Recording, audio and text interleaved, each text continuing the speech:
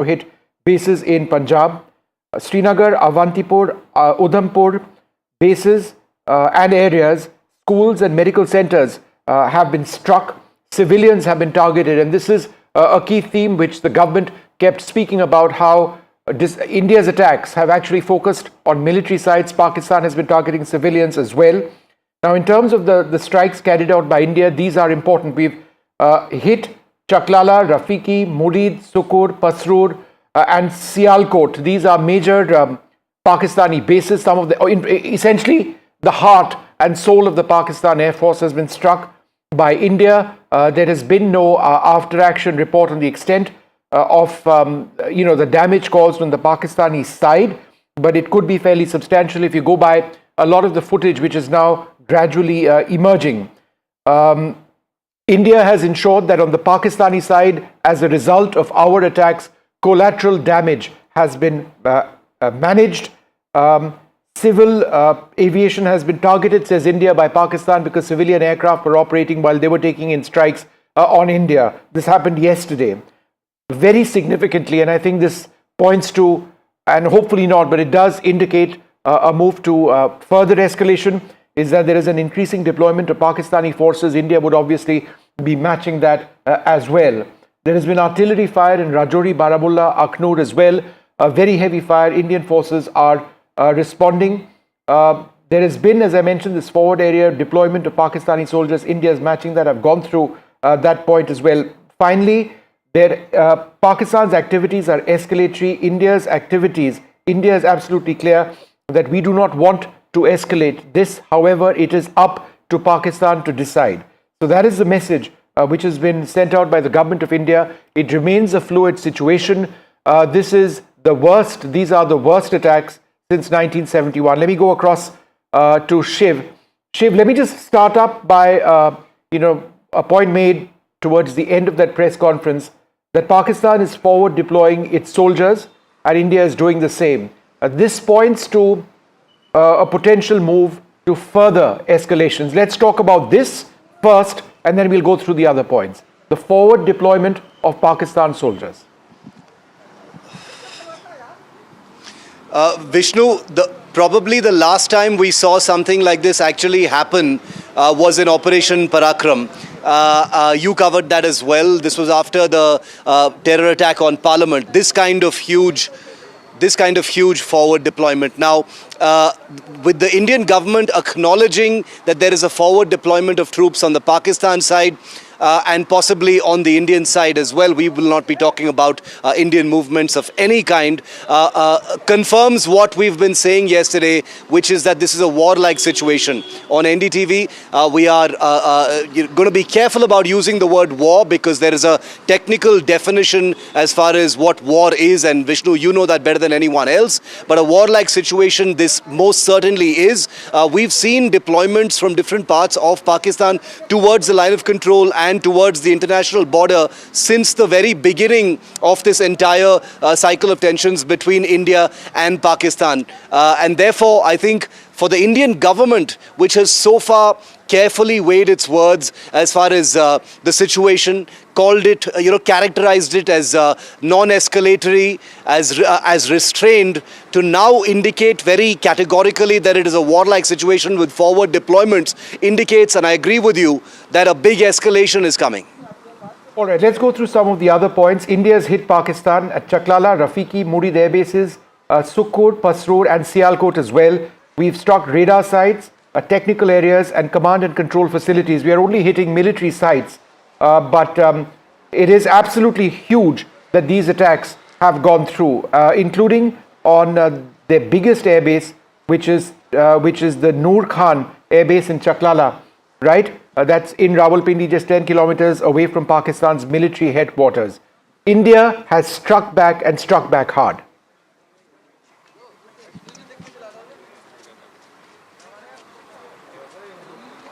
All right, we'll wait for Shiv to just come back in a moment, but I'll go through a couple of other important points. Fighter aircraft have been used extensively over here. There have been intercepts which have been carried out by surface-to-air missile units of the Indian Armed Forces against incoming missiles, incoming drones. Whether or not any Pakistani aircraft have been intercepted at this juncture is detailed, which did not emerge at that press conference. But hopefully there will be some clarity on that one way or the other later on. Very significantly, Shiv, if you can hear me, let's go to the next point. There has been damage at Udhampur, Adampur, Pathankot and Bhuj air bases. These are dual use, many of them. And India, acknowledging that. Pakistan doesn't quite acknowledge things in the way that we do. But these attacks have gone through. It sort of gives you an idea, our viewers an idea of the seriousness of the strikes which have come in.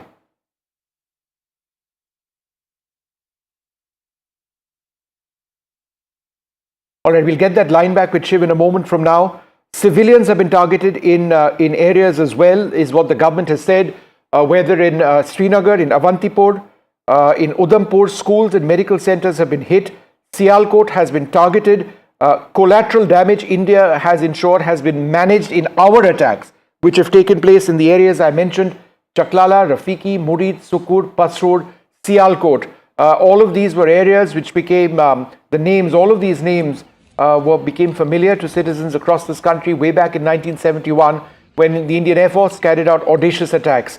This time as well, there have been attacks, different ones, possibly using long-range missiles. There is evidence to suggest that India has used the BrahMos missile as well. Pakistan has been using civil aviation as some sort of a shield.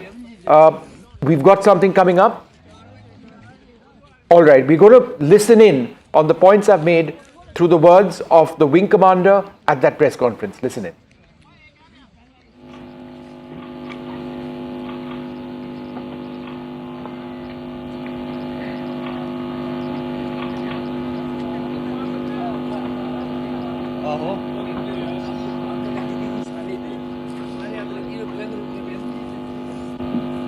Good morning, ladies and gentlemen. I welcome you to this press briefing by Foreign Secretary Shri Vikram Mishri on the ongoing developments around Operation Sindoor. We are also joined by Colonel Sophia Qureshi and Wing Commander Vyomika Singh for this briefing. With that, sir, the floor is over to you. Thank you. Indeed, good morning. Namaskar. Sorry to keep you all waiting. जैसा कि हम पिछले 2-3 press briefings में भी बता चुके हैं, ये पाकिस्तानी गतिविधियां हैं पिछले 2-3 दिन से, जो एक एस्केलेटरी तौर पे देखी जा रही हैं और प्रोवोकेटिव तौर पे देखी जा रही हैं. I've said on numerous earlier occasions, it is Pakistani actions that have constituted provocation and escalation.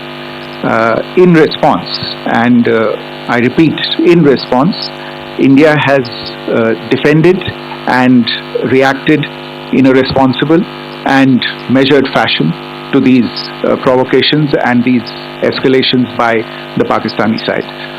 Earlier this morning, we saw a repeat of this escalatory and provocative pattern, and I'll invite Colonel Sophia Qureshi and Wing Commander Vyomika Singh to update you on the developments since early this morning. Colonel Qureshi. Thank you sir. नमस्कार. पाकिस्तान सेना ने पूरी पश्चिम मोर्चे पर लगातार आक्रामक गतिविधियां जारी रखी. उसमें UCAV drone, long range weapons, loitering munitions और लड़ाकू विमानों का उपयोग कर भारतीय सैन्य ढांचे को निशाना बनाया. नियंत्रण रेखा पर भी ड्रोन घुसपैठ और भारी कैलिबर हथियारों से गोलाबारी की. अंतर्राष्ट्रीय सीमा और एलओसी पर श्रीनगर से नलिया तक 26 से अधिक स्थानों पर हवाई घुसपैठ के प्रयास किए गए. भारतीय सशस्त्र बलों ने अधिकांश खतरों को सफलतापूर्वक निष्क्रिय किया. फिर भी वायु सेना स्टेशनों पर उधमपुर, पठानकोट, आदमपुर और भुज बठिंडा स्टेशन, इन सब पर उपकरण व पर्सनल्स को हानि पहुंचाई. मैं ये भी बताना चाहती हूँ कि पाकिस्तान ने हाई स्पीड मिसाइल सुबह 1:40 पर इस्तेमाल करके पंजाब के एयरबेस स्टेशन को दागने की कोशिश की. एक निंदनीय और अनप्रोफेशनल एक्ट के तहत पाकिस्तान ने श्रीनगर, अवंतीपुर और उधमपुर के वायु सेना अड्डों पर चिकित्सा केंद्र और स्कूल परिसर को निशाना भी बनाया, जिससे उसके द्वारा सिविल इंफ्रास्ट्रक्चर पर हमला करने की गैर जिम्मेदाराना प्रवृत्ति फिर उजागर हुई। पाकिस्तान द्वारा सैन्य ठिकानों को जानबूझकर निशाना बनाने के पश्चात भारतीय सशस्त्र बलों ने त्वरित व सुनियोजित जवाबी हमले किए। Technical installation, command and control centres, radar sites और हथियार भंडार को चुनकर निशाना बनाया गया। रफीकी, मुरीद, चकलाला, रहमियार खान, सुकूर और चुनिया स्थित पाक सैन्य ठिकानों पर एयर लॉन्च सटीक हथियारों व लड़ाकू जेट से प्रहार किए गए। पसरूर स्थित रडार साइट और सियालकोट का एविएशन बेस भी प्रिसीजन एम्यूनिशन से टारगेट किए गए। इन कार्रवाइयों के दौरान भारत ने कम से कम कोलैटरल डैमेज की क्षति सुनिश्चित की। चिंता का विषय यह रहा कि पाकिस्तान ने लाहौर से उड़ान भरने वाले नागरिक विमानों की आड़ लेकर अंतर्राष्ट्रीय हवाई मार्गों का दुरुपयोग किया ताकि वे अपनी गतिविधियां छिपा सके। ऐसी चालों ने भारतीय वायु प्रतिरक्षा तंत्र को नागरिक सुरक्षा सुनिश्चित करते हुए अत्यधिक संयम के साथ कार्य करने के लिए विवश किया। साथ ही साथ पाकिस्तान ने मिस इन्फॉर्मेशन का सहारा लेते हुए आदमपुर स्थित S-400 प्रणाली, सूरतगढ़ व सिरसा के हवाई अड्डों, नगरोटा के ब्रह्मोस बेस, देहरागिरी के तोपखाना पोजीशन तथा चंडीगढ़ के अग्रिम गोला बारूद डिपो को नष्ट करने के झूठे दावे सोशल मीडिया पर फैलाए। भारत इन फॉल्स नैरेटिव्स को पूर्णतः खारिज करता है। नियंत्रण रेखा पर पाकिस्तान ने ड्रोन घुसपैठ और भारी तोपखाना गोलाबारी के कई प्रयास किए। कुपवाड़ा, बारामूला, पुंछ, राजौरी और अखनूर सेक्टर्स में तोप, मोर्टार एवं हल्के हथियारों से भीषण गोलाबारी जारी रही। भारतीय सेना ने प्रभावी व तुलनात्मक प्रत्युत्तर देते हुए पाक सेना को काफी क्षति पहुंचाई। पाकिस्तान सेना के अग्रिम क्षेत्रों में सैनिकों की डिप्लॉयमेंट बढ़ती दिख रही है, जो स्थिति को और भड़काने की मंशा दर्शाती है। भारतीय सशस्त्र बल पूर्ण परिचालन तत्परता की स्थिति में है। अभी तक सभी शत्रुतापूर्ण कार्रवाइयों का प्रभावी ढंग से सामना कर उपयुक्त जवाब दिया गया है। भारतीय सशस्त्र बल दोहराते हैं कि वे तनाव वृद्धि नहीं चाहते, बशर्ते पाकिस्तान भी ऐसा ही व्यवहार करे। आखिर मैं आपको कुछ वीडियो दिखाना चाहती हूँ जहां पर इंडियन आर्मी के वेपन्स LOC पर पाक के एसेट्स को ध्वस्त करते नजर आ रहे हैं।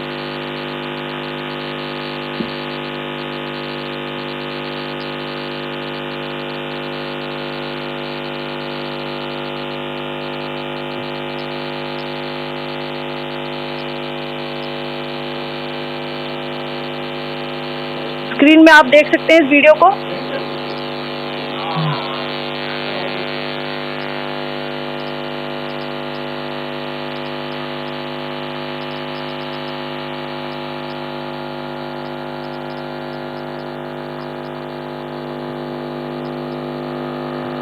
धन्यवाद। जय Hind.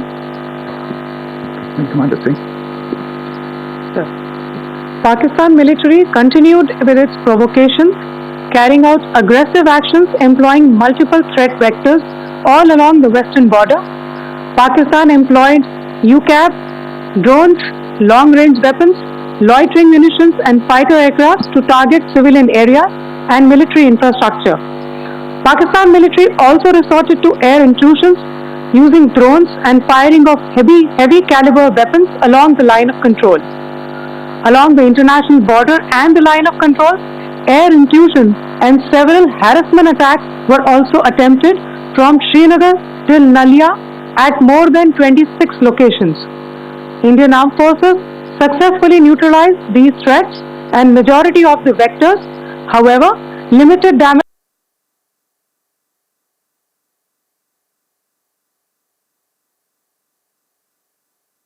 All right, we'll just restore that feed in a moment from now. That was Wing Commander Vyomika Singh of the Indian Air Force.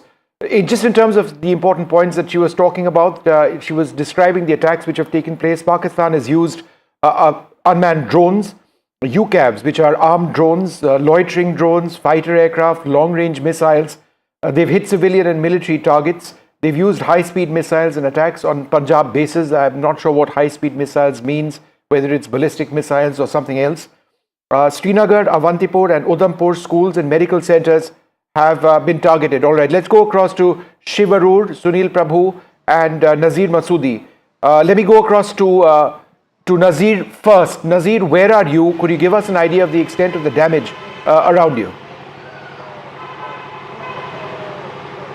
Well, I'm in Kupara here for last 3 days, and there's damage in the line of control, no doubt about that, massive damage.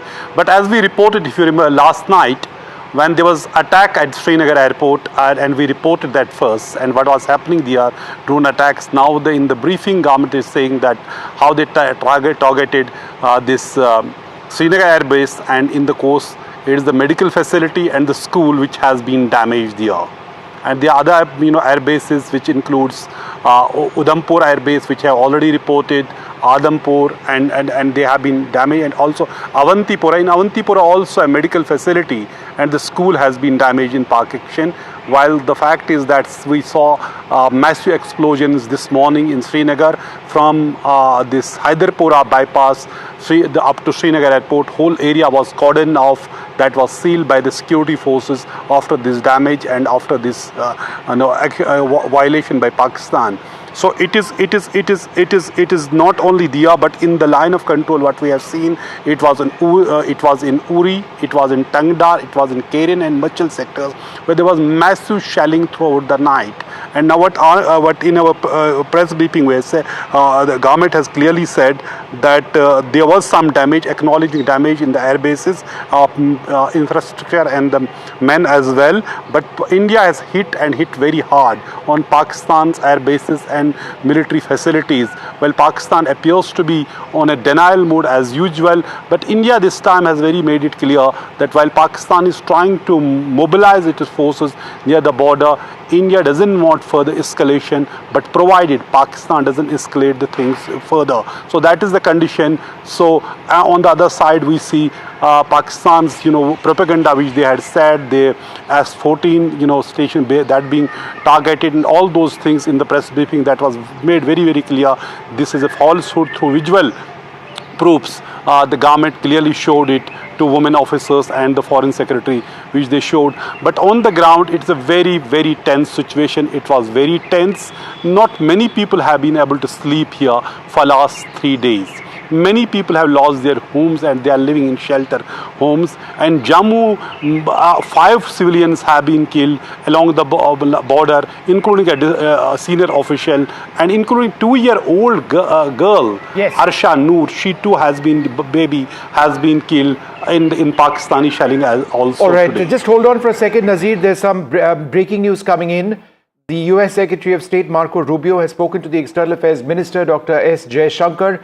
The Secretary Rubio has emphasized that both sides, India and Pakistan, need to find ways to try and de-escalate the conflict, as it were, re-establish direct communication. The US saying that there shouldn't be any miscalculations at this stage. America is offering productive discussion to facilitate productive discussions between India and Pakistan to avert future disputes. Now, whether India chooses to accept this is something that's unclear. Shiv, let me come across to you. We were going through many of the points. Let's once again please talk about the attacks that India has put in on Pakistan, Chaklala, Rafiki, Murid, Sukur, Pasrod and Sialkot. India has attacked these places hard. What can you tell us? Very interesting details coming out from that press conference, Vishnu. Much more than we initially thought had been struck on the Pakistani side. The Indian government officially confirming that Rehmiar Khan, Noor Khan, which is the Chaklala base near Rawalpindi, Rafiki and Murid. In addition to that, the Sukur base and 2 radar facilities in Pasrur and Sialkot have also been destroyed, which makes it 7 military targets have been, struck using high-performance weapons of different kinds.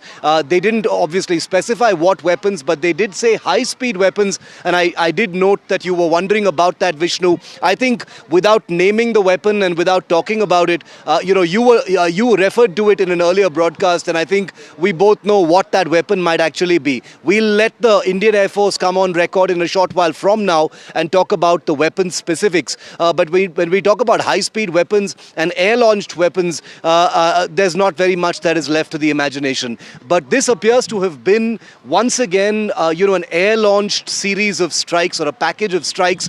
We don't know what aircraft were involved, but presumably the 2 or 3 frontline fighter types would have been employed for this kind of a strike. These aircraft are very likely not to have left Indian airspace for the kind of reach and range that they managed to execute by targeting Rawalpindi and the other bases, which are, of course, in depth areas, but Sialkot and the others are in Punjab, which are not very far from the international border. So very much like Operation Sindoor Part 1, where you had air-launched weapons hitting terrorist sites. This time they've hit military establishments, which are no longer, in my view, indistinguishable from terrorist sites themselves, given that this same Pakistan military has been targeting civilian centers in India. That's what terrorists do. And so we'll have to look deeper and peel away the layers of what this airstrike really looked like. Sunil Prabhu, another key point which was mentioned is that India is not looking to escalate. We are looking for Pakistan to ensure that the path of escalation doesn't take place. This came up in the end of the press conference. That's what several countries around the world are telling us as well. Could you share this bit of critical information which emerged today? Well, India's position has been that we are operationally in a state of readiness. That's the armed forces position. The Ministry of External Affairs has been working on the phone, speaking to various interlocutors, and they have made it clear that they are not escalating. It is Pakistan which is escalating. And they are responsible for the provocative steps that we have seen. You have seen our air bases being attacked. We had targeted terror infrastructure in retaliation to what was a horrific killing in Pahalgam, and that's what Operation Sindoor was. What the Pakistan military has attempted to do is attack our military aircrafts, our military bases. We have been told that there will be another briefing later this evening because it's an evolving situation. As you're well aware, there's been, and those photographs of Sirsa, the base being perfect, as well as other air bases have been shown. Yes, India did face some casualties, but we have also attacked Pakistan in equal measure. Having said that, I think everybody is hoping and praying that there will be good sense that prevails, but our armed forces remain in a state of preparedness.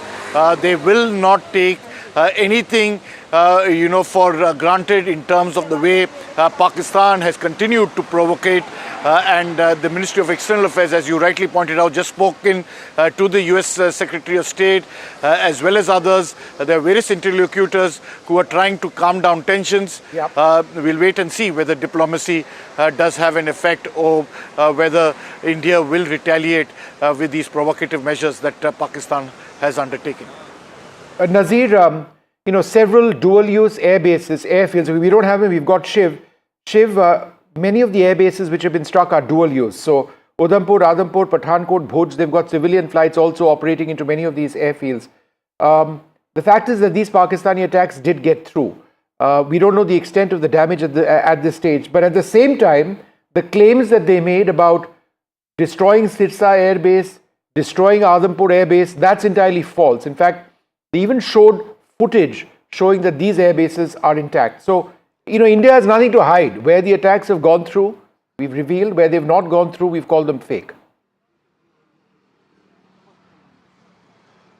Very correctly said, Vishnu. And you know, war is a serious business. We've seen it. It involves damage and destruction. It's very difficult to, fight a war without sustaining some form of damage. But I think the Indian government has made it very clear that Pakistan's misinformation machine is issuing the most elaborate sort of dream world scenarios that are probably only intended to sort of lull their domestic audiences into the false belief that the Pakistan military is really succeeding in their campaign against India. Whether it is attacks on air bases, whether it is the capture of an Indian pilot, whether it is the destruction of S-400, missile regiments, all of those have proven to be fake, and the Indian government is on record about it, which means, apart from those pictures that were shown at that press conference, these are testifiable and provable, confirmations and rebuttals that the government is actually issuing. The damage that we've seen, injuries in Firozpur,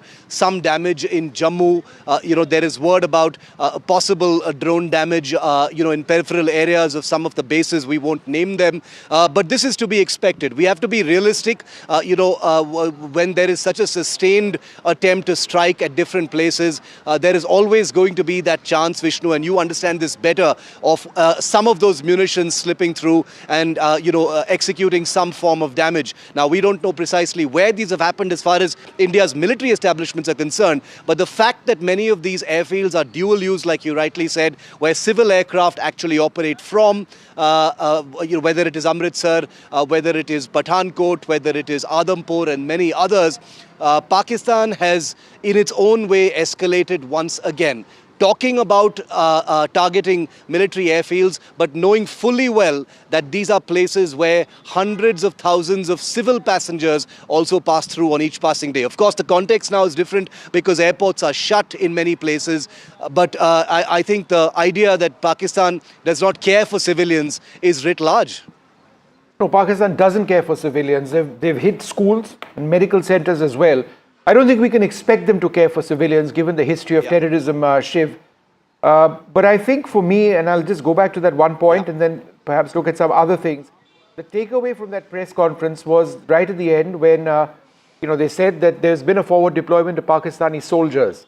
That's very significant because, again, without getting into specifics, that could mean the forward deployment of armor to their launch pads. That presumably would be backed by what India does. We don't know if they're talking about armor, they're talking about the forward deployment of soldiers. So are we getting into a situation where a ground offensive is next? That's what the big worry is. This is a warlike situation. If there is a ground offensive, if it is larger, then it would be war. We need to think about that. We'll take a short break at this stage and come back with more.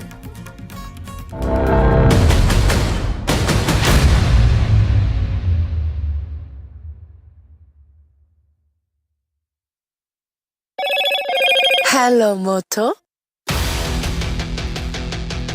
Motorola, India's leading AI smartphone brand.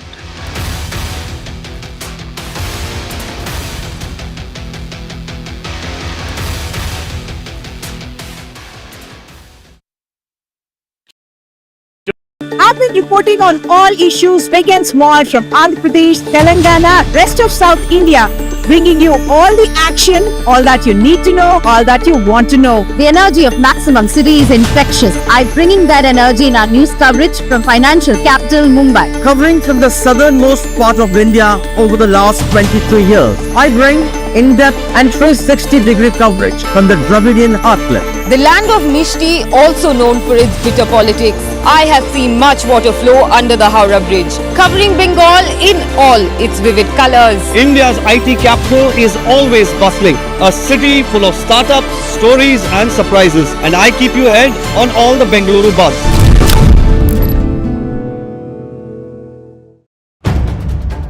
If it matters to you, if it matters to you, if it matters to you, it matters to India. It matters to India. And it matters to me. And it matters to me. India Matters with Shivaru. Only on NDTV 24/7. In today's interconnected world, India's voice is more crucial than ever. When India speaks, the world listens. At NDTV World, we are that voice, bringing you intelligent and insightful news from India and beyond. From geopolitics and diplomacy to economic shifts, migrations, tech disruptions, and the stories of our diaspora. We cover the news that shapes our global future. NDTV World, your new home for global news is here.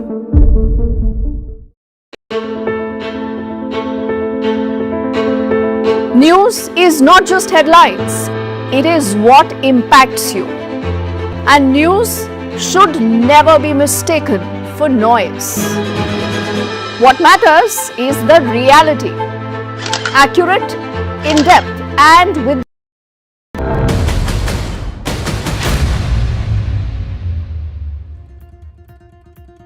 All right, we'll try and bring in a couple of important reactions now to the points covered in that expansive press conference. General Sudhakar Ji and Colonel Rajiv Agarwal with us.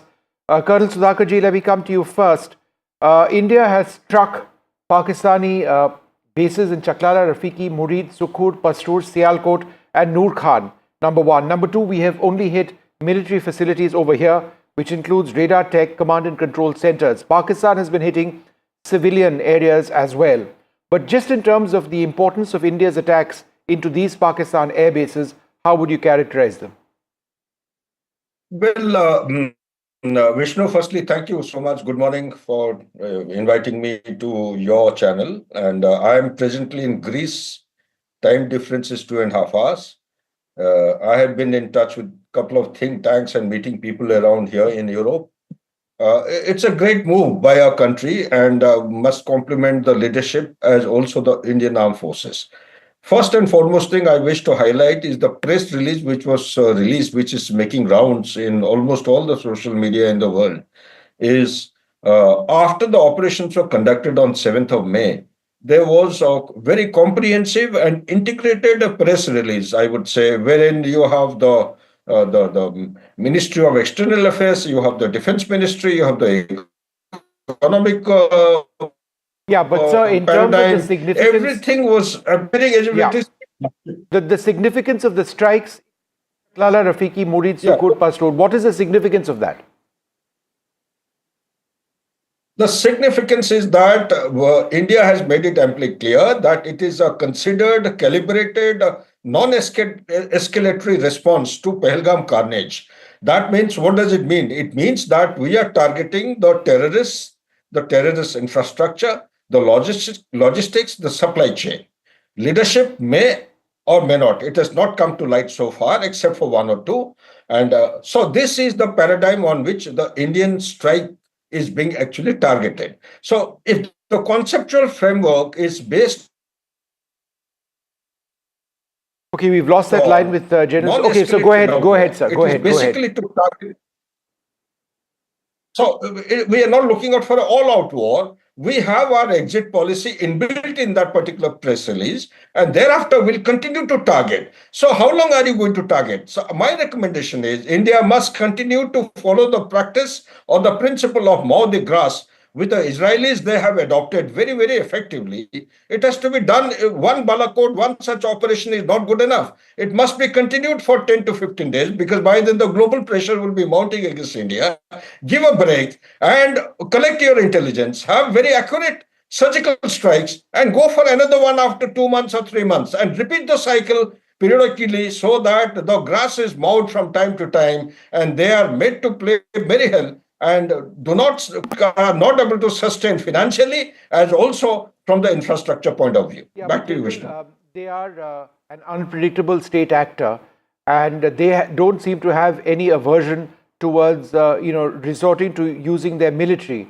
So how often can we keep hitting them? Because when they hit us back, it can end up being a zero-sum game. Excellent. Fantastic question you have asked. So therefore, what I have been saying that India needs to have its matrix of response very, very crystallized in a calibrated manner. Contingencies have to be identified. It is must focus on the following things. First, command, control, communication, coordination, and intelligence and surveillance network. Apart from these, also India must focus on the financial verticals which are supporting. And overall, there is an ecosystem which is actually supporting and sustaining the extension of this terrorism across border against India. So that complete ecosystem, meaning the tap of terrorism, must be shut permanently. What is that tap? The tap is nothing but the deep state of Pakistan. Does it mean that the army headquarters has to be hit? No. In army headquarters, there are agencies who are responsible to coordinate. They coordinate with the terrorist organization. They facilitate. The army is facilitating the transit movement. They stage forward to the staging points, cross the line of control, come into India, and there is a communication network, mind you, Vishnu. It is all encrypted. Whether quantum computing systems are being applied or not, that is for the specialists and the domain experts to comment. But my take is, because they have switched over to a different method of communication, maybe the internet is being used extensively, maybe encrypted form of platforms are being used. We are unable to detect timely intelligence from the technical intelligence, that the signal in the network. So therefore, there is a requirement to actually address all these in a systematic manner, calibrated manner. Not only we decimate them, but also find out the roots of each of these. Who are the leaders? Who are guiding them? Who are directing them? We need to take care of them and should be able to collate all the data, take them to a status of accountability at the global stage. Nothing will happen, I know for sure. But India must continue to carry out this operation relentlessly, at least for 1 month time, at least. By then, the global pressure would be mounting. India has to pull back. So after a gap of maybe another I'm 1 or 2 joined by or my 3 colleague months, Shiv Arun, India who is must in actually... Srinagar at this stage. Shiv, we've been going through all of these key points. I'd like to once again very carefully and very cautiously go back to that phrase, high-speed missiles have been used in attacks on Punjab bases. And I think since what are we talking about, I think it's important to tell our viewers, when one talks about high-speed missiles, it refers potentially to ballistic missiles, it refers potentially to hypersonic missiles. There have been claims of Pakistan having hypersonic missiles. We don't really have very much evidence to that effect. Ballistic missiles, in many cases, fly as fast, if not faster. If those were used, then it does mark an escalation within the matrix of what we are looking at. Shiv, any thoughts on that? Absolutely correct. The matrix of escalation for Pakistan that the Indian government has now confirmed is using pretty much every... the descriptions used by the Indian government would cover virtually all non-nuclear projectile weapons that Pakistan currently has in their arsenal. Now remember, in the first wave of air attacks, there was reason to believe that some short-range ballistic missiles were also used, though it came to light a little later that it was mostly, slow-moving loitering munitions and attack drones. This time, with this, a significant escalation where military targets have are squarely in focus for the Indian Air Force. We've just listed 7 bases in Pakistan that have been hit, whether air bases or radar facilities. I think it would be reasonable to expect that high-performance weapons like either ballistic missiles or possibly even cruise missiles will be used in either the current cycle of tensions or what's coming next. Because this is, after all, a very volatile country that is cornered.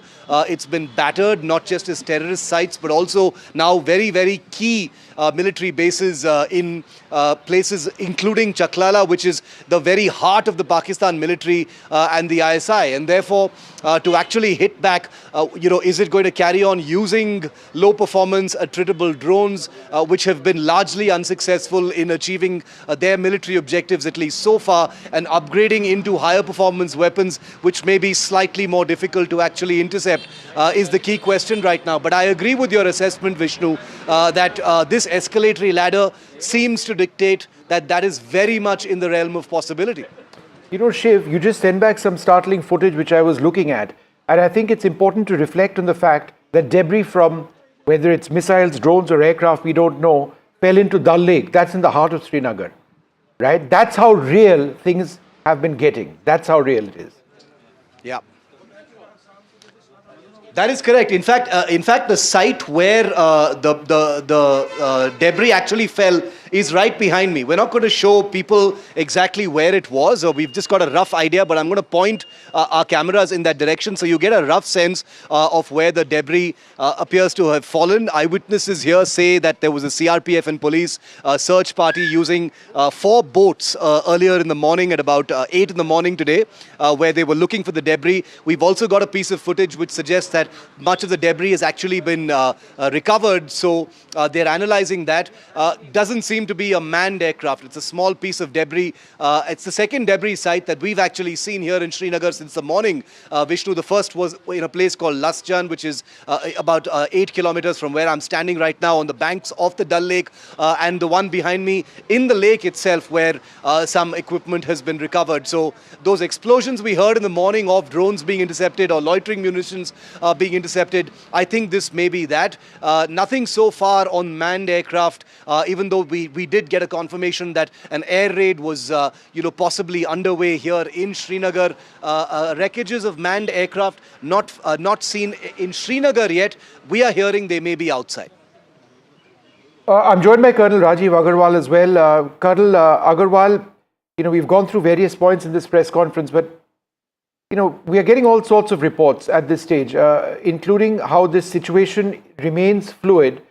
For example, I'm told by people who are in the Pathankot area that just now there have been 3 massive explosions which have hit Pathankot. It is significant, and the reason I'm asking you this is that, it's not over. It's going on as we speak right now. Your thoughts on that? Absolutely. Vishnu, yesterday also we were talking about whether there's going to be a de-escalation or an escalation, but more like the way things are moved, it is moving sharply up the radar of escalation. All right, Colonel, that audio with you is really bad. We'll come and fix that and come back to you in a little while. I need to take a short break. Come back with the very latest.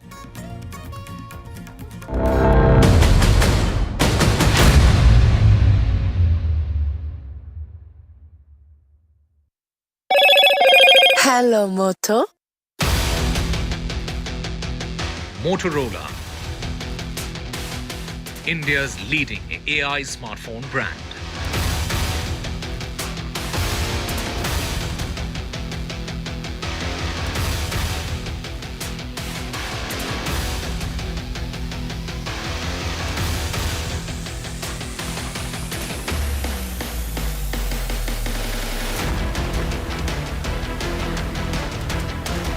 Debunks Pakistani propaganda. Pakistan targets Jammu and Rajouri towns with shelling. A senior official has been killed in shelling in Rajouri. Explosions heard during an NDTV live report in Srinagar. There have been extensive air action in that Srinagar area and blast. The Indian Army has destroyed a Pakistani terror launch pad, several other areas, video of which has now emerged. Sources say that the Pakistani post across Jammu was used for launching drones. Pakistan has shut airspace for all civilian flights.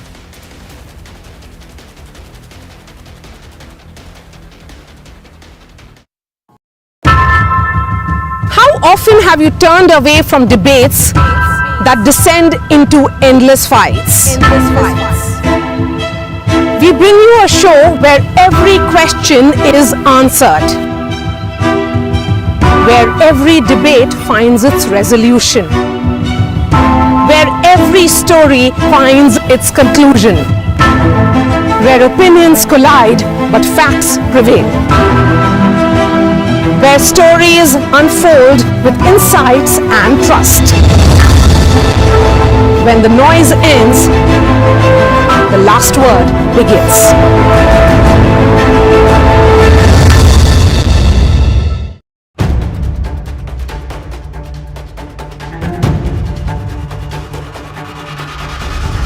If it matters to you, if it matters to you, if it matters to you,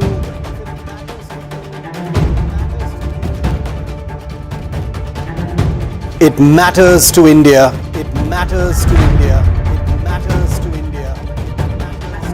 And it matters to me. And it matters to me.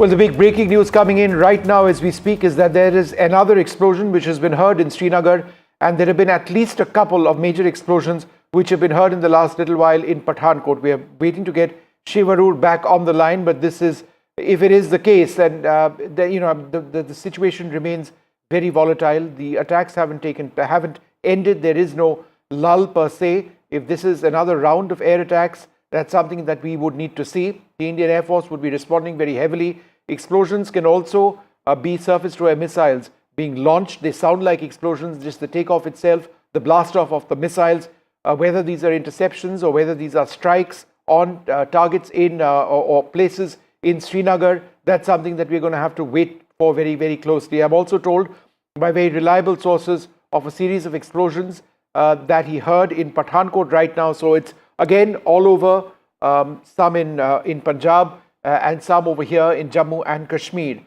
We try to get some more details on this, but I'm just going to remind our viewers of what's been taking place. There have been several attacks which have been going on. Udhampur, Adhampur, Pathankot and Bhuj have seen Pakistani attacks. Srinagar, Avantipur, Udhampur have seen attacks which have hit schools and medical centers, civilians being targeted as well. I can tell you that there have been intense air defense activities in Srinagar. There have been surface-to-air missiles which have been launched as well in the day. Let's go across to Shiv. Shiv, go ahead.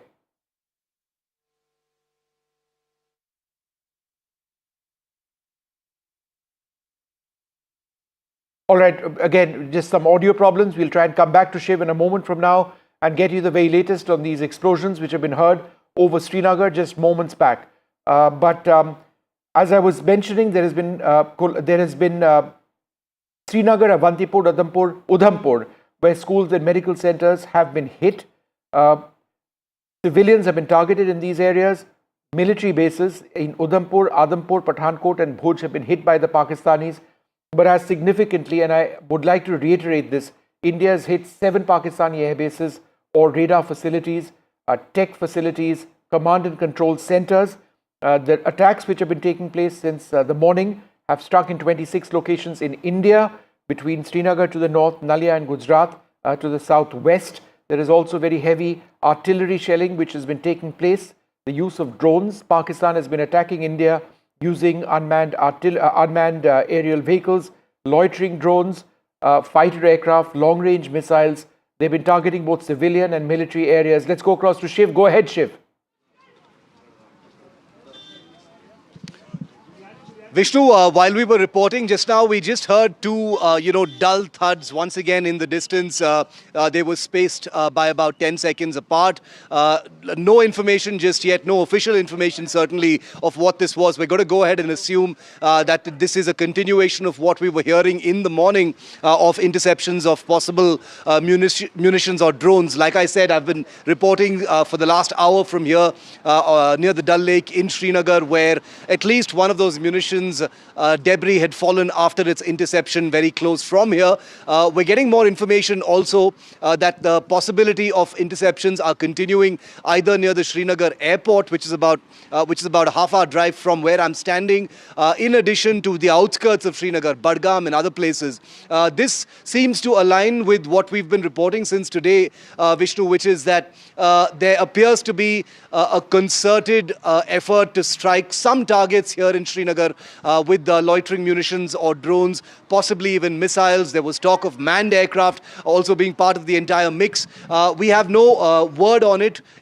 Importantly, there was no confirmation or verification on manned aircraft or otherwise at the press conference that's just gotten over by the Ministry of External Affairs and the Ministry of Defense.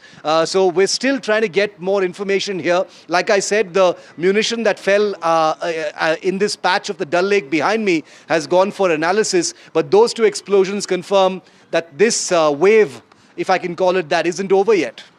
No, it's not over. Even in Pathankot, there have been moments back, multiple blasts, very loud ones. We'll come back to all of these developing sort of scenarios now taking place across our India. We'll come back. India striking back hard, but there is a war-like scenario in the country.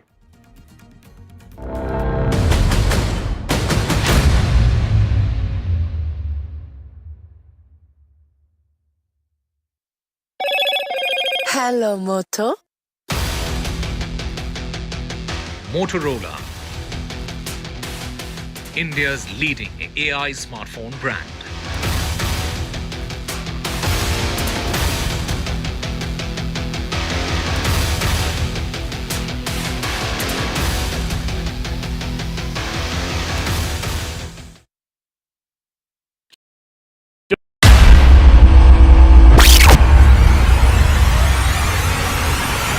The last 1 month, if you see, the share prices of Genzol Engineering has fallen more than 58%. Why are the rating firms calling the debt payments as default? We have two credible credit rating agencies on March 4th coming and downgrading the stock to D. Statements are consistently being proven wrong, and transactions are being taken place which are different from what they were originally pictured to be.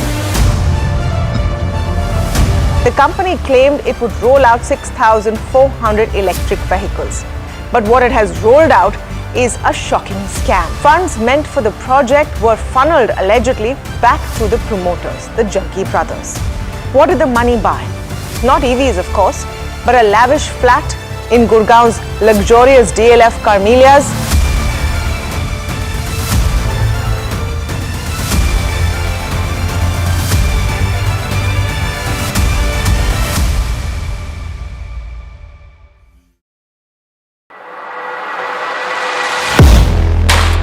Do you really know the company you invest in? What is the real picture behind presentations and claims? Is the outlook as rosy as the company claims? Know Your Company, powered by NDTV Profit Research, shines a light on the biggest stock market movers.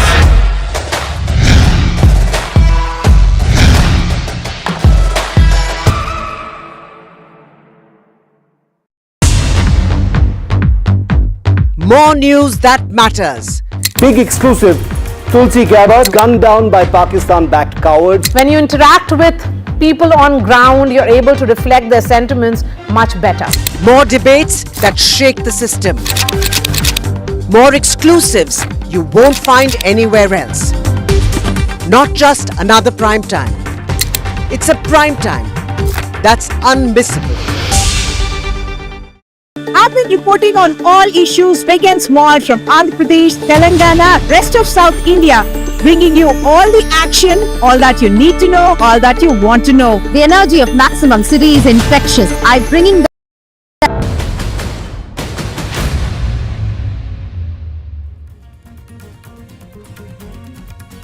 Good afternoon to what is one of the most tense days that we've seen in India. It's a warlike situation in the country. India has hit several Pakistani bases. Several Indian bases have been hit. There has been some damage on the ground as well. Some casualties also may be reported. There is a sense that Pakistan may be forward deploying its troops. It is a warlike situation in our country. The situation is fluid. Just moments back, there have been explosions heard in Pathankot and also in Srinagar.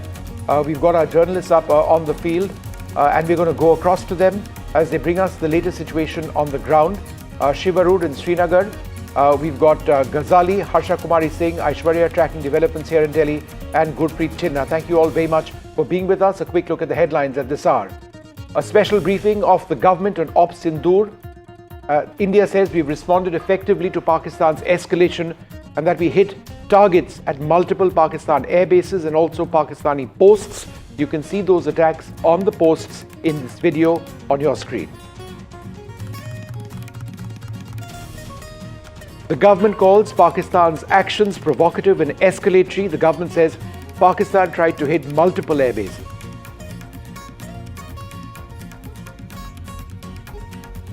The government debunks claims of Pakistan's propaganda and says that Pakistan attacked 26 locations. Time-stamped images of Indian air bases which have been undamaged because there have been fake Pakistani claims as well have also been shown. The US Secretary of State Marco Rubio speaks to External Affairs Minister Dr. Jaishankar. Rubio says India and Pakistan must de-escalate. The US proposes to support discussions. The External Affairs Minister says India's approach has always been measured and responsible.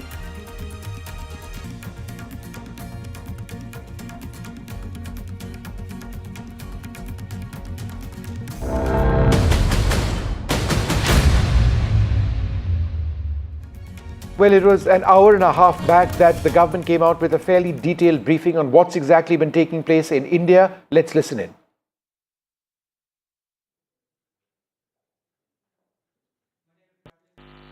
Pakistan military continued with its provocations, carrying out aggressive actions employing multiple threat vectors all along the western border. Pakistan employed UCAV, drones, long-range weapons, loitering munitions and fighter aircrafts to target civilian areas and military infrastructure. Pakistan military also resorted to air intrusions using drones and firing of heavy caliber weapons along the line of control.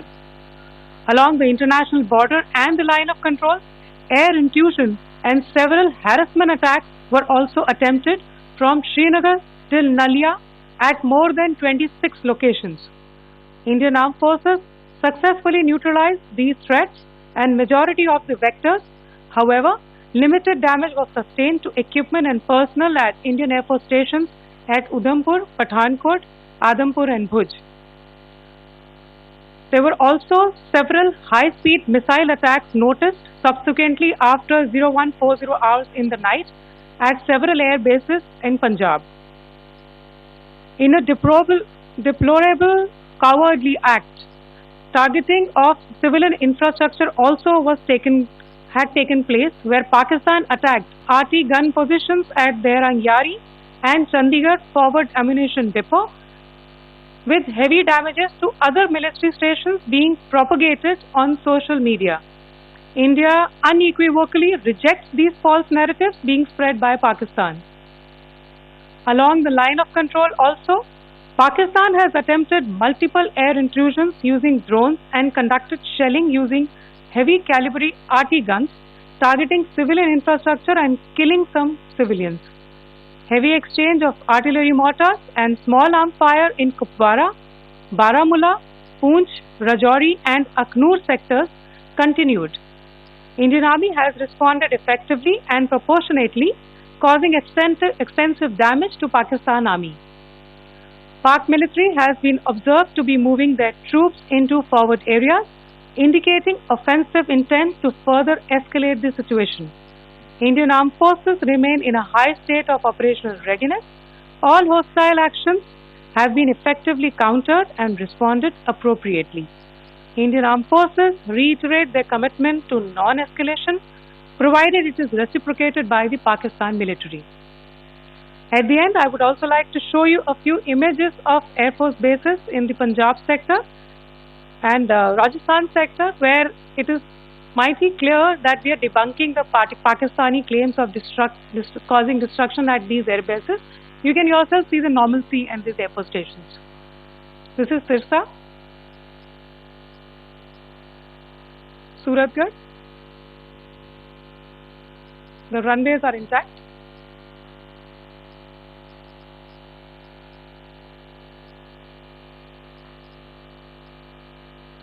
There are also time stamps, just notice, they are also time stamped.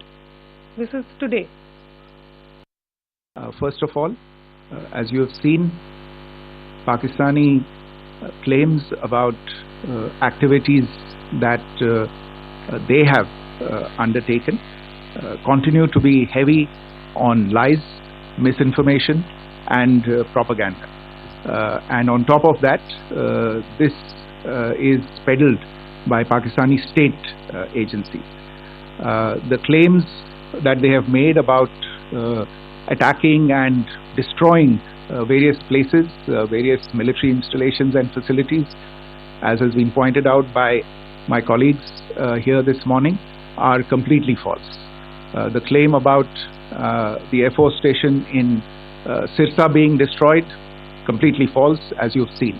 The claim about the Air Force station in Suratgarh being destroyed, completely false again, as you have seen. There's a claim that has been made that the S-400 base at Adampur was destroyed, completely false once again. Claims have been made about large sections of Indian critical infrastructure, power systems, cyber systems, etc. being attacked and destroyed, completely false. I would urge all of you and all those who watch this not to be misled by this tissue of lies that is being peddled by the Pakistani state for obvious purposes. The second point that I wanted to emphasize is that Pakistan continues with its execrable and wanton campaign of targeting civilians and civilian infrastructure, especially in the states of Jammu and Kashmir and Punjab. There is also on its part a consistent attempt to sow discord between communities in India. As I said, there has been a particular focus in its targeting of civilian infrastructure and the population in Jammu and Kashmir and Punjab. Earlier this morning, Pakistan shelled the town of Rajouri, killing the additional District Development Commissioner Sri Rajkumar Thappa, adding to the civilian casualties and the damage in that state. We have also observed overnight damage to property and injuries to civilians in Firozpur and Jalandhar, among other places. Finally, as I said, Pakistani officials also continue to make ludicrous claims about India firing missiles towards Sri Amritsar Sahib. As I said, these lame attempts to divide India are doomed to failure. We have also seen in some of the remarks that have been shown on television that the Pakistani army spokesman seems to take great joy at the fact that the Indian public should criticize the government of India with regard to various issues. It may be a surprise to Pakistan to see citizens criticizing their own government. That is the hallmark of an open and functioning democracy. Pakistan's unfamiliarity with that, again, should not be surprising. And finally, there is this yet again completely ludicrous claim that Indian missiles have hit Afghanistan. Totally frivolous allegation, and I only want to point out that Afghan people don't need to be reminded about which country it is that has on multiple occasions in just the last 1.5 years targeted civilian populations and civilian infrastructure in Afghanistan. Pakistan military continued with its provocations, carrying out aggressive actions employing multiple threat vectors all along the western border. Pakistan employed UCAV, drones, long-range weapons, loitering munitions and fighter aircrafts to target civilian areas and military infrastructure. Pakistan military also resorted to air intrusions using drones and firing of heavy caliber weapons along the line of control. Along the international border and the line of controls, air intrusion and several harassment attacks were also attempted from Srinagar till Nalia at more than 26 locations. Indian Armed Forces successfully neutralized these threats and majority of the vectors. However, limited damage was sustained to equipment and personnel at Indian Air Force stations at Udhampur, Pathankot, Adampur and Bhuj. There were also several high-speed missile attacks noticed subsequently after 0140 hours in the night at several air bases in Punjab. In a deplorable cowardly act, targeting of civilian infrastructure also had taken place, where Pakistan attacked the Medicare center and school premises at the air bases of Srinagar, Avantipur and Udhampur, yet again displaying irresponsible targeting of our civilian infrastructure. In a swift and calibrated response, Indian Armed Forces carried out precision attacks only on identified military targets. These included technical infrastructure, command and control centers, radar sites and weapon storage areas. Pakistan military targets at Rafiqi, Murid, Chaklala, Rahim Yar Khan, Sukur and Chunya were engaged using air-launched precision weapons from our fighter aircraft. Radar site at Pasroor and Sialkot Aviation Base were also targeted using precision munitions. While carrying out these responses, India ensured minimum collateral damage.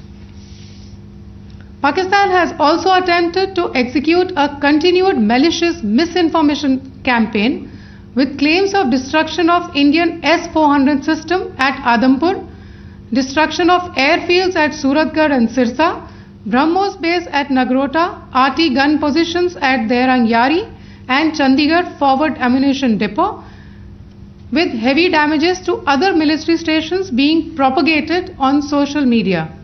India unequivocally rejects these false narratives being spread by Pakistan. Along the line of control also, Pakistan has attempted multiple air intrusions using drones and conducted shelling using heavy caliber RT guns, targeting civilian infrastructure and killing some civilians. Heavy exchange of artillery mortars and small arm fire in Kupwara, Baramulla, Poonch, Rajouri and Akhnur sectors continued. Indian Army has responded effectively and proportionately, causing extensive damage to Pakistan Army. Pak military has been observed to be moving their troops into forward areas, indicating offensive intent to further escalate the situation. Indian Armed Forces remain in a high state of operational readiness. All hostile actions have been effectively countered and responded appropriately. Indian Armed Forces reiterate their commitment to non-escalation, provided it is reciprocated by the Pakistan military. At the end, I would also like to show you a few images of Air Force bases in the Punjab sector and Rajasthan sector, where it is mighty clear that we are debunking the Pakistani claims of causing destruction at these air bases. You can yourself see the normalcy in these Air Force stations. This is Sirsa, Suratgarh. The runways are intact. There are also time stamped. Just notice they are also time stamped. This is today. All right, well, what we are showing you now, full screen, let's have these up full screen if we can, are of the attacks which those defense officials were speaking about. These are very sustained and attacks which India has carried out across the line of control. These are fire strikes which have taken place with the Indian Army neutralizing Pakistani terror hubs, launch pads as they are known. This is some of the most vivid footage that India has ever released. This shows rockets, shoulder-mounted rockets, shoulder-mounted missiles, mortars, grenades. That's a mortar over there. Grenade launchers being used to take out these posts in a near vicinity. That's an anti-tank missile going through. Can be used against semi-hardened targets as well. Those are missile strikes over there. That's another missile strike going ahead. You note how the missile tracks the target, maneuvers to it. That's mortar which is being used. I think that's medium mortar being used over there. This is across the line of control. Fire strikes being carried out by the Indian Army as well. In terms of a little bit of more information coming in, and we're going to try and play out some of that footage shortly. I'm going to read this out, and if we could just have the photographs up, the ones that which I've just put out. In the early hours this morning, at approximately 5 this morning, Pakistani forces, this is coming from official sources, Pakistani forces launched multiple Baikat Yihad-3 kamikaze drones across the international border towards Amritsar in a blatant attempt to strike densely populated residential areas. Because of the vigilance and rapid response of the Indian Army's air defense network, the hostile drones were detected, tracked and engaged within seconds of breaching Indian airspace using quick reaction air defense guns positioned in depth along the border belt. Anti-air defense gunners brought down, Army air defense gunners brought down the drones in midair, ensuring that no debris fell on civilian property and that no casualties were sustained. Initial analysis indicates that the drones carried high explosive payloads intended to inflict maximum damage on innocent civilians, a fresh low in Pakistan's ongoing escalation. This is what I'm referring to. These pictures match what I'm saying. These are some of the drones which were brought down. The prompt neutralization of this threat underscores the effectiveness of India's layered air defense grid, which integrates ground-based radars, electro-optical sensors, and automated command and control systems. Let's go back to Shivarur, keep these images on the screen. Shiv, we keep talking about fighter aircraft, we keep talking about missiles, we talk about the BrahMos all the time, but it's the for want of a better word, it's the lowly air defense gunner using an old L-70 system, which increasingly may be radar guided, who has played an incredible role in taking out drones. 400 drones, 300 drones, the numbers are huge. And now, unlike day one, when they weren't armed drones, they didn't have bomblets, these are armed drones. Without these, we would have suffered huge casualties. And Vishnu, I'm so glad you talked about the humble L-70 gunner, because there are 3 ground-based, non-missile anti-drone systems, anti-air systems that have played an absolutely incredible and maybe unsung role. So I'm really glad you've brought it up, because the L-70, the Zu-23, the Shilka, which are slightly more sophisticated, are the weapons that have probably taken on the overwhelming number of those 400-odd drones that came into Indian airspace. You're right, this is literally the trenches. This is where military skill really comes into its own. These are weapons that never get the kind of limelight that more sophisticated weapons that you named actually do. Also, that the video that's just come out from the Indian Army, Vishnu, that you were referring to a short moment ago, those are the trenches. Those are the first images from the line of control trenches, depicting in vivid detail the Indian Army. First pictures in this wave of conflict between India and Pakistan. The first pictures of forward posts along the line of control, absolutely obliterating launch pads and Pakistan Army posts, which, as I've been saying in our coverage, have become very, very difficult to differentiate apart. Very often Pakistan Army posts and launch pads, are coterminous. They're right there with each other. And therefore, these pictures depicting mortars, I'm guessing also artillery, I didn't see the whole video, but also rocket-propelled grenades and possibly even anti-tank guided missiles being used at close range to absolutely decimate some of this infrastructure. Now, when I've been reporting from the line of control, the information that we got, especially in the Kupwara and Uri sector, is that as many as 40 to 45 major launch pads continue to exist. So I'm very curious after watching this video, how many of those launch pads, are still breathing free air, because this video is about a minute and 25 seconds long, and I counted as many as 7 or 8 launch pads being absolutely obliterated. So it's going to be interesting to see if that data will ever become available. But clearly, Shiv, hold on for half a second. I'm just going to, I'm going to have that up full screen. Not this. Let's play that video. Yeah, Shiv, go ahead. Talk us through this video. Yeah, so this is the video that the Indian Army has put out just a short while ago on its social media handles. Very, very vivid imagery, obviously filmed at forward posts along the line of control in an eyeball. When you say eyeball to eyeball situation, this is what it means. From where these Jawans and officers are standing, you can see the Pakistan Army posts and the launch pads right there. So it's a mix of real life camera, daylight camera, as well as thermal imaging or infrared camera, capturing the destruction and decimation of a series of launch pads and Pakistan Army posts, which are usually adjacent to each other in some sectors of the line of control. I counted at least 6 or 7 such terror launch pads being destroyed. You can see ammunition being cooked off in some of those videos as well, Vishnu. Also, look at the weapons being used. You've got everything from mortars to anti-tank guided missiles, rocket-propelled grenades, possibly some other weapons, machine guns as well, being used against those launch pads. So very interesting, and I always insist on marking these things in any cycle of conflict. These are the first images of this particular conflict on the front lines. These are the men fighting those forward posts from Pakistan. And they'd be facing significant attacks themselves. So, I mean, let's not forget that for a moment. This is the front line. These are the people who hit the hardest sometimes, but face the brunt of attacks. These are our Jawans defending and protecting us and hitting terrorist launch pads in just the last little while. I'm going to go across to our colleagues Nazir Masoodi and Aishwarya Jain. Aishwarya, let me come across to you first. There have been a series of meetings which have taken place already today.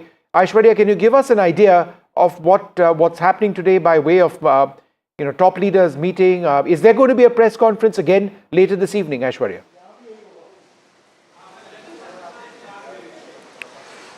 Well, no announcement has been made yet, but yes, Vikram Misri has stated that it's an ongoing situation, it's an evolving situation, and the government will get back again to inform the country about how the developments are unfolding. As far as series of meetings are concerned, this morning we saw National Security Advisor Ajit Doval reaching to 7 Lok Kalyan Marg, where he briefed Prime Minister for almost an hour, and Prime Minister took a close watch as far as the entire situation is concerned. Apart from it, we've been also told that the CDS, Anil Chauhan, went to Defence Minister Rajnath Singh's residence, and it was Rajnath Singh who was also briefed by the CDS, the Tri-Services Chief Sarat South Block over here, where we are reporting from, and they are very, very closely monitoring and giving directions to the armed forces as to how India is retaliating, and India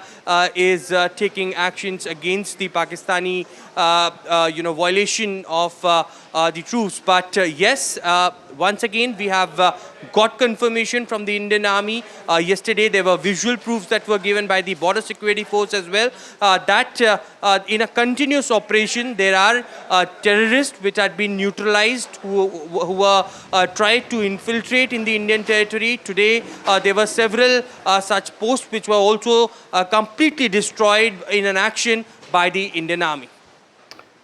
Nazir, give us a sense of the damage on the ground where you've been reporting from, or what you've heard about damage in other areas near you. Well, there have been targets, attacks and targets on defense installations, Avantipura and Srinagar airport, or the Udhampur, which government has said it in its briefing clearly. There is damage to the infrastructure, soldiers also, and on the ground we can see there was heavy shelling through the night. Here in Kupara also, army clearly targeted Pakistani posts across the line of control here. But here on Pakistani side, targeted both civilians as well as army installations. So this is something which is going on. The army has hit them hard. Pakistan has been trying to target innocent civilians. Many civilians have been killed. Many have lost their homes. I have been to some of those places where these people have lost their homes. They got injured, and all that has happened. This is something which nobody would want, that innocent people are targeted, but that is happening here in Jammu and Kashmir. We see people facing the brunt of Pakistani shelling here in Jammu and Kashmir in the border areas. But one thing important, while we have been covering this, we have never shown any troop movement or troop deployment. That we have been careful about to ensure that there is nothing when it comes to the operational secrecy of the forces, that is never compromised. And here on the ground, we saw in Srinagar, there were 3 loud explosions were heard. Nature of explosions is not known. What is the reason? What is the cause?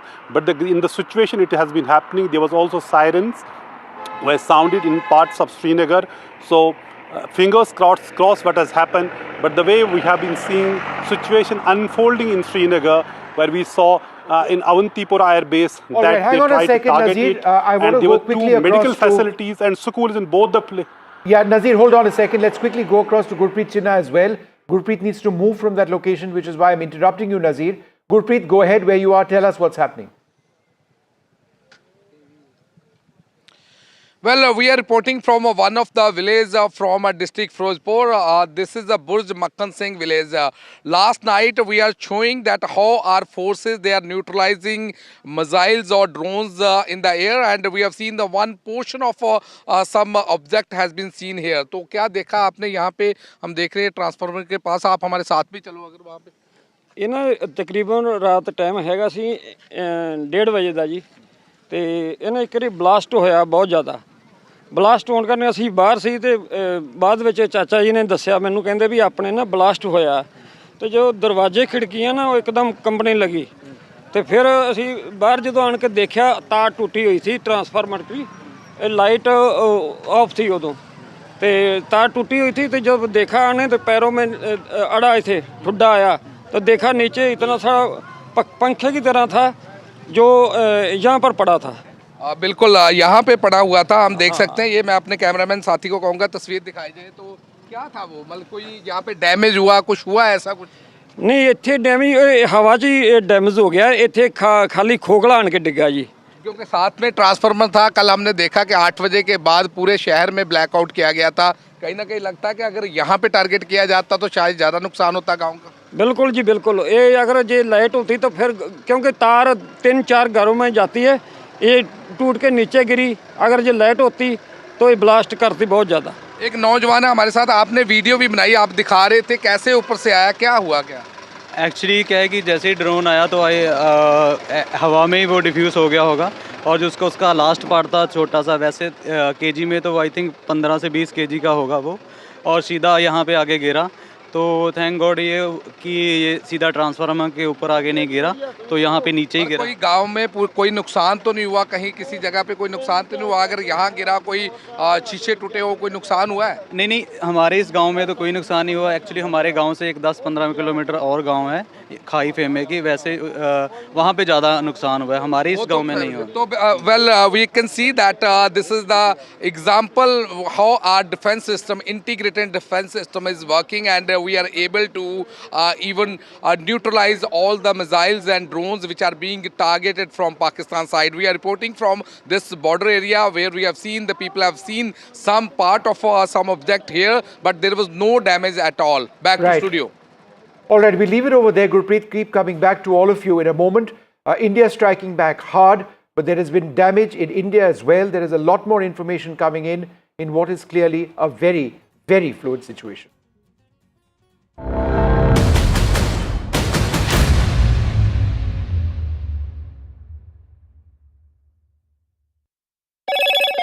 Hello, Moto. Motorola, India's leading AI smartphone brand.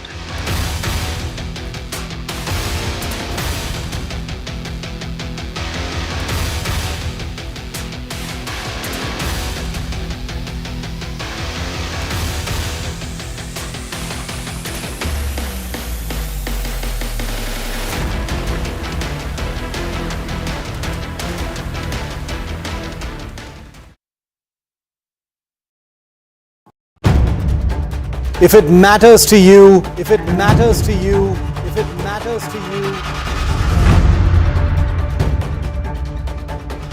it matters to India, it matters to India, and it matters to me, and it matters to me. India Matters with Shivaru, only on NDTV 24/7. In today's interconnected world, India's voice is more crucial than ever. When India speaks, the world listens.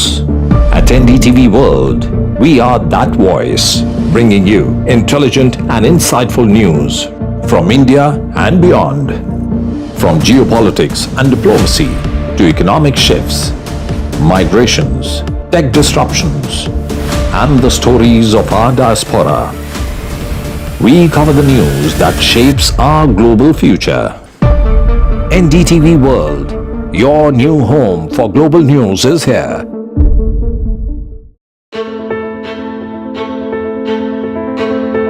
News is not just headlines, it is what impacts you. And news should never be mistaken for noise. What matters is the reality. Accurate. Hello, Moto. Motorola, India's leading AI smartphone brand.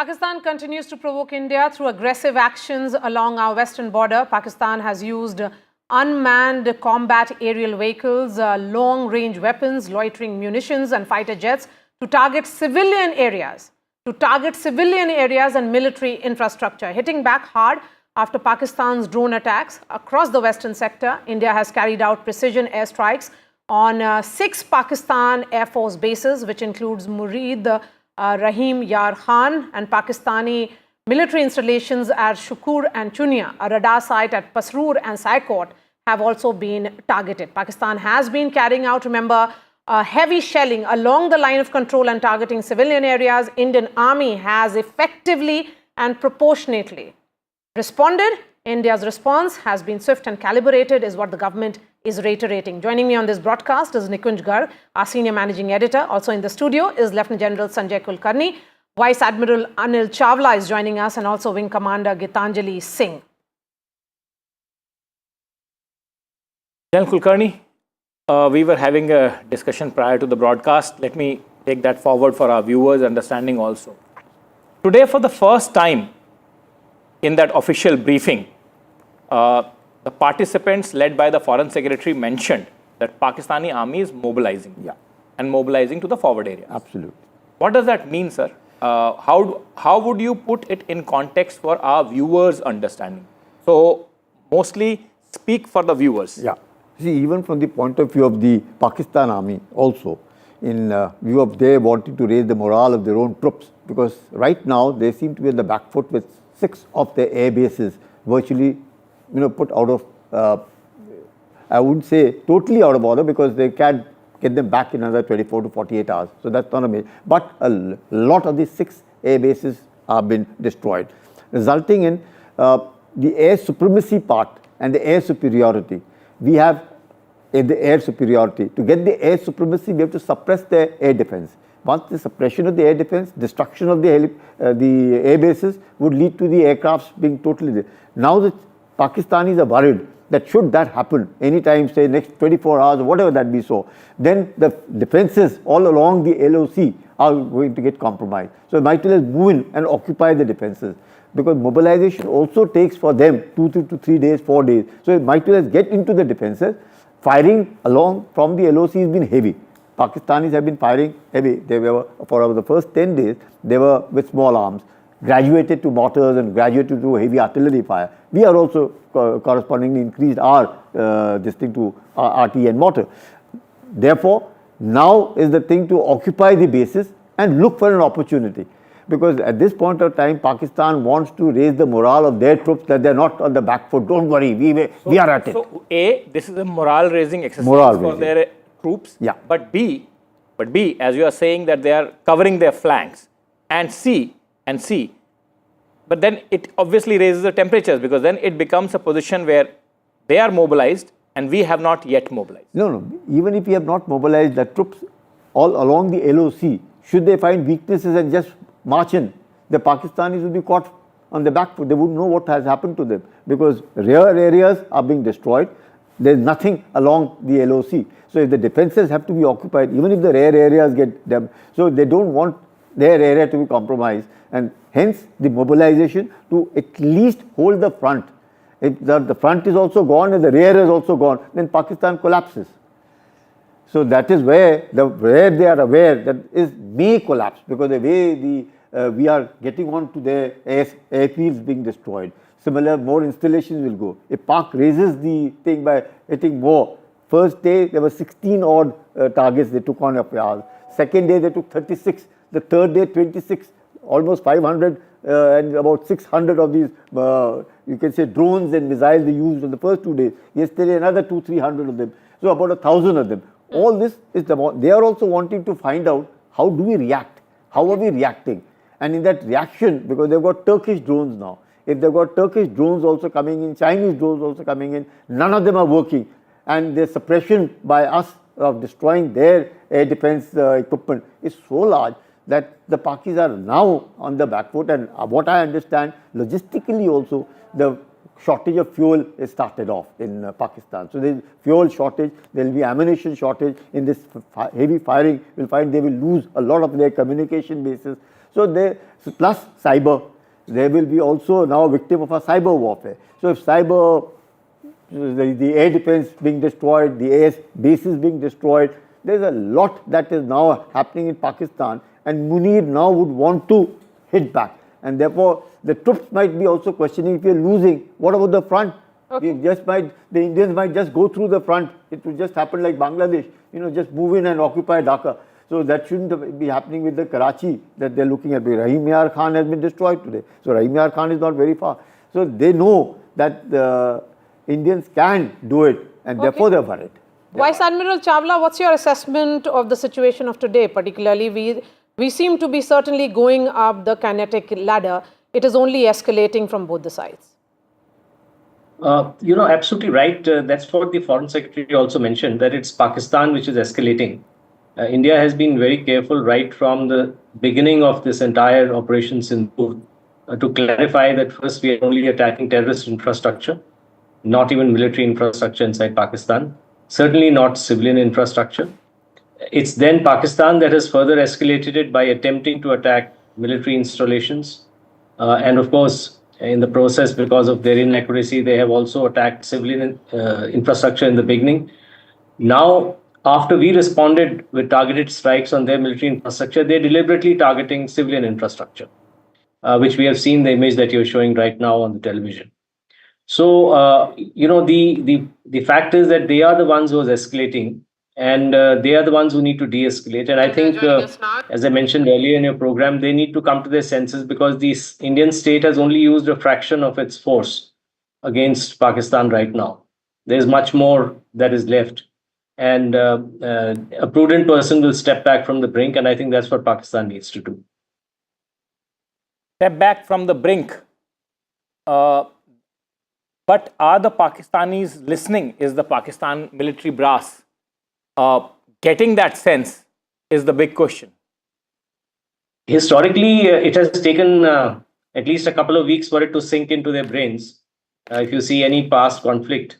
And already, I think as General Kulkarni mentioned, fuel shortages are starting to emerge in Pakistan. They don't really have much capacity for ammunition and fuel storage.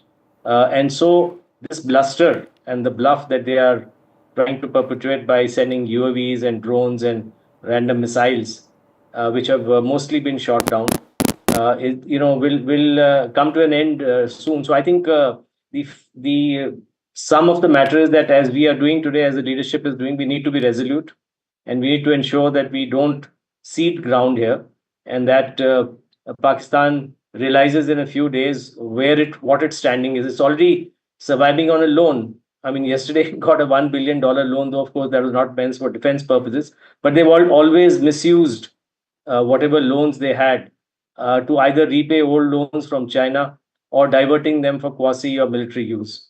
So I think in case they don't listen to reason and the rest of their lines of communication get blocked, principally from sea, because the aerial route has already been blocked by the Indian Air Force, then I think they will be in between a rock and a hard place. So that's why I'm saying that they need to step back now. And Wing Commander Gitanjali, because of course it's an evolving situation, we have been constantly saying so, but the fact that India's civilian population is now being impacted, and how the homes being destroyed, we have lost administrative officer also of Jammu and Kashmir today. He has been martyred.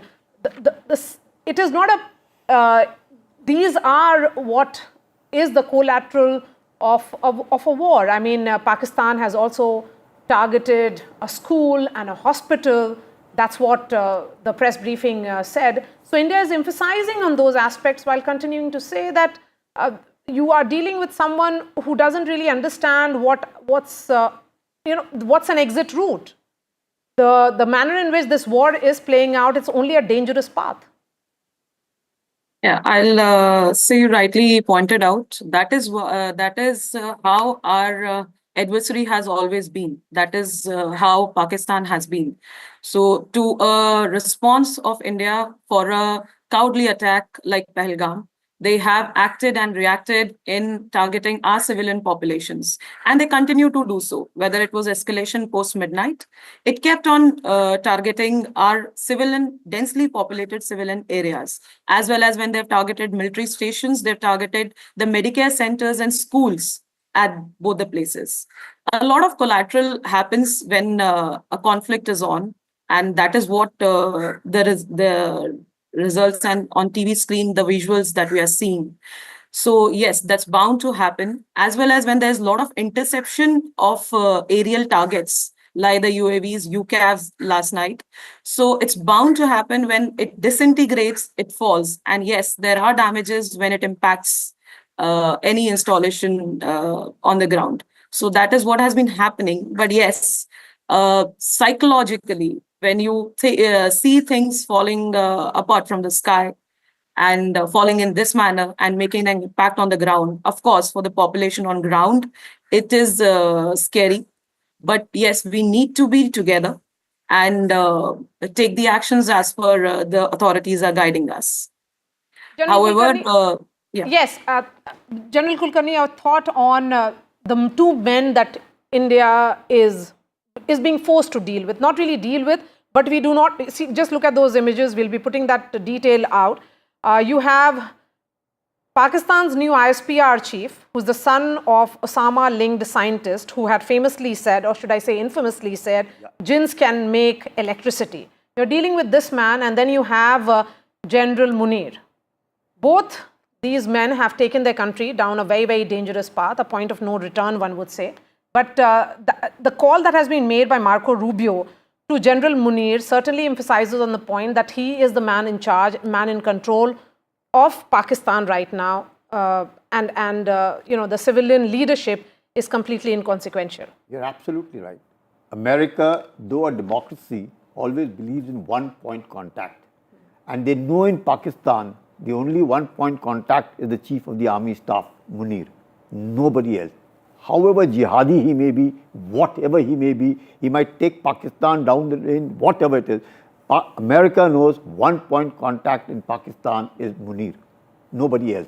We can say democracy, whatever. Yeah, I mean, this is a point that many are emphasizing, and I've been trying to discuss this point while we discuss the credentials or the backgrounds of these men. Yeah.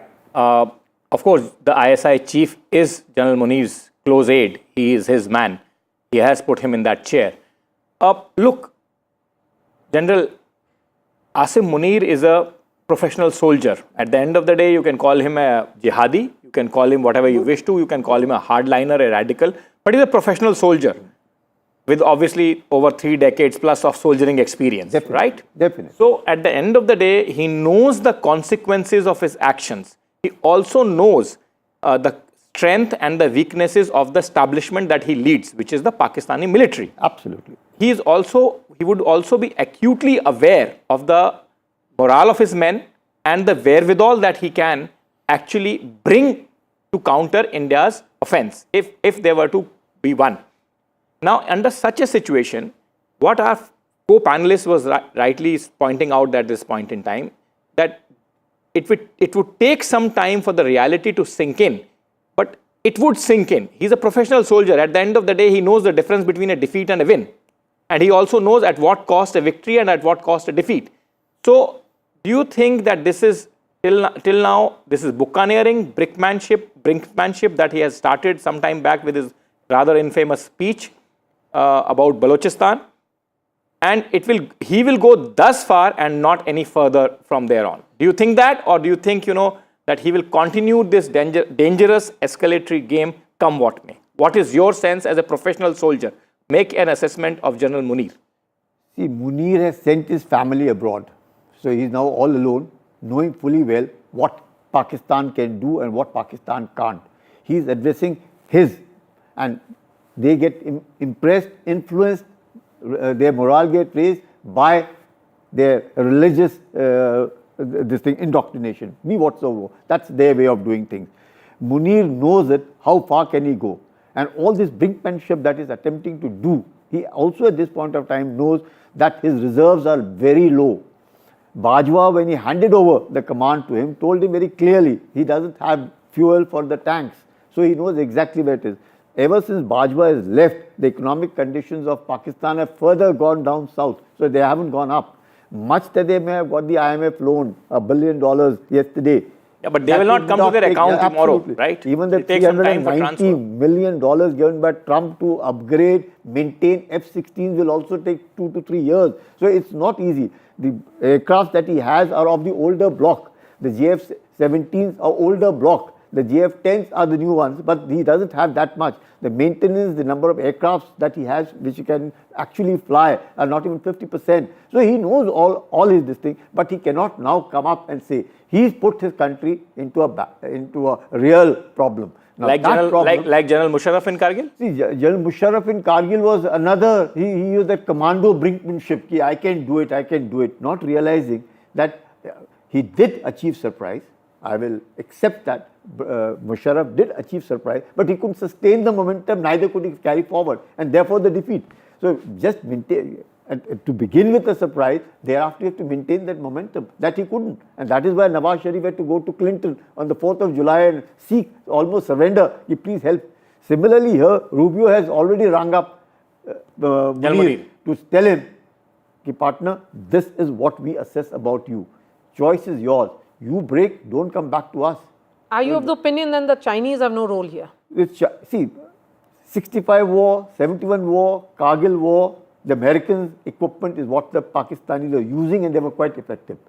Even in 65 war, the Sabre jets, the tanks, the pattern tanks that came, the man behind the machine mattered. The equipment came, brand new, the state of the art, but the men couldn't adjust. Similarly now, the drones are coming, the missiles are coming from China and Turkey, but it takes a long time for troops to get adjusted to that. So they aren't as yet adapting to it.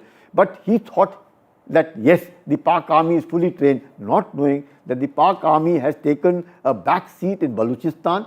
Every day losing even 10 men is a huge thing in war, almost at war. When that Fazlur Rahman is saying again and again that there are 5 to 6 provinces in Balochistan, they don't fly the Pakistani flag. He's saying that in National Assembly. So there's a lot that is happening, back foot in Balochistan, back foot with Tehreek-e-Taliban, Pakistan, in Khyber Pakhtunkhwa. Here along, a lot of their own resentment within, a lot of officers, men not wanting to come back. So he knows his weakness, but he's showing that. Bluster. Yeah, let me take that question that Maria actually raised to Vice Admiral Kumar. Vice Admiral, Maria raises a very important point. What role do the Chinese have here? Many would say, many neutral observers would say that today the Chinese influence on Pakistan is far greater, far more significant than Americans on the present day and age. Would you agree with that assessment, and would you agree that if Chinese were to be a willing party, a truce can come faster? Firstly, I don't think India wants China to be any sort of a mediator. I don't think that is setting the cat amongst the pigeons. So that's the point number one. Secondly, as far as China is concerned, as far as the Pakistani armed forces are concerned, 83% of their arms were imported from China over the last 5 years. This is as per the SIPRI, the Stockholm Institute, which is a fact, including major armed systems, and many of them are on the way. One might ask, and I've done a paper on this, as to where does the money to pay all this comes from? And the answer really is the fact that the China-Pakistan economic corridor, in which China has invested over $60 billion, is one of the conduits in which the Pakistani state, read the Pakistani military, is giving several concessions to China. For example, running the Gwadar port is one of them, and many others, in order to finance their war machinery and get this investment from China. So as far as China is concerned, the role that China is today playing is principally, it is a principal supplier of arms and ammunition to Pakistan.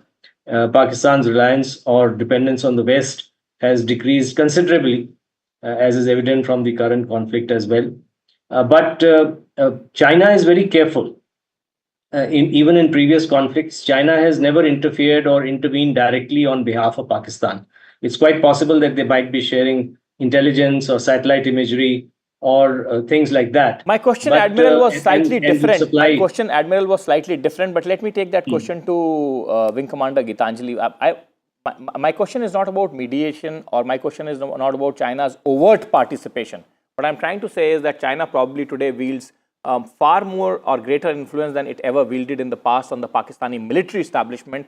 Because if you go by the Times of India of today, they have seen how the Pakistanis have been completely rearmed to teeth by the Chinese. And therefore, my question is that if the Chinese were to wish peace between India and Pakistan, as they have expressed an hour back, there was a statement from the Chinese establishment which said that, we request both parties to disengage. Do you think a peace would be possible faster? And particularly with the joint effort of the Americans and the Chinese, Pakistan could be made to see the reason? Of course, the might of the Indian armed forces would make them see the reason in some time to come for sure, as pointed out by Vice Admiral. But do you think that collaborative process can probably make them see the reason quicker?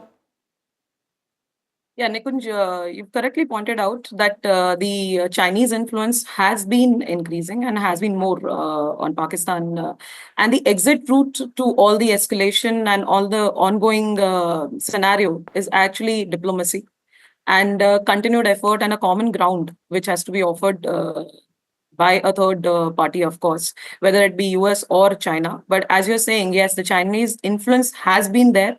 Providing a common dialogue or persuading for a common dialogue, of course, can be said that they can work out, because as Sir also pointed out, the ongoing inventory as well as the joint programs that Pakistan has been continuing with China is actually making it more confident into these conflicts, to enter into these conflicts, and thinking about that backing they might have.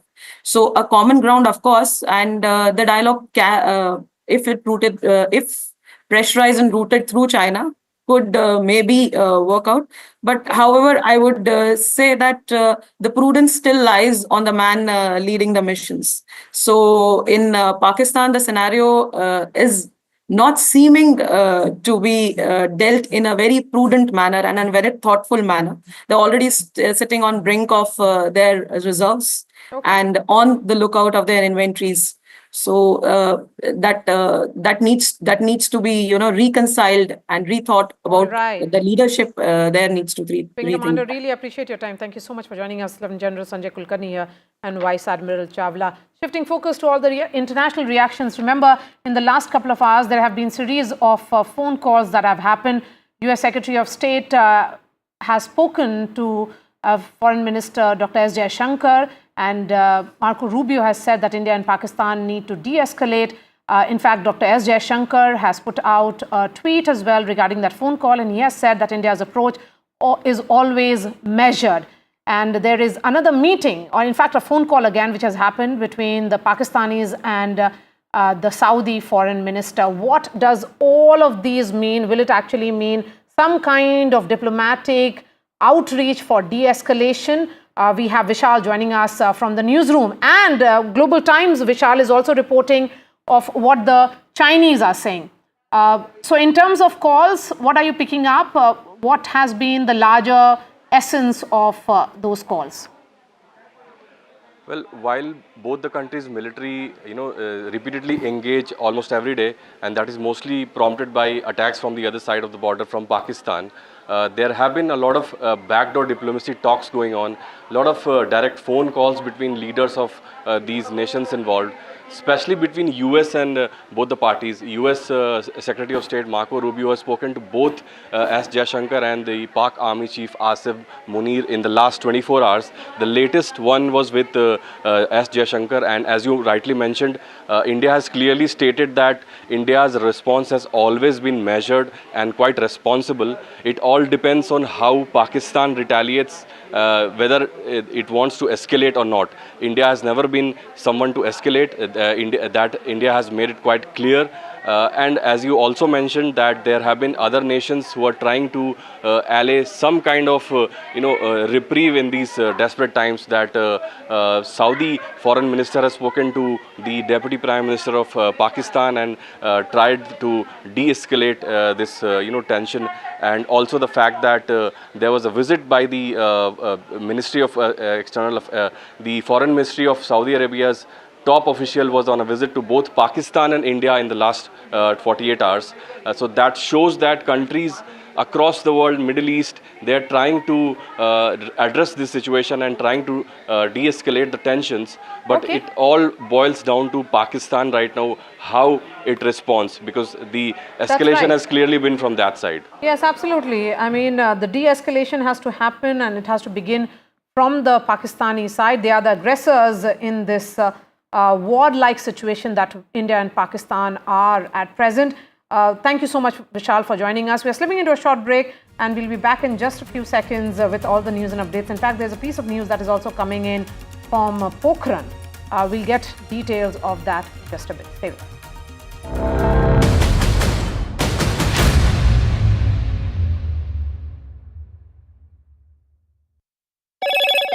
Hello, Moto. Motorola, India's leading AI smartphone brand.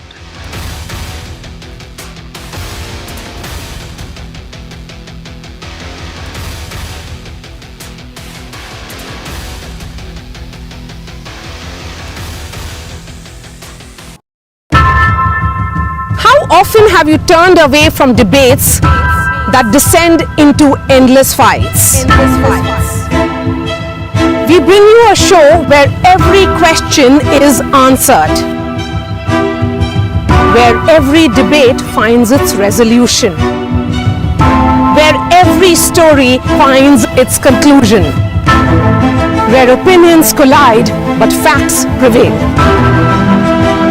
where stories unfold with insights and trust. When the noise ends, the last word begins.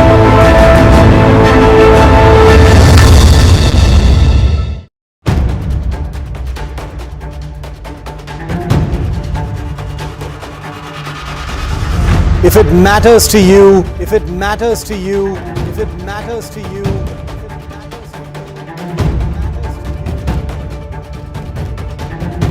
it matters to India. It matters to India. It matters to India. And it matters to me. And it matters to me.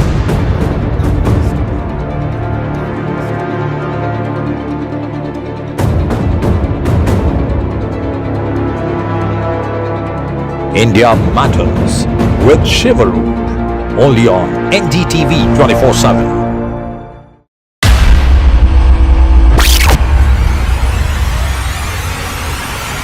The last 1 month, if you see, the share prices of Genzol Engineering has fallen more than 58%. Why are the rating firms calling the debt payments as default? We have two credible credit rating agencies on March 4th coming and downgrading the stock to D. Statements are consistently being proven wrong, and transactions are being taken place which are different from what they were originally pictured to be. The company claimed it would roll out 6,400 electric vehicles.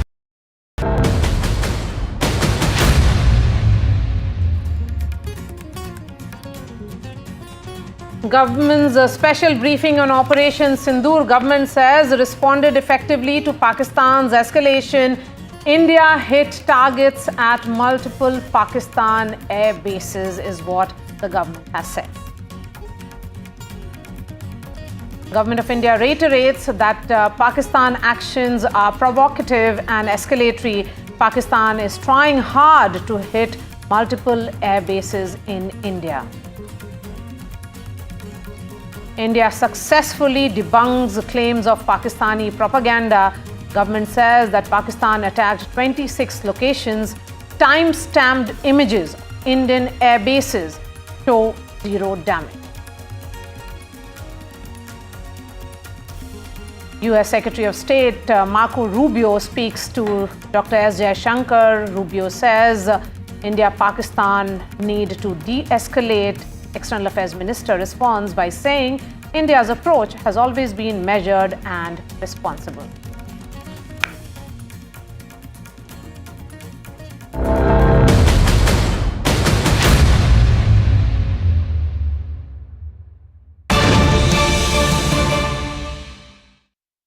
In fact, news just coming in that Pakistan appears to be firing drones in the range of Jaisalmer, Falodi and Pokhran. Explosions have been reported from Pokhran. These appear to be some activity. In fact, there is appearing to be some activity now near Jaisalmer and Pokhran. Red alert has been sounded in this entire range. People have been asked to stay indoors. So escalation certainly happening now in Rajasthan. Remember, there were explosions which were heard this morning, but now it is in the range of Pokhran. Pokhran, the significance of that place, Nikunj? Can't be lost. That is India's nuclear testing site, and that's where the India has successfully tested its last nuclear device under the charge of Prime Minister Atal Bihari Vajpayee. And therefore, Pakistan knows that. And that's why these drones are near to Pokhran and in the larger area of Jaisalmer. Quite clearly, if this activity is happening now, Maria, this means that the daytime ingress of the Pakistani aerial devices has increased, because previously what we have been seeing is that towards the early evening or latter part of the evening, the ingress from the Pakistani side was more or majorly done. Now, if you are seeing daytime activity of the drones, either they are probing drones which are probing our defenses and our reactions, or Pakistan is upping the ante and making it a 24-hour cycle of aggression. Okay, let's bring in Harsha, who's joining us from Ground Zero. Harsha, give us the details. I mean, it did not, daytime activities, as Nikunj was pointing out, there has been lull largely during the day, and only post the sunset that aggression began and violation along the LOC. But this provocation is continuing even during the day now. Well, yes, absolutely, because, very unusual for Jaisalmer that they were all asked to go home and shut shop, literally. So you can see behind me, all shops are actually shut, and the city is actually practically empty except for a few media teams which are out reporting. There is announcements also coming in from, the administration which is patrolling the area, asking everyone to go home.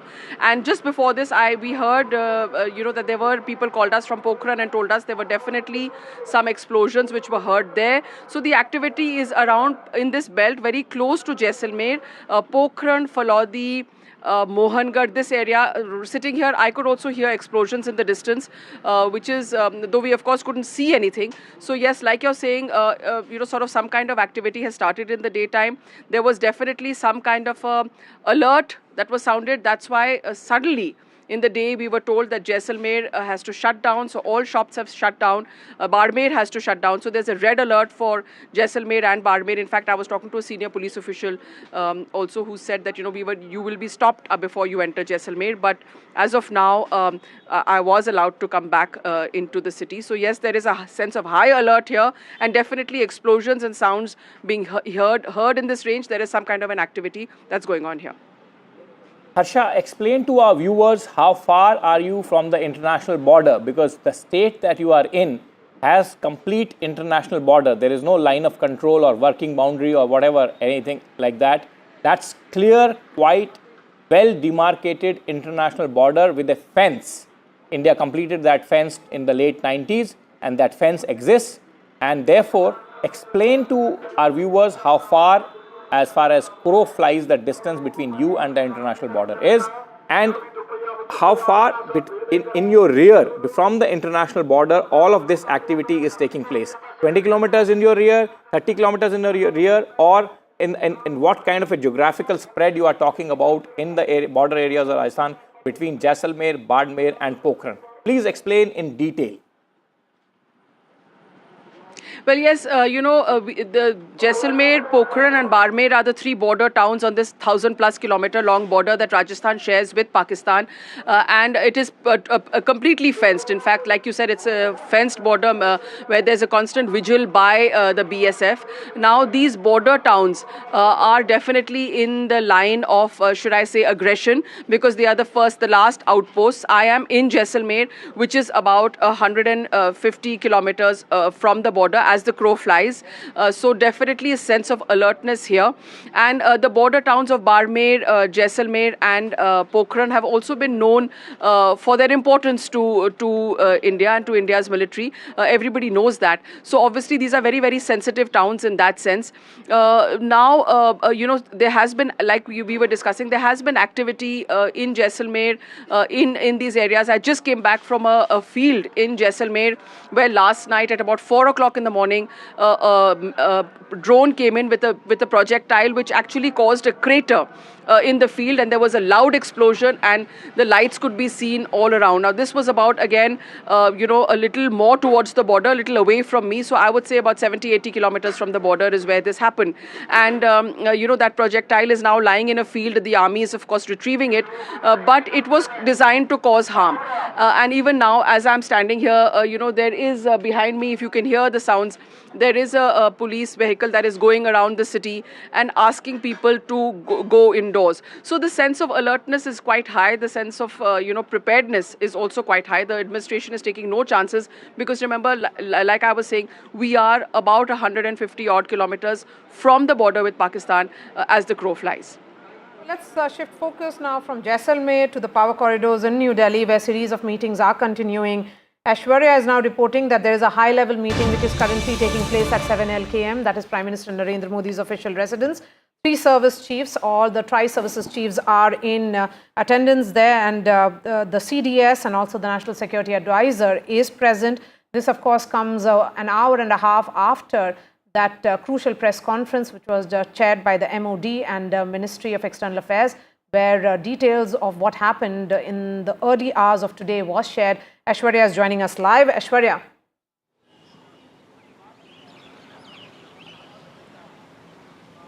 Well, multiple meetings are going since morning, and these are strategic in nature. What we have been told this morning was a National Security Advisor, Ajit Doval, briefed Defence Minister Rajnath Singh at his residence for almost 1 hour. Post that, we have seen the 3 service chiefs in a huddle at the South Block at Ministry of Defence. And now it is at 7 Lok Kalyan Marg, where Defence Minister Rajnath Singh has reached, along with the CDS, NSA and 3 service chiefs as well. A high-level meeting is underway. A press conference was done, and a brief details of how India is retaliating to the attack on India's air bases by Pakistani, and the proofs had been given as well. The Border Security Force also giving the visual evidences and proofs that clearly states that how there is, in all likelihood, possibility of infiltration bid as well. All the armed forces have been kept on alert, and certainly a high-level meeting currently underway at Prime Minister Narendra Modi's residence, where NSA Ajit Doval, it is CDS Anil Chauhan, and all 3 service chiefs are also present. Defence Minister Rajnath Singh was briefed by the NSA this morning, and now all are briefing Prime Minister Narendra Modi about current situation and how India is going to take further actions against the Pakistani establishment. Aishwarya, I know it's a tough situation to report on and from. I also know that these meetings are highly secretive in nature, but after each meeting, are you getting some sense of what are the discussions inside? What is the government planning to do? Are these meetings more in nature of protecting the Indian civilians from the Pakistani assault, or are they now veering towards an assault position also that Government of India wishes to take? Because today, for the first time in the official press briefing also, there was a mention of the Pakistani mobilization towards the forward areas. Military experts have tried to decode it and put it in some context, but obviously that context may not be the context or the prism that the Government of India may be seeing it from. So, is there some sense that you are getting from these meetings, the meetings chaired by Raksha Mantri or the Defence Minister on one side, meetings chaired by the Prime Minister, and then meetings chaired by the Home Minister? Is there some dribble of information that you are able to collect and that you can share with our viewers, or it will all remain in the realm of speculation?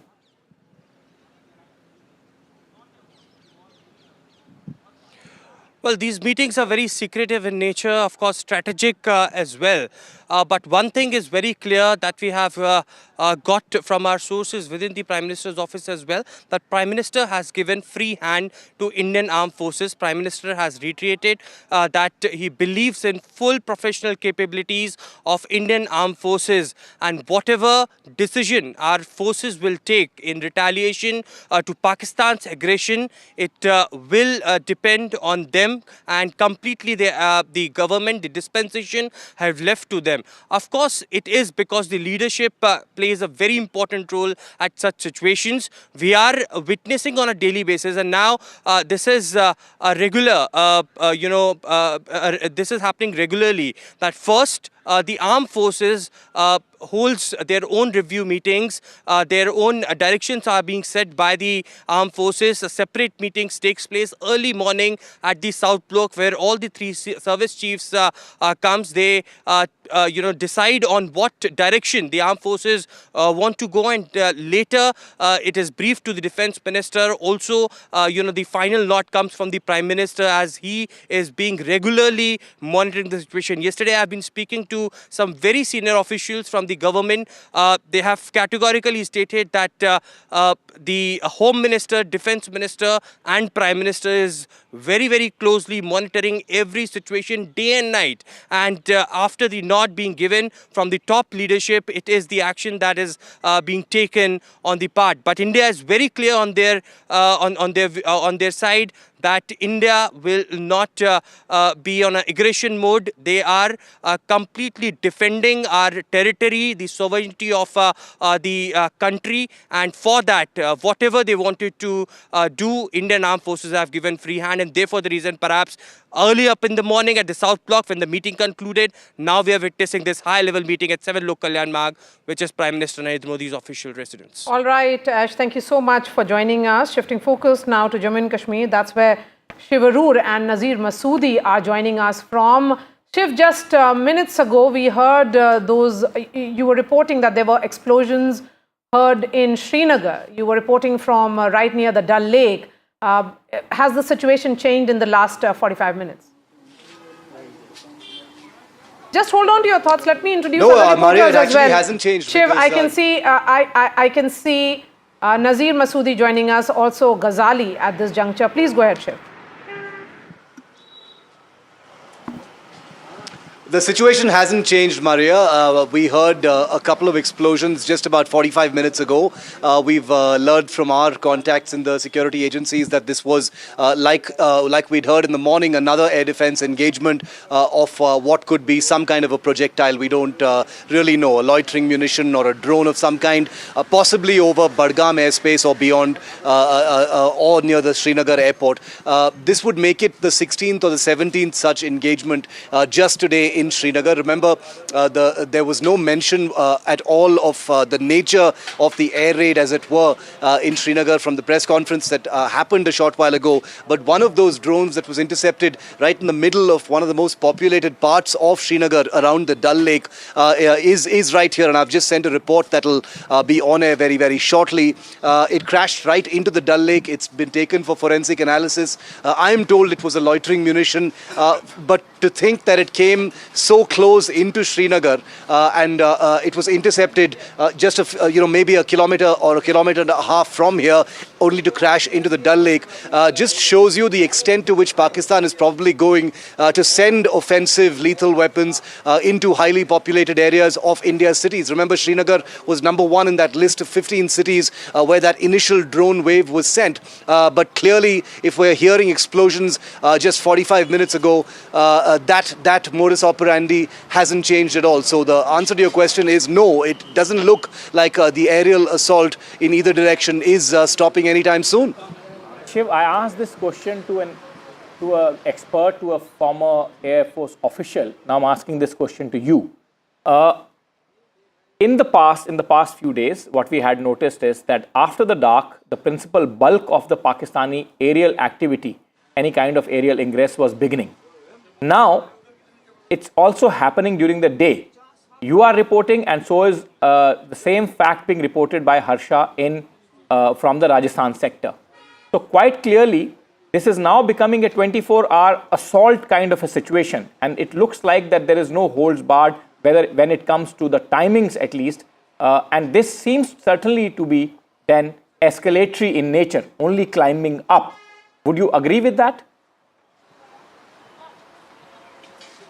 I'm so glad you said that, Nikunj, because last evening when we reported that the first daylight and daytime ceasefire violations using artillery had taken place in Kupwara, Poonch and Uri, that's exactly what struck me. You know, something has changed after 16 days to see what has otherwise only been confined to either the pre-dawn hours or the late night hours. Even India's initial retaliation, Operation Sindoor, happened, just after 1 in the morning. This time, like you're rightly saying, today's wave of drone strikes, unlike the two previous ones, are again happening during the day. The damage we've seen in some places like Jammu and Samba, etc., what we're seeing over Srinagar today clearly shows that these are, air assault operations that have been launched, after sunrise. I think the reason for that may not be that something has qualitatively changed in terms of weapon usage or that the surprise element is over, even though that is one very, very important aspect of it. The surprise element has evaporated. India knows that those drones are coming, so the advantages provided by darkness and night are no longer there. But beyond that, I had a very interesting expert view from someone I asked this exact question to earlier today, and they said the window of engagement, there's a metric called window of engagement that the Pakistan army and any military really uses when it is trying to execute offensive action on the other side, and that has actually shrunk. So Pakistan no longer has the luxury, Nikunj, for waiting for a 24-hour cycle for darkness in order to effect that next attack, because India has heightened the intensity and frequency of its retaliations. So Pakistan has to act now, and if that has to happen in daylight, then so be it. So that answers that question. Okay, so it's like this, that make good while the sun shines, literally, because that the defenses are up, and offensive from the Pakistan will also offensive from India, I beg your pardon, will also be continuing. Let me also go to our other colleagues now. Nazir, I was asking you last time, when did you see such an intensity and scale of offensive from Pakistan in terms of bombardment? You said it was quarter of a century back. What has qualitatively changed from that time to this time? Are you seeing more civilian areas being targeted, larger populations being impacted, or are you seeing a more robust response from Indian side? And on the screens are also the visuals of people abandoning their homes and moving to safer areas. Very, very, disturbing images coming in. People forced to leave their homes as this shelling continues. Please go ahead, Nazir. I was just speaking on the visuals. Well, Nikunj, as we report, I was talking earlier that it was in 98 or 2001 when I saw this type of magnitude of this artillery shelling along the line of control. But this is essentially a war without it being declared as a war. When you have the main military installation or the air bases being targeted here in Srinagar, in less than 24 hours, you have 3 attempts on Srinagar Air Base or the Avantipora Air Base. Just as Nikunj was mentioning a while back, there were at least 2 to 3 explosions. Nature of explosion is not known. We'll wait for the official information and the confirmation. But there were loud explosions, and if we see the two earlier instances, they were targeted at the Srinagar Air Base. And what government has said in its briefing, there was a damage not only just to the air base, but also school there for children. Healthcare facility at both Avantipora Air Base and Srinagar Air Base, they have been targeted, they have suffered damages. And then we talk about, Udhampur, there was a damage and also the government has admitted there's some damage to it. It comes life, soldiers also, number of soldiers who may have sacrificed their life is not known. But Pakistan clearly has suffered a great deal of damage.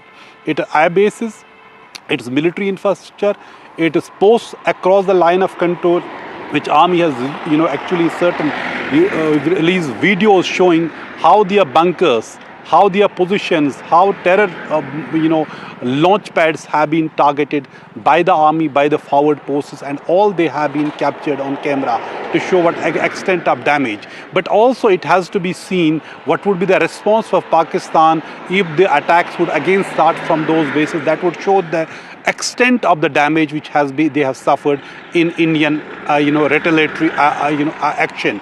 But over the last 3 days, we have been seeing it is only escalating. India has today clearly said that they don't want any further escalation, but it would provide it. Pakistan doesn't escalate things, they want things to settle. So first thing India had said, the first escalation was attack on innocent tourists on April 22nd, when 26 innocent people were killed. What followed was a retaliation against a person on terror sites, and then on military installations when Pakistan tried to target our military installations. But the way things are unfolding, whether it is Jammu, where civilian areas are being targeted, where it is Poonch, Rajouri, where innocent people, including an officer who was on duty, he died in the line of duty, sacrificed his life. Or the people living in Tangdar, Uri, Machil, Keren, all have become the victim or the target of Pakistani shelling.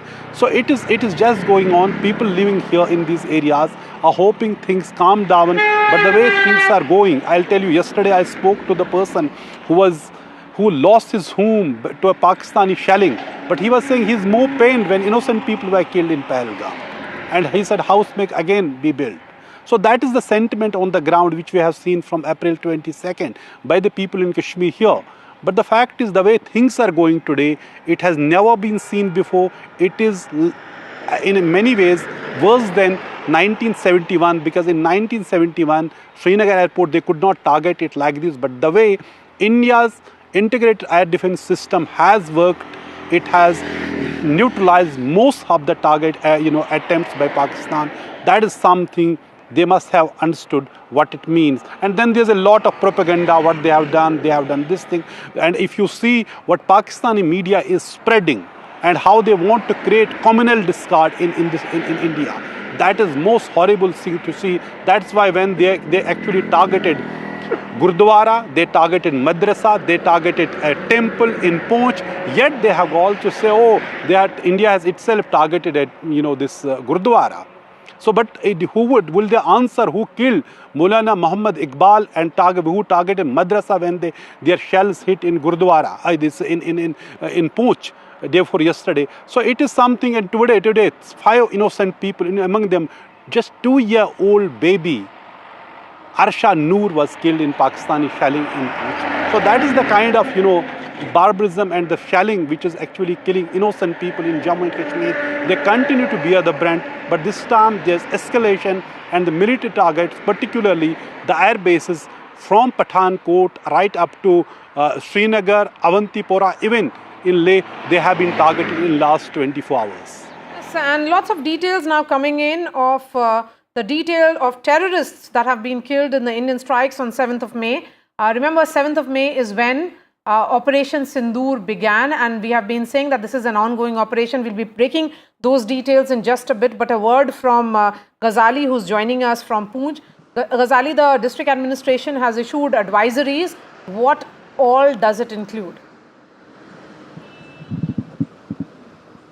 See, both in Poonch, in Kathua, in Rajouri, from where I'm reporting, the district administration has issued advisories to people, generally because these 3 districts are in the firing line from shelling by the Pakistani side. So people have been advised to stay indoors. They have been advised, the lowest story buildings have been advised to put sandbags in front of on their windows, on their top of the rooftop, because most of these houses are taking the hit from the Pakistani side. And you see behind me all these vehicles moving. These are the people who are leaving the city area from Rajouri district and are moving to safer places in Jammu or even towards Punjab, the districts which are located far away from the either line of control or the international border. So right now, all the hospitals, all the other commercial establishments are closed across these 3 districts and other districts which are located near the LOC or near the international border, and people are migrating from here expecting that perhaps Pakistan will, or both sides will de-escalate, or the situation returns to normal.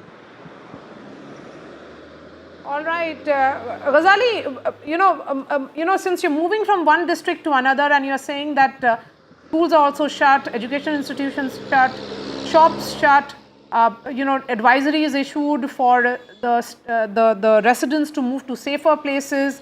Is there a sense that as we have been asking other reporters also that daytime ingress is continuing, that is only going up? What you saw 24 hours ago to now. Earlier it was during the night or post sunset. Now it has started even during the daytime.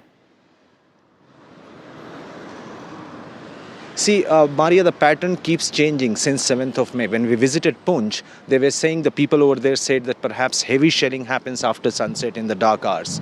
But what happened today in the morning here in Rajouri, which also unfortunately killed one of the senior officials of the district administration, this happened at around 5:30 to 6 in the morning, which is rarely expected as far as shelling is concerned. So every day the intensity is increasing, and that is what has kept the people in fix here, that whether to stay in the district or move to other location, because Pakistan is indiscriminately shelling the civilian establishments here, the residences, and the range of those, most of the location here in Rajouri and Poonch district comes under the firing line in that entire area. So a lot of people have moved from here, and after a couple of casualty in the district, people are now thinking hard that they have to leave, else if the situation escalates from here onwards. All right, Ghazali, thank you so much for joining us. In fact, government sources have now released a list of some of the terrorists who were killed in the Indian strikes on 7th of May. We can put out their names now. These are top 5 terrorists who have been killed, and their affiliation with the Pakistani military cannot be missed. Mudassar Hadian Khas, associated with Lashkar-e-Taiba, was in charge of Markaz Taiba Muridke. Remember, one of the shellings which, in fact, one of the strikes which happened by India was in Muridke, and he received a guard of honor at his funeral by the Pakistani army. A serving Lieutenant General of the Pak Army and the IG of Punjab Police, in fact, attended the prayer ceremony. So you cannot go higher than that. The Inspector General is the head of the civil police there, and the Lieutenant General obviously is the boss of the entire Pakistani army formation in the Punjab area. So that's the highest military and civil engagement with the funeral of a terrorist that the government sources are now indicating, clearly put out. In fact, on that, Indian Foreign Secretary actually had put out a picture showing the engagement of the Pakistani military and the police with such funerals. Now they have also given out details that we are now putting out for our viewers. These are very important details just to point out the fact that how closely Pakistani civil and military establishment is intertwined with organizations like Lashkar-e-Taiba. Remember, a globally proscribed UN-sanctioned terror organization, and some of the terror masterminds carry huge bounties in a special program that Government of United States of America, Federal Bureau of Investigation runs, called the US Rewards Program. Some of them have bounties stretching up from $5 million to up to $25 million. So, and with such terrorists, the engagement of the Pakistani civil and military leadership is crystal clear, as is now being put out by the government sources, which we are now breaking out for our viewers. Pictures of this were shown to the larger world, International Committee of Nations, and our own population by none less than the Foreign Secretary of India in the briefing that he did some time back. So quite clearly, you can see that how closely the Pakistani establishment and these terror groups are intertwined. In fact, for a long, long time, I have actually called them the extensions of the Pakistani establishment, Maria. In fact, Hafiz Muhammad Jamil, associated with Jaish-e-Mohammed, he was the eldest brother-in-law of Maulana Masood Azhar. He was actively involved in radical indoctrination of youth and fundraising for Jaish-e-Mohammed. Then there is another name, Muhammad Yusuf Azhar, associated again with Jaish-e-Mohammed, brother-in-law of Maulana Masood Azhar. He handled all the weapons training for Jaish-e-Mohammed. He was wanted in the IC-814 hijacking case. IC-814 hijacking, a word on that, and the role of Jaish-e-Mohammed in that hijacking episode. I mean, that's probably the last time that our civilian airliners faced that kind of threat. and Pakistan was actively engaged in it. It was completely clear to the world that Pakistani establishment was completely backing those terrorists. Jaish-e-Mohammed's boss, who actually formed Jaish-e-Mohammed, Maulana Masood Azhar, after coming out of Indian prison, was released during that hijacking, that infamous exchange of terrorists, for which the government of India was also panned by certain quarters. But remember, at stake was also lives of nearly 200 innocent civilians, passengers of that ill-fated aircraft or flight IC-814.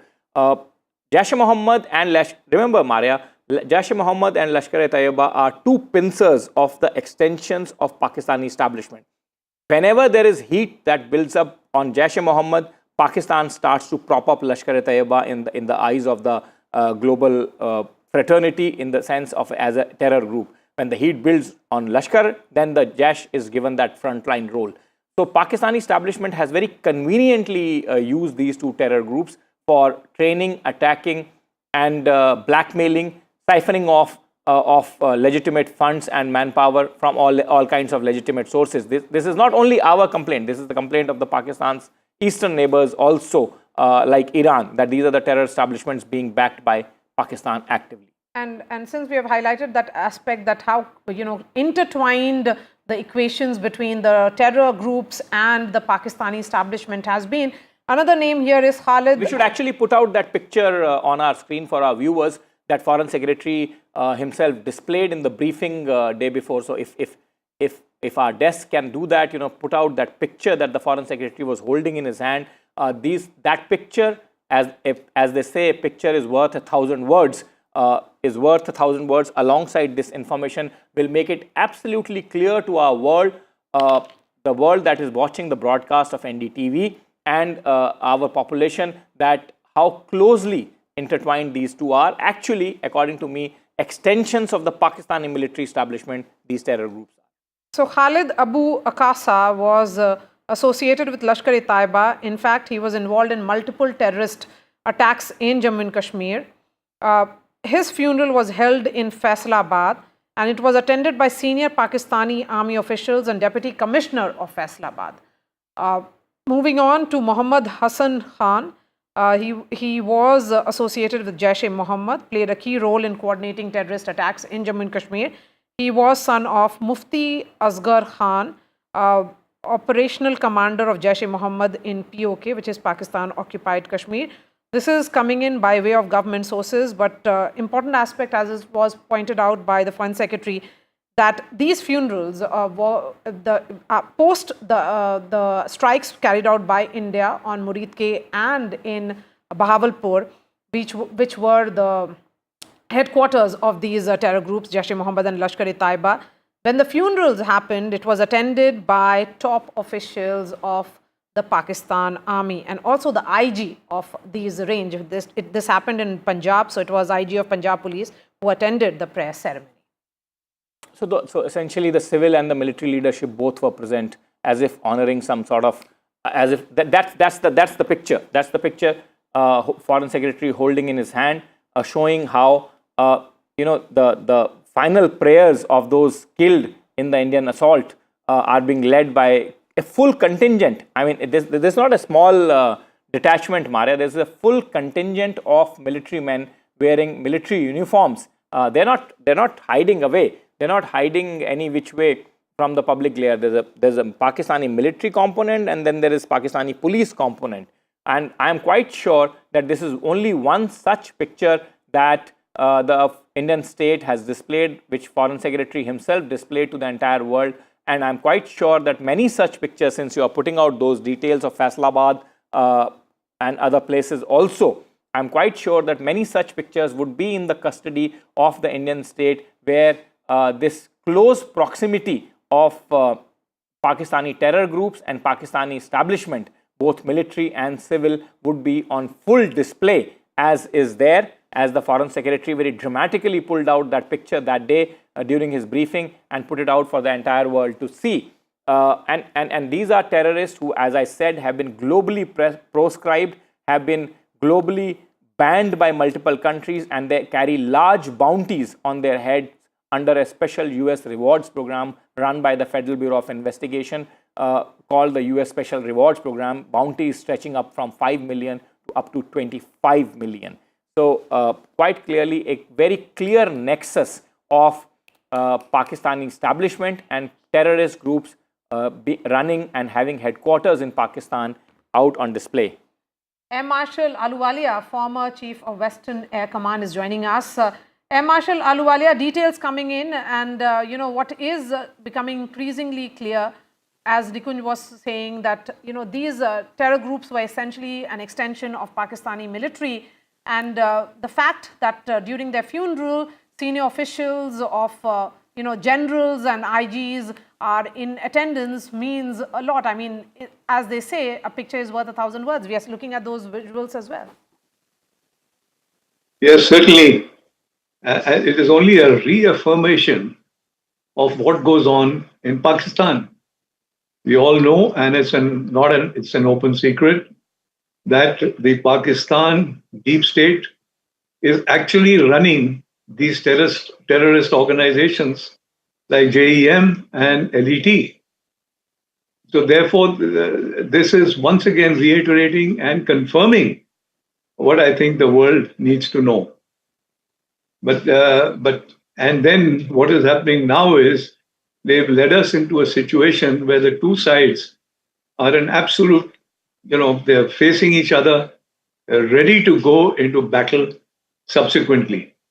We are at a very critical stage now, especially after the Pakistanis have hit, all our places, civilian organizations, civilian establishments, civilian residential areas, with these UAVs right across the LOC, and even places like Amritsar and places like Jammu, which have been very hardly hit.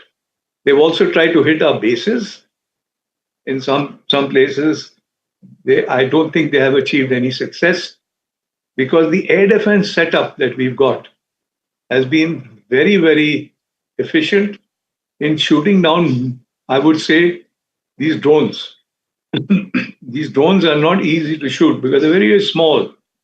They hardly contain, they cannot cause very much damage, but they can be a nuisance value, like you see, in the Palestine conflict. But notwithstanding that, what do we do now?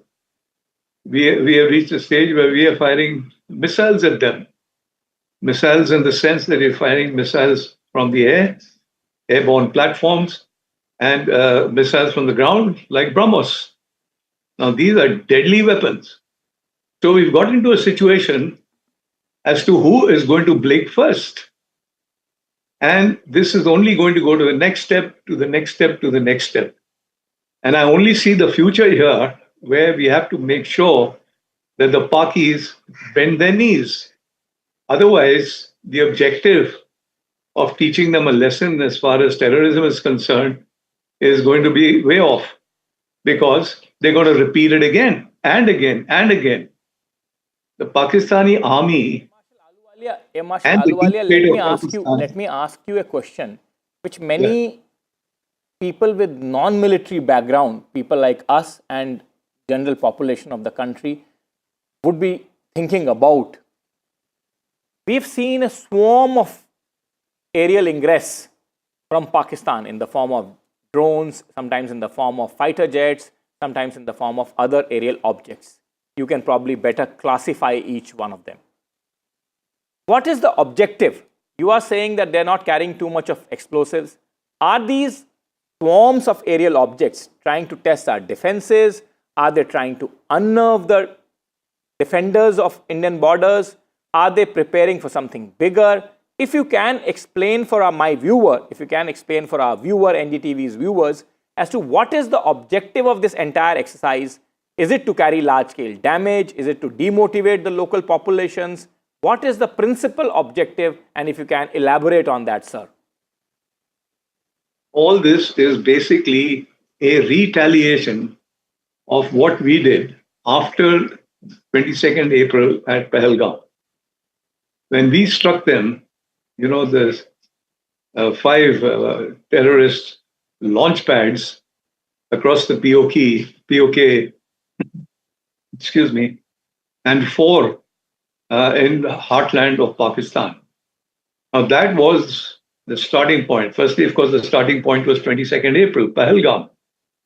But over here, we were able to use the kamikaze drones like the Heron and the Herpes, which actually delivered devastating damage to the infrastructure, the training areas, the habitats of all these terrorist organizations like the JEM and the LAT.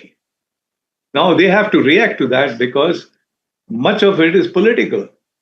The very existence of the deep state of Pakistan, vis-a-vis the Pakistan ISI and the Pakistan Army, is based on anti-India stance. Now, if they do not react, then they're finished politically. They're not going to let this happen. So all this is nibbling at the moment.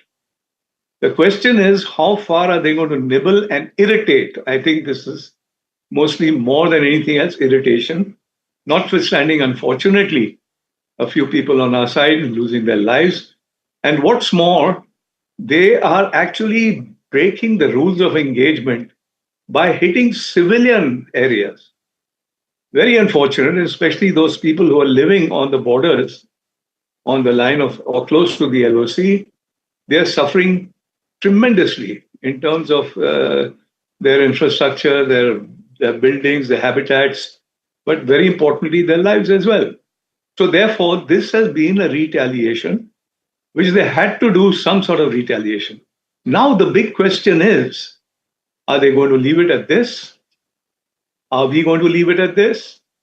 Are we going to use our platforms, aircraft, to fire missiles with devastating effect? Or are we going to use our UAVs with devastating effect?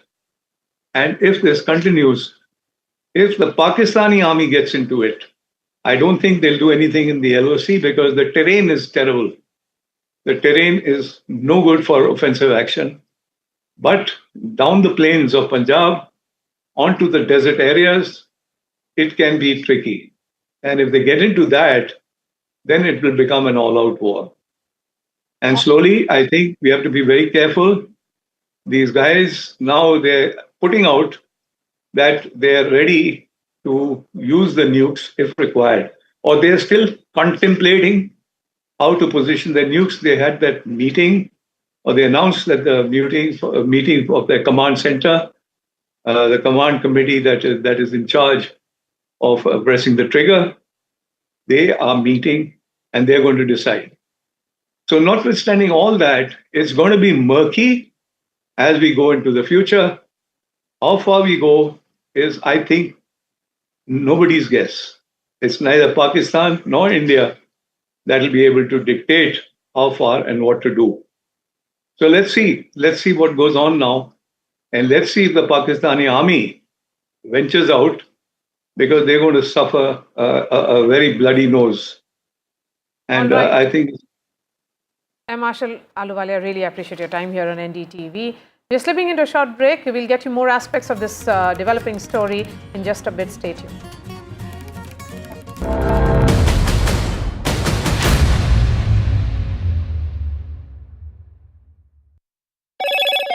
Hello, Moto. Motorola, India's leading AI smartphone brand.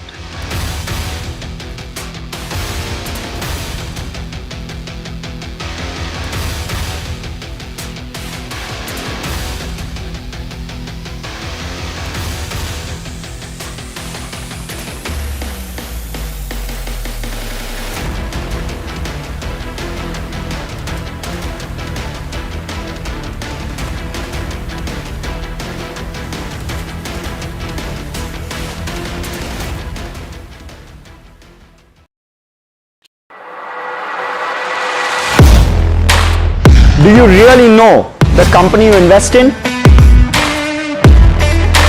What is the real picture behind presentations and claims? Is the outlook as rosy as the company claims?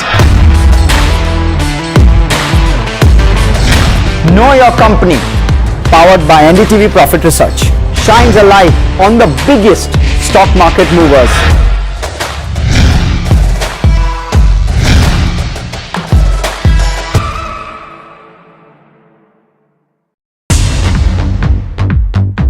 More news that matters.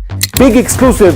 Tulsi Gabbard gunned down by Pakistan-backed cowards. When you interact with people on ground, you're able to reflect their sentiments much better. More debates that shake the system. More exclusives you won't find anywhere else. Not just another prime time. It's a prime time that's unmissable.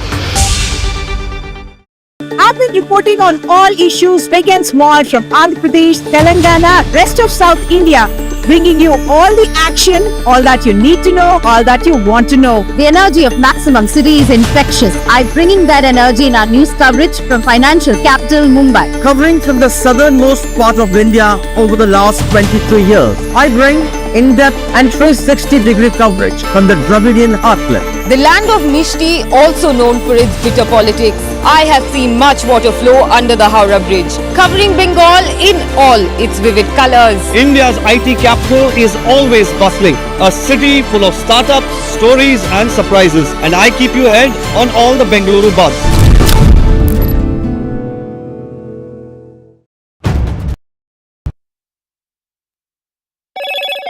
Hello, Moto. Motorola, India's leading AI smartphone brand. Government does a special briefing on Operation Sindoor. Government says it responded effectively to Pakistan's escalation. India hit targets at multiple Pakistan air bases.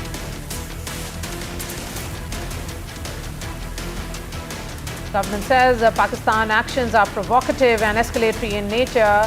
It reiterates that several multiple air bases were being targeted by Pakistan.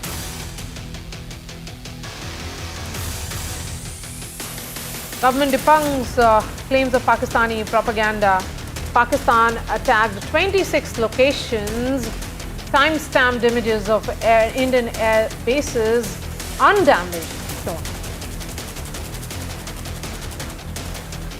United States Secretary of State speaks to Dr. S. Jaishankar. Marco Rubio says that India and Pakistan must de-escalate. External Affairs Minister responds by saying that India's approach has always been measured and responsible.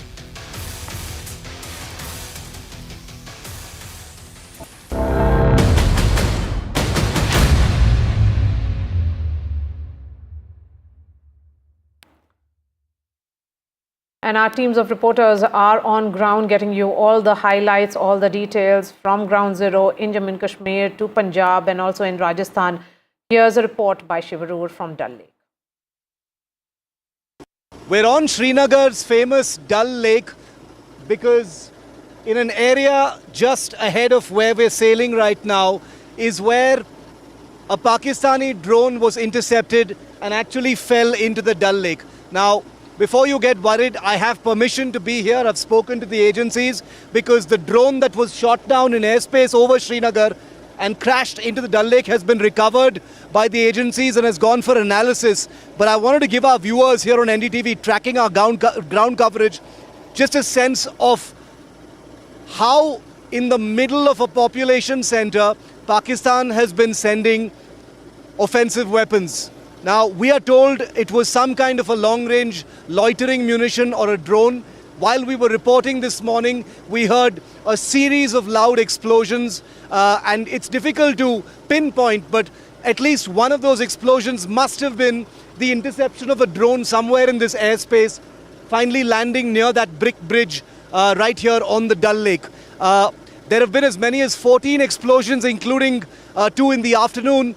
Most of them in the morning. We are told that air defense systems have activated in and around Srinagar near the airport and beyond, bringing down a variety of drones, confirming once again that last night's drone strike attempts in Srinagar and several other places. We are told about 26 different places is continuing today as well. We heard it with our own ears and it was captured on NDTV's cameras. What Pakistan does next will depend on how it handles the Indian airstrikes that have taken place as a retaliation on their military bases. Remember that phrase, military bases, viewer, because here in Srinagar, a highly populated city with lakhs of people living around the Dal Lake, Pakistan sent a loitering munition capable of killing lots of people right into a population center, signaling very, very clearly that it doesn't care for civilians and it doesn't differentiate between population centers and military targets. With Ashwini Mehra on the Dal Lake in Srinagar, Shiv Arur for NDTV. We're on Srinagar's famous... All right, some visuals now coming in of that crucial meeting that was chaired by Prime Minister Modi. In fact, Rajnath Singh, Raksha Mantri and other heads of three forces were in attendance as well. We'll try and play those visuals right on your television screens. And Aishwarya will be joining us. The significance of these meetings, Nikunj, which are taking place in Delhi, Prime Minister Narendra Modi doing an overall assessment. Then you have Raksha Mantri meeting Tri-Services Chief, Home Minister Amit Shah meeting paramilitary forces. Well, Maria, now this is a very crucial stage of this entire conflict. Part of the meetings, of course, would be now to safeguard the civilian population in the border areas. That becomes the big management task for the Ministry of Home Affairs. Remember, it's their area of responsibility. It's the principal border guarding force that they are masters of, and they will have to coordinate with the civil administration to evacuate a large chunk of civilian population living alongside these areas, which are now being shelled actively by Pakistan. But what further steps we have to take now to bolster our defenses, be the offensive action against Pakistan from deterring them for any kind of mischief that they have been carrying out for last couple of days now, or in fact more. That is also now a very important part of the entire strategizing, and that is why Prime Minister himself at the superstructure of the political structure of the country, at the apex of the political structure of the country, meeting not only the service chiefs but also the civilian leadership, including the National Security Advisor and his top ministers, just to fine-tune and strategize each component of that strategy. Each minister will do the responsibility of his executive line ministry, the home, the defense, etc. And then at the level of the Prime Minister, the overarching strategy to deal with Pakistan, including the defensive action to safeguard the populations from the Pakistani action, would be decided. So, but it's a regular monitoring, regular assessment, because it's a dynamic situation and the Prime Minister at the helm of the political structure of the country is very hands-on, is what is also becoming very clear. He has displayed that political will when Operation Sindoor was carried out. India has sent a message of a new security doctrine, which will be very different from what it was in pre-Modi era. Well, absolutely, that's fine, Maria, but this, as the chief executive of the government, cannot settle at any other level. This has to settle at the Prime Minister's level, because it's the Prime Minister who will have to congregate each one of them, various stakeholders, his top apex ministers of defense and home, and National Security Advisor, and the military brass. The least to say, who are all present here, at least in this meeting. So all of this, the entire whole of strategy here can only be solidified at the level of the Prime Minister, and his directions, like in any other case, would be final. As I said, multiple components now to it. The first and principal component is deterring Pakistan from carrying out further aggression, responding to Pakistani aggression, and then the third, equally important component, I would say, of safeguarding the interest of the civilian population, safeguarding the civilian populations actually now physically very much.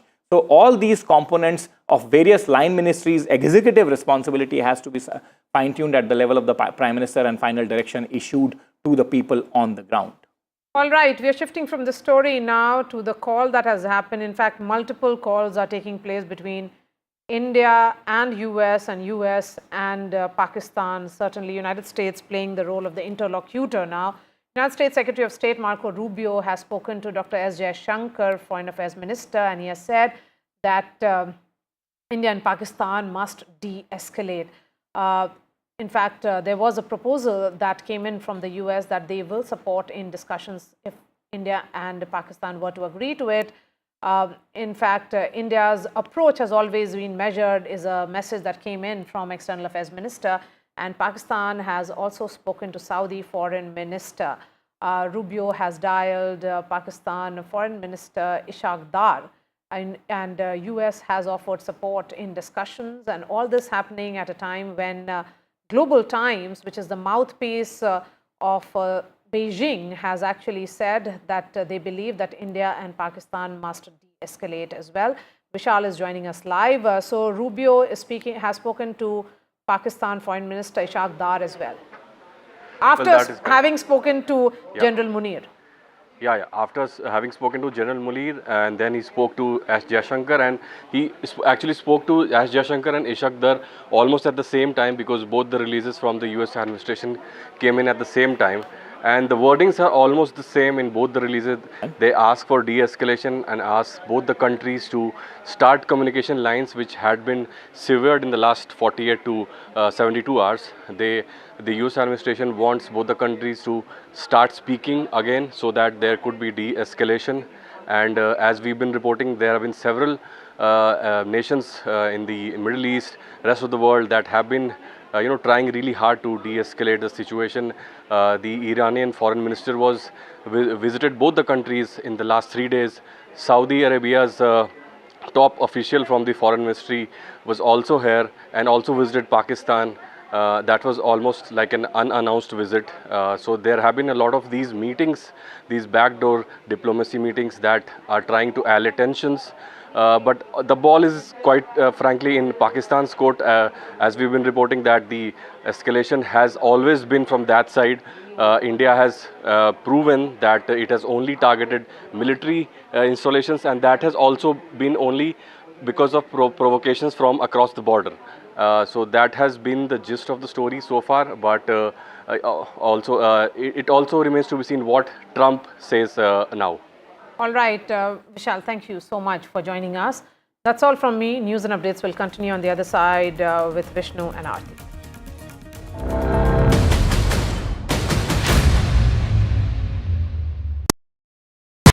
In today's interconnected world, India's voice is more crucial than ever.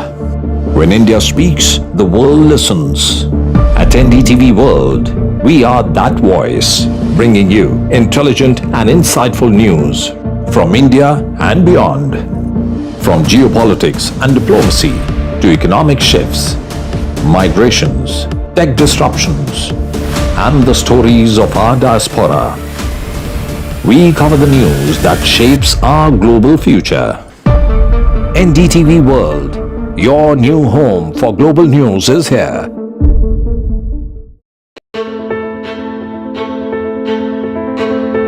News is not just headlines, it is what impacts you. And news should never be mistaken for noise. What matters is the reality. Accurate, in-depth, and with the right perspective. For over 20 years, I have been a journalist, and never has clarity mattered more than now. At Newsnight, we go beyond the surface.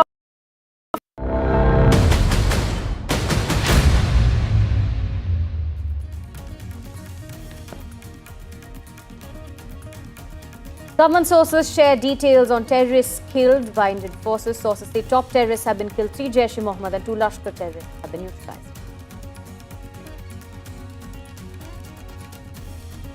There's been a high-level meeting underway at the residence of the Prime Minister. The 3 service chiefs have met Prime Minister Modi. They've reviewed the situation with the 3 chiefs and the Chief of Defence Staff. The government in a press briefing said Pakistan's actions were provocative and escalatory. The government also said that Pakistan had tried to hit multiple air bases in India.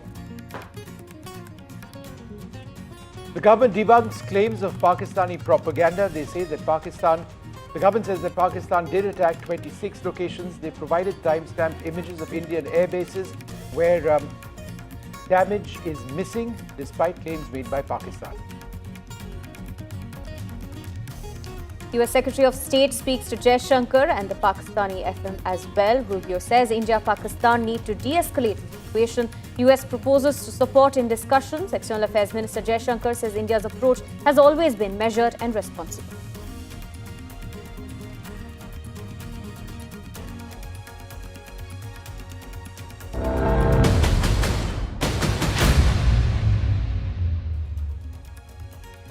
Good afternoon. We continue to bring you our non-stop coverage of what is a warlike situation between India and Pakistan with multiple attacks which have been underway now for the last couple of days.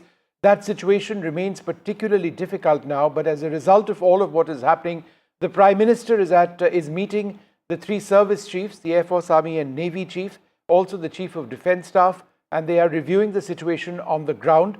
Joined now by my colleague Aishwarya Jain, who's been tracking this particular meeting. Aishwarya, this is one of several meetings which have been going on since the morning, right?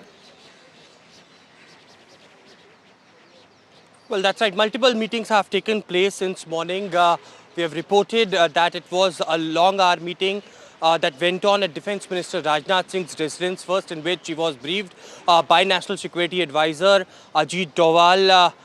It was CDS who also went on to meet Defence Minister, a separate meeting in a huddle of the three service chiefs at South Block that went on for almost 2 hours. And after those briefings, it was all who have now arrived at 7 Lok Kalyan Marg, which is Prime Minister's residence. Let me quickly show you these visuals of Prime Minister's residence over here, where a high-level meeting is still underway as far as Defence Minister Rajnath Singh, CDS Ajit Doval, CDS Anil Chauhan, NSA Ajit Doval, and all the three service chiefs all are present inside 7 Lok Kalyan Marg, and there we can see the visuals as well of the meeting. Prime Minister is currently chairing on the ongoing tensions between India and Pakistan. Of course, there are certain actions that the Indian armed forces are regularly doing, and they have been updating on a regular basis as far as the visual proofs or how there has been attempt of infiltration bid and how Pakistani forces are indulged in hitting Indian civilians. And it is India's stand that is very clear that India is just retaliating to what Pakistan is doing. They are hitting our civilians, and we are defending our territory. And standing instructions from the Prime Minister. Of course, the sources earlier stated that Prime Minister has stated that it is Indian armed forces which are being given complete free hand. Prime Minister believes in the professional capabilities of the Indian armed forces, and certainly the final nod comes from the top dispensation, the top leadership of the country. But of course, after those briefings, Prime Minister currently chairing this high-level meeting, which has started almost half an hour ago. That's right, Aishwarya, and this meeting also comes at a crucial time because we've seen that in the past couple of days there's been a lot of escalation, especially this morning, and we've also had an unprecedented briefing from the government in the morning as well, talking about how India's action in Pakistan. Well, Pakistan launched coordinated attacks from drones and missiles on the Indian territory. It was interjected by the air defense systems, and the most important thing to note is on a daily basis, as we are witnessing these ceasefire violations, the artillery gunfires across the line of control and international border, and how Pakistani army is up to attack the Indian civilians as well. And because of these ceasefire violations, there have been several casualties that have been reported since the engagements had begun between India and Pakistan. There has been visual proofs that had come out, and on a daily basis, it is, of course, the Indian army which is releasing these visual evidences of how Pakistani troops are indulged in hitting the Indian territory. So, it is, of course, the top leadership in the government, which has also stated that, the Indian armed forces are taking every action possible, but the top leadership, Prime Minister, Home Minister and Defence Minister, very, very closely monitoring every situation day and night. All right, half a second, Aishwarya. We're going to move on now to the other big story that we are tracking today. The government has released details of terrorists killed in Indian operations. Why is this significant? Because remember, all of what we are seeing right now is because of Pakistan's terror attack in Pahalgam. Now, after that, India did attack Pakistan. We attacked Muridke, we attacked Bahawalpur, several other areas where top terrorists of the Pakistani terrorist groups, the Lashkar-e-Toiba and the Jaish-e-Mohammed, have been trained. These were particular sites which facilitated attacks, including 26/11 against India. We now have details on who the terrorists were who have been eliminated as a result of India's actions. This is critical because ultimately all of this is post that Indian operation to get rid of terrorists. My colleague Maria Shakil with us at this stage. Maria, would you like to run us through some of the key names which have now emerged? Yes. So let's start with this list. And, you know, Vishnu, we have been saying that, and that's what the Indian establishment here also has been emphasizing on, that the terrorists who have been killed are linked to Jaish-e-Mohammed and Lashkar-e-Taiba. These terror outfits have been carrying out attacks on Indian soil, not once but multiple occasions in the past. Remember, IC-814 hijack which happened. In fact, someone who carried out that hijack was wanted in that case, has also been killed, Muhammad Yusuf Azhar. He is brother-in-law of Maulana Masood Azhar. He handled, in fact, weapons training for Jaish-e-Mohammed and was responsible for multiple terrorist attacks which took place in Jammu and Kashmir. Besides that, other names which includes Mudassar Khadian Khas, who was in charge of the Mazkar Taiba in Muridke. His funeral, as was pointed out by Foreign Secretary, was attended by the serving Lieutenant General of Pakistani Army and also the IG of Punjab Police in Pakistan. So the emphasis being made here by the government sources, Vishnu, is that they have worked closely with the Pakistani military and the entire Pakistani establishment in carrying out those terror attacks on Indian soil from across the border. It was cross-border terrorism and the planning and was carried out, it was done on the Pakistani soil. More names that have been released by way of government sources, of course, is of Muhammad Hassan Khan, who is associated with Jaish-e-Mohammed. He played a key role in carrying out multiple terrorist attacks in Jammu and Kashmir.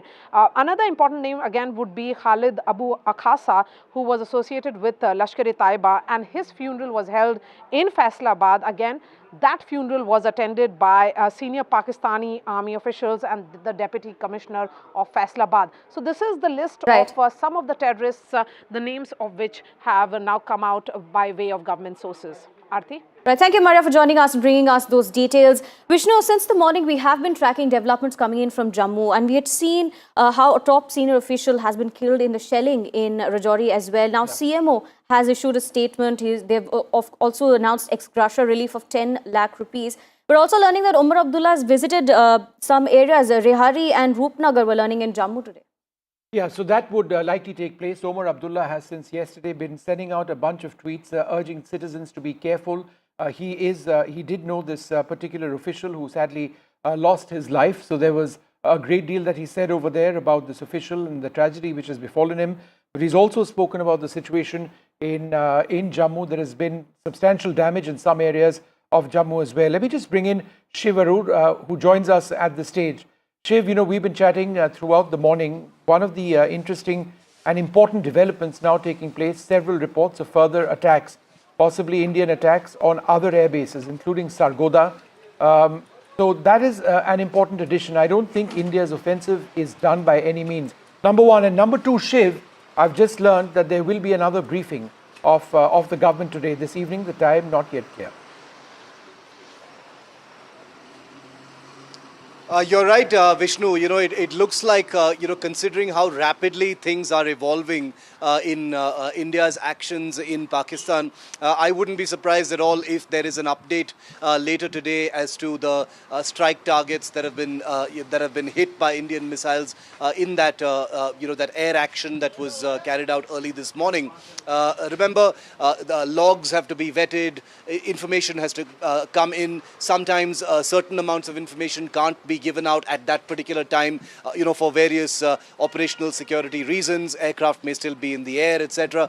And therefore, it's quite likely. I have heard the same thing that you have. Jacobabad, Sargoda, Faisalabad, Mirpur and a couple of others. I'm hearing that there may be radar facilities or airfields that may have actually been either targeted or in fact hit by Indian munitions. I'm wondering whether those will come up in that second briefing that is scheduled for later. We don't have a time yet, but it's possible that it'll happen later, especially since the first briefing that happened this morning, Vishnu and Aarti, detailed in quite elaborate manner all the bases that were actually hit, even specifying what was hit at those particular bases. On your second question on that briefing, very, very possible that it'll happen. Remember, as we speak, the Prime Minister is meeting with his top security men, the three armed forces chief, the CDS, the National Security Advisor, Mr. Doval, and the Defence Minister, Rajnath Singh.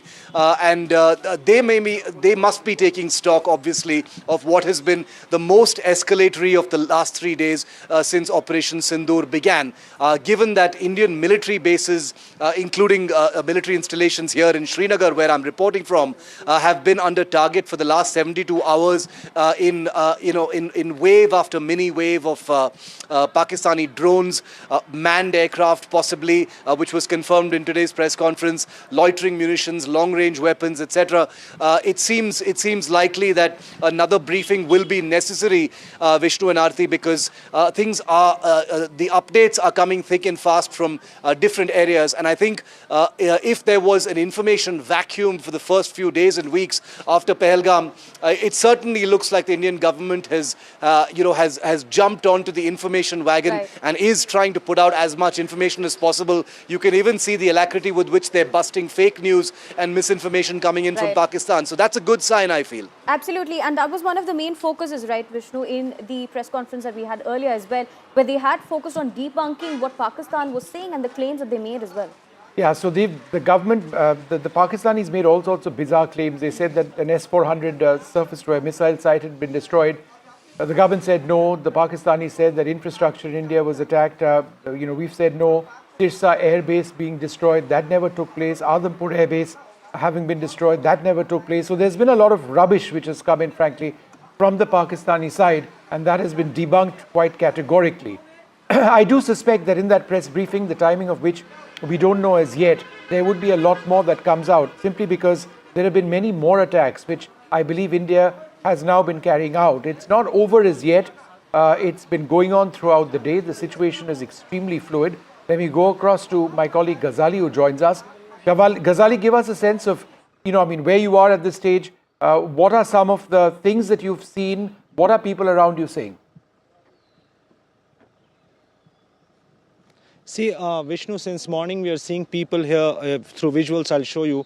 A lot of people are just moving from here, migrating to other safer locations. There are cars behind me which are coming from higher areas, from the higher altitude areas of Rajouri district. And every car is coming with people who are moving with lock, stock and barrel from this particular area, because they're uncertain that by when Pakistan will stop the shelling near the line of control, because all these villages towards this hilltop are closely located to the line of control. And for the last 4 days, at least since 7th of May, there has been heavy shelling by Pakistan, and the pattern keeps changing. Earlier it was expected that it will only be after sunset or in the evening hours, dark hours. But today, with the death of one of the senior officials who was killed in shelling early morning at around 5:30 to 6, has certainly created a kind of panic among the residents here who are moving towards the safer areas. The Deputy Commissioner and the administration of Kathua district, Rajouri district and Poonch, which is closer to the line of control,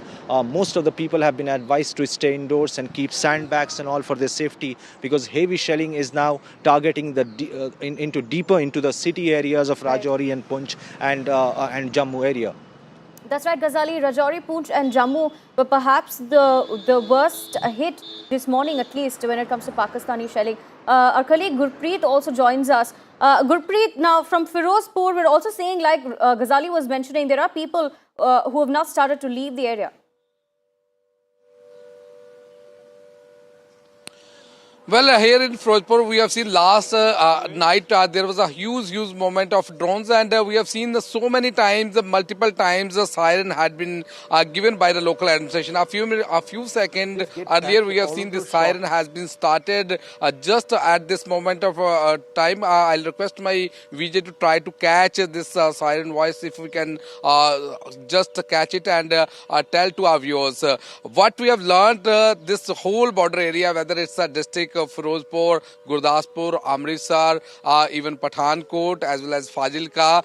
This whole border area, it's already on red alert. Some moments had been learnt early in the morning. We have seen at 5 o'clock there was a siren which has been given by the local administration so that they will be make people aware of the situation, ground situation here from where we are reporting at this point of time, very a few kilometers away from that border, and we have seen a huge number of villagers who are staying near the border. They have already migrated and shifted their children and women to the safer place, but as of now we have seen no panic has been seen in this city. The life is calm, life is as usual, but they are also trying to plan and chalk out a strategy to save their families. We have been traveling from one village to another village, and last night we have seen the multi-drone had been thrown from Pakistan side, and what we have seen, one family which was able to save itself, but they got severe injury. They had already been admitted in the hospital. They are already getting the treatment, and what we have learned, one woman was... Gurpreet, sound down for a moment. We've got breaking news now that entire meeting which was being held with the Prime Minister, the Chief of Defence Staff, the Armed Forces Chiefs, that is now over. We're joined by NDTV's Aishwarya Jain. Aishwarya, any details that you can share? How long was this meeting? Well, the meeting lasted for almost an hour. It was Prime Minister was briefed about the ongoing operations along with the line of control and international border of the Indian Armed Forces. It was, of course, all three tri-service chiefs along with the CDS, NSA and Defence Minister Rajnath Singh all were present in this meeting. Almost 1 hour was something that the meeting took place. It was, of course, a louder message that had come out that entire country is together with our armed forces, and as the message has been given loud and clear by Prime Minister time and again that free hand has been given to the Indian Armed Forces. The next step and the next sort of action, if there is a possible attack from the Pakistani side on Indian civilians, and what sort of action Indian Armed Forces can take are some of the crucial points certainly would be discussed. These are strategic and very secretive meetings in nature, and therefore, much details do not come out. But of course, Prime Minister yet again chairing within 12 hours another meeting with the top officials, the top security officials of the country. Right, Aishwarya, stay on with us. We're also being joined by our colleague Nazir as well. Nazir, now CM Omar Abdullah as well visiting several areas in Jammu, especially we're learning that he's been in Rehari and Roopnagar in Jammu, and remember Omar Abdullah also having announced ex gratia for the families who've been affected by the shelling that took place in Jammu and Rajouri. Well, it's again a tough time for the elected government to reach out to the people, and perhaps same thing is being done by Omar Abdullah. He's trying to reach out to people. Therefore, yesterday when there was huge, projectiles were fired towards Jammu city, he reached there early in the morning, Jammu, and since then he has been meeting people, affected people, particularly those who have either been hit by Pakistani shelling or those who have been displaced are living in the shelter camps which have been set up by the government. And many other ministers have gone to different areas, whether it is North Kashmir or other places, or Poonch, Rajouri as well. And it is the duty of the government to reach out to people and ensure they get shelter, they get food, and they get basic facilities in these trying times. Because it's not their doing. Pakistan is shelling innocent, people, villages. Innocent people are getting killed. Their houses are being destroyed. I have seen several such houses which have been damaged in Pakistani shelling. So it is the administration's responsibility to reach out to those people. In fact, one officer lost his life in the line of duty. Rajkumar Thapa, he was in additional Deputy Commissioner Rajouri. He died after Pakistani shell from Pakistan hit his official residence. So that is the officials, people in the government. They're trying their best, and actually even that he paid a price with his life, but did not abandon his duty. And I could see pictures also, Chief Minister visiting his family also in Jammu. Right. And also this ex gratia relief, this compensation, some compensation has also been announced All for right, the so victim that's important, families that compensation for by the the family government. has been But having announced. What said we'd that, like it's to a do very, at this very stage, tough time. Nazir, half a second. We just need to quickly, move on with all of these developments. Let's just go back to some of the footage that we've been playing out in the last little while. Now, this is some of the first footage which was released earlier on this morning, showing the Indian Army carrying out its attacks. So let's play out that footage of the Indian Army carrying out. This is the footage. Let's have that up full screen if we can. And let me describe this. This is across the line of control in parts of Jammu and Kashmir, where, as you will see over here, several Pakistani terrorist camps have been taken out. There are anti-tank guided missiles which have been fired over here against hardened targets. There are mortars which are being used. There are grenades which are being fired as well. That is an anti-tank guided missile, 2 of them in fact, which home into a certain target, which, as you can see over there, these buildings being completely demolished. There have been several rounds which have been fired over here, and a lot of this video has been showcased by the Army earlier today in that press conference. There was other footage as well. We'll try and have that out on nighttime strikes. If we can pull out that earlier footage a little while later on and show that as well in a while from now. But this is some of the most clear footage of a huge fire strike by the Indian Army on posts right across the line of control, which have inflicted a substantial hit on Pakistani infrastructure. What you see on that right-hand side of your screen briefly was a grenade launcher. Now, this is footage which was shown earlier on today. This was at night, infrared vision, again showing hits on Pakistani bases. It's unclear what weapon system was used, but again, these are Pakistani posts which have been taken out. There's a third bit of footage as well, which has emerged of a particular site where drones were being launched by the Pakistani Army. That particular site across the Jammu front in Pakistan was also taken out by the Army quite clearly. So these are small examples of the Army carrying out attacks. Now, these are the quote-unquote the relatively smaller attacks, important nonetheless. The big ones have taken place on the air bases in Pakistan, which we've been talking about. We'll keep doing that in a little while from now.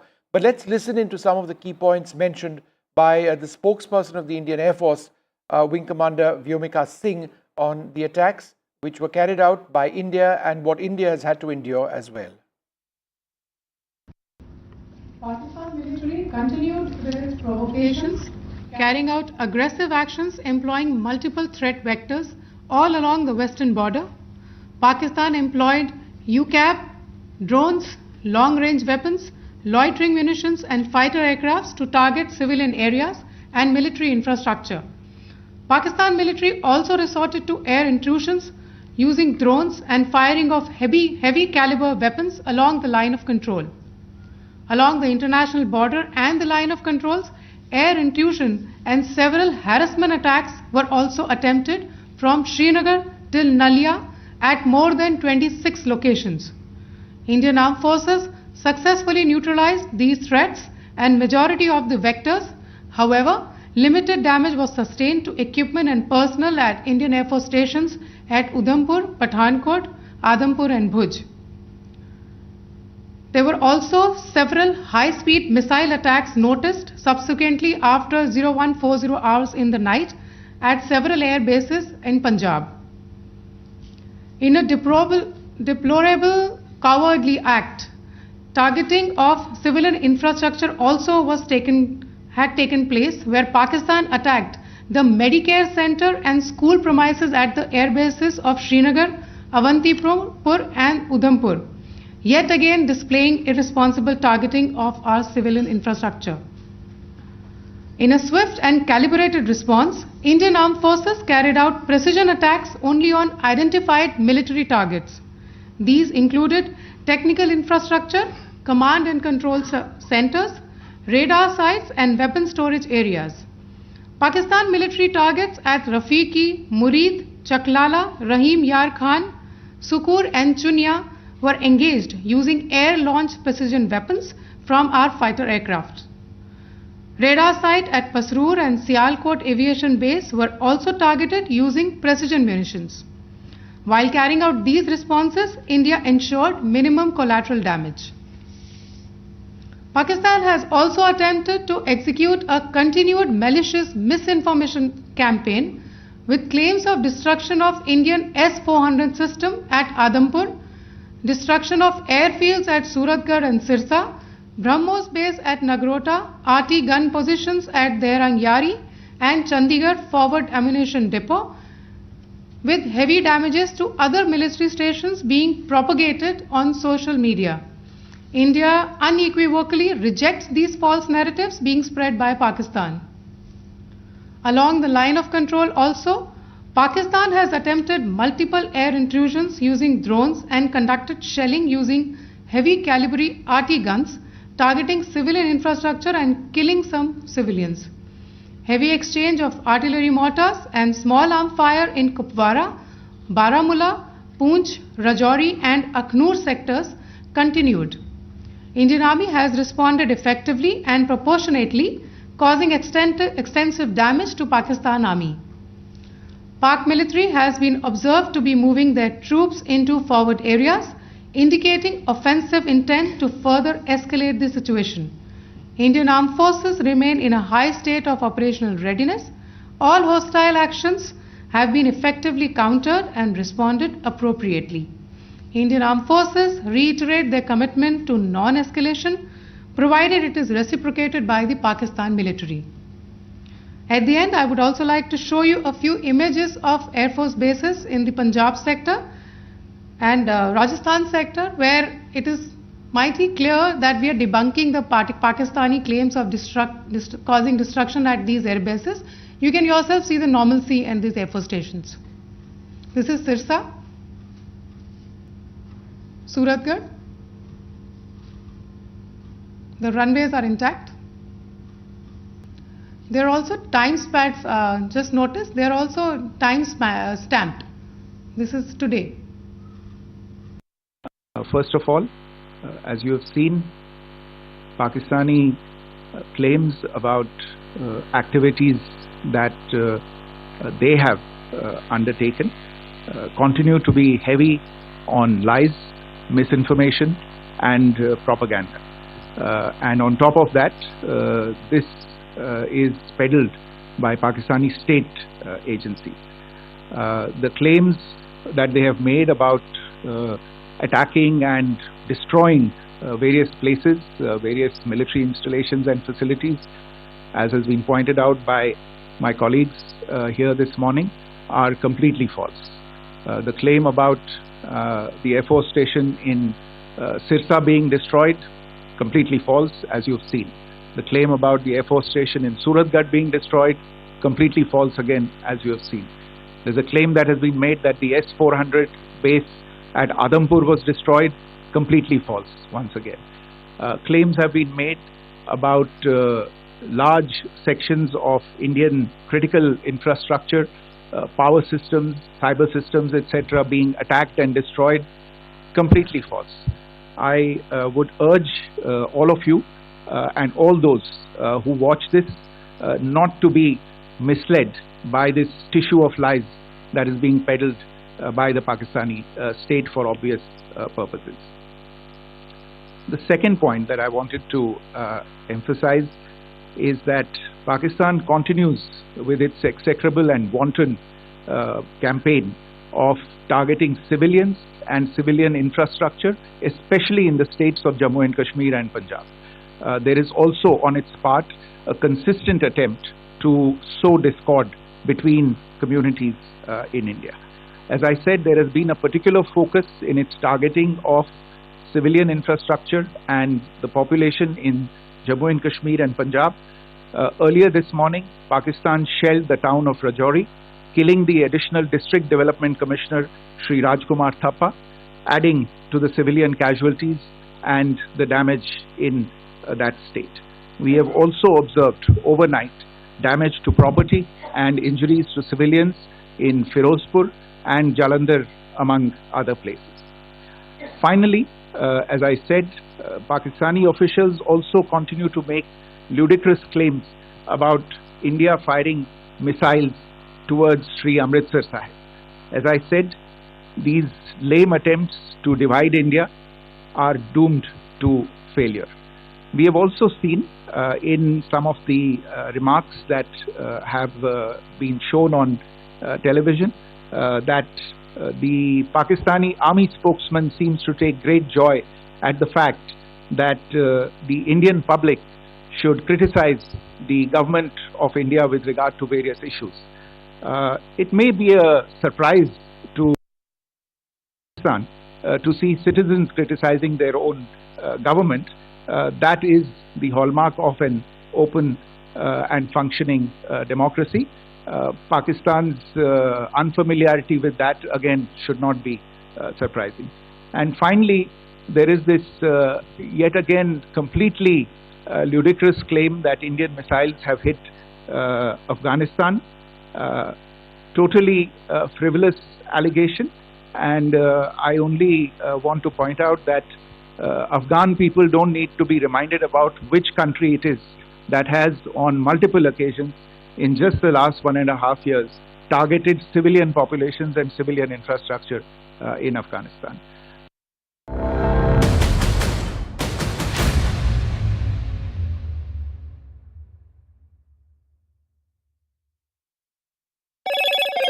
Hello, Moto. Motorola, India's leading AI smartphone brand.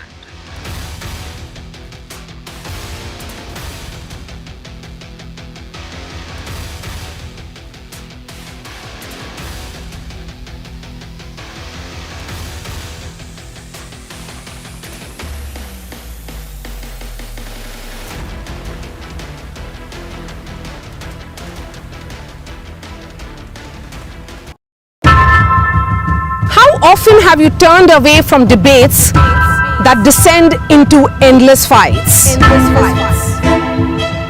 We bring you a show where every question is answered, where every debate finds its resolution, where every story finds its conclusion, where opinions collide but facts prevail, where stories unfold with insights and trust. When the noise ends, the last word begins.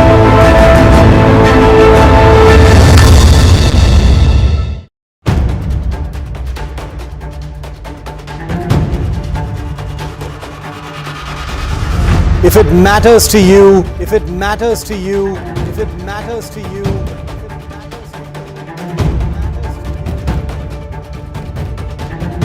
it matters to India. It matters to India. It matters to India. And it matters to me. And it matters to me.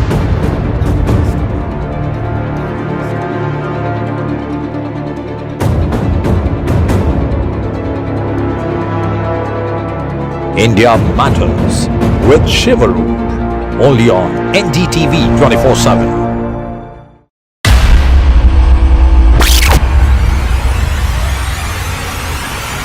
The last 1 month, if you see, the share prices of Genzol Engineering has fallen more than 58%. Why are the rating firms calling the debt payments as default? We have two credible credit rating agencies on March 4th coming and downgrading the stock to D. Statements are consistently being proven wrong, and transactions are being taken place which are different from what they were originally pictured to be.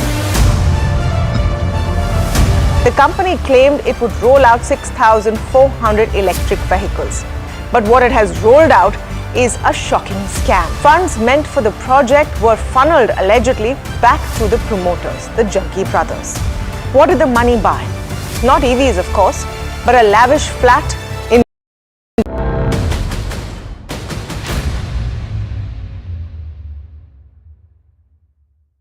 Welcome back. What happens next? It's been a day of intense military activity across the line of control and the international border. Pakistani air attacks continue. India hitting back at Pakistan very, very hard indeed. There is going to be a briefing of the External Affairs Ministry, which would be the second one of the day in a couple of hours from now. Joining us now, Ambassador Rajiv Dogra. Ambassador, thanks very much for being with us. We've seen the United States reach out to both India and Pakistan, say that there needs to be some sort of way of communicating. We've seen the Saudis reach out to both sides as well. Other countries, the G7 also asking for de-escalation. How does one get about de-escalation, or do you believe that that's not an option at all from an India standpoint presently? Well, I don't think anyone in India would say that de-escalation is not our desire. Firstly, we did not escalate. The escalation started from Pakistan's side on 22nd April, as has been said repeatedly by every government spokesperson and every news anchor, every participant in news shows. Even after that, every step in the escalatory ladder has been by Pakistan. India has not done it. To give you one example, who is attacking the civilian population of a country? It is Pakistan. India has not done even a single, even by way of a mistake, a single attack on Pakistani population.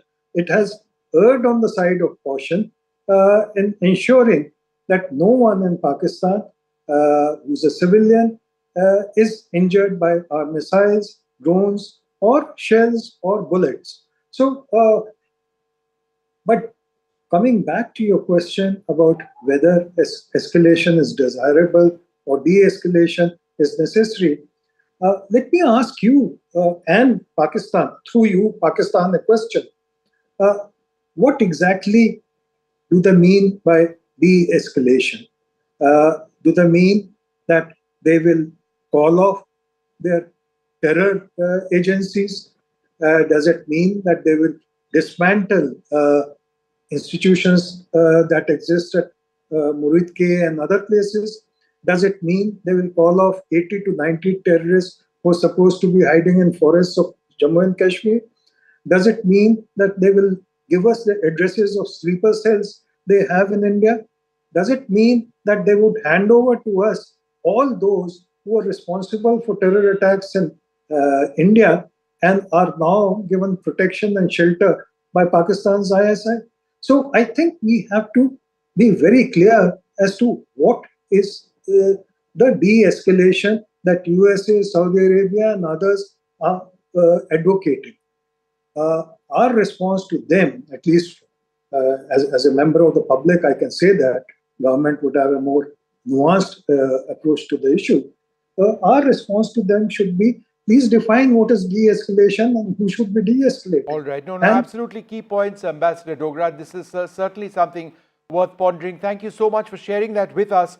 We're going to move on now to some details which we've now been able to get of terrorists killed in the original Indian operations post the Pahalgam terror attack, India's airstrikes which took place in Pakistan, where top terrorists have been killed. We've got details of those who have been eliminated, 3 Jaish and 2 Lashkar terrorists, and details of this have now emerged. Now, why is this important?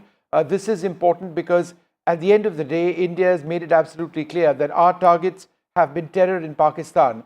Some of those who have been eliminated were involved in 26/11. They are believed to have been involved in attacks such as Pulwama as well. They seem to have had the support of the Pakistani administration, the local police over there, even in their funerals and the like. There is a real sense that India has achieved a great deal in taking out these terrorists. Of course, Pakistan has retaliated with military force, which is being resisted extensively by India presently, with even more reports coming in of further Indian military strikes on Pakistani bases, even this afternoon. Right, Vishnu, and in terms of misinformation as well, we have been seeing there's a lot of propaganda that has been circulating. There's misinformation circulating online. India has been doing its best to keep misinformation at bay. Just earlier in the press conference as well, India had debunked several of the claims that Pakistan had put forward. We're being joined by Nikunj Garg as well to bring us more details about this. Nikunj, how exactly is India debunking Pakistan's propaganda and misinformation that's circulating online and otherwise as well? Well, Aarti, the important thing to understand here is for the Indian population. Much of this propaganda is actually targeted at Indian civil population. The larger world probably is currently not too interested in the conflict or will not be too bothered in this conflict unless it further escalates. Pakistan is basically trying to demotivate through a large online campaign, particularly the population that it is targeting, and send out a message that Government of India or the Government of India's other wings are somehow failing to act upon the responsibility entrusted upon them. Pakistan obviously is a past master of misusing social media elements or even propaganda on the mainline platforms. They have activated their complete machinery at this moment also, as is expected in a near war-like situation that we are in currently. Obviously, Pakistani side will leave no stone unturned, knowing their weaknesses, knowing chinks in their armor, and would try to impress upon a larger section of population, both in India and Pakistan back home also, that they have been able to inflict large-scale damage. Government of India, as you have seen, that the Press Information Bureau has set up a fact check unit. They have been constantly debunking any kind of propaganda that is being pushed by the Pakistani handles. Government is also taking active steps to block the handles that have routinely been found to be propagating Pakistani fake media campaigns. It has also put out advisories. Yesterday, Information and Broadcasting Minister took a special meeting of multiple public platforms. In fact, a series of meetings, and after that they have set up a special control room for anyone to verify, anyone in the business of news, media and information seeking, to verify the news that is being put out through a special platform or a special control room of the Press Information Bureau. So multiple steps are being taken, but the best step against any kind of fakery on social media is not to fall for any kind of propaganda material being pushed by unverified handles or handles that do not have any reliable followers. And that's a general advisory for general people in any time. And mostly in the times of wars and situation of any contingency, people should very closely follow it. In fact, Foreign Secretary himself today appealed to the people not to fall for the kind Pakistani propaganda that is being pushed. And that was after he said that Pakistan is actually trying to sow the seeds of discord between communities in India. So that's how important this information warfare has become at this stage, Aarti. Thank you for joining us and bringing us. Nikunj, thanks very much. We're going to move on now, and it's not just Rajasthan, but across Punjab, parts of Jammu and Kashmir as well, that farmers are coming across debris in fields. There is remnants of weaponry which is being found on tops of homes, and elsewhere people are picking up potentially explosive devices. That's extremely dangerous, what you just saw over there. But this is a reality because a lot of weapons have been fired, a lot of drones have been brought down. There are also booster elements of missiles as well, which separate from weapons which we fire soon after the weapon is launched. For example, the BrahMos missile system, some of those have been found in fields also. Let's go across to NDTV's Harsha Kumari Singh. Harsha, thanks very much for being with us. It's been a very tense day in parts of Rajasthan today. Can you give us a sense of what it's been like for you? You would have heard explosions, seen people who are tense. What's happening where you are? Well, yes, I am in Jaisalmer, which is very close to the border with Pakistan. In fact, it's the last big city on the Western Front, Vishnu. And here in the early morning, we've heard reports from villages that, there were explosions which were heard. So there were explosions heard close to Jaisalmer. And then, of course, after that, at about 11:30, 12, we were told that there's going to be a complete red alert and everyone was asked to go indoors. And sure enough, after that, we got calls from Pokhran telling us that people heard explosions there. And we do know that in villages close to Pokhran, there has been some kind of debris that has been found. The debris that you were describing, potentially explosive, can cause a lot of harm, but luckily landed in a field. So obviously, the air defense system neutralized it before it could hit any target. And also, in Jaisalmer, when we came back to Jaisalmer, firstly, we were not being allowed into the city because they just wanted no movement at all. So that definitely created a sense of tension for everybody. And then when we were in Jaisalmer city, also in the distance, we could hear explosions. I've spoken to some senior officials who've told me that in this area, Jaisalmer, Pokhran, Falodi area, I can't pinpoint exactly where, but in Jaisalmer, Pokhran, Falodi area, of course, there have been explosions. And like you said, these kind of devices have been neutralized. But where I did go this morning, and it was astonishing astonishing that there was such a big crater that has been created in the ground by one of these devices that was neutralized just about 30-40 kilometers from Jaisalmer. So let's see that report. A lot of drone activity here on the border on the western front. Now we are in Jaisalmer in Badoda Gaon, which is about 30-40 kilometers from Jaisalmer, and about 4:10 in the morning this is what happened here.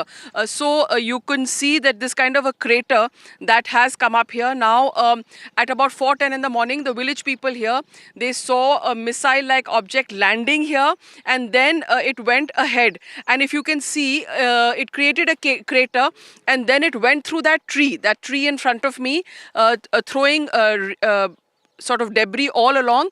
It went there and then it landed another 500 meters to the other side. So it's got a huge range from here till about another 500 meters. Now I have some people here with me who were of course witness to all this. भैया आपका नाम बताइए. उदय सिंह. हाँ, उदय सिंह, आप लोग यहाँ पर रात को सो रहे थे, घर में क्या देखा आपने? खेत है हमारा, वहाँ पर सो रहे थे. क्या देखा आपने? हमने तो 4:40 पर धमाका हुआ, 3 धमाका, जोरदार धमाका हुआ. उसमें अपने आग पूरा प्रकाश हो गया 3 किलोमीटर में, प्रकाश से प्रकाश. और फिर क्या देखा, यहाँ पे क्या हुआ? यहाँ पर गड्ढा, ये मिसाइल फूट को अलग गई, 2 किलोमीटर में अलग गई यहाँ. ठीक है. आपने क्या देखा, आप यहीं पे थे? हमने वही देखा, ब्लास्ट हुआ है और चिंगारी निकली है 4-4:30 के आसपास, और फिर धमाके अलग अलग जगह धमाके भी हुए हैं. और ये जो यहाँ पे आया था, ये लगता है चीरता हुआ यहाँ से गया है. बिल्कुल बिल्कुल, यहाँ से गिरने से सीधा, ये झाड़ है इसके अंदर से गिरने से सीधा यहाँ से 1.5 किलोमीटर आगे इसका जो टुकड़ा है वो आगे गिरा है.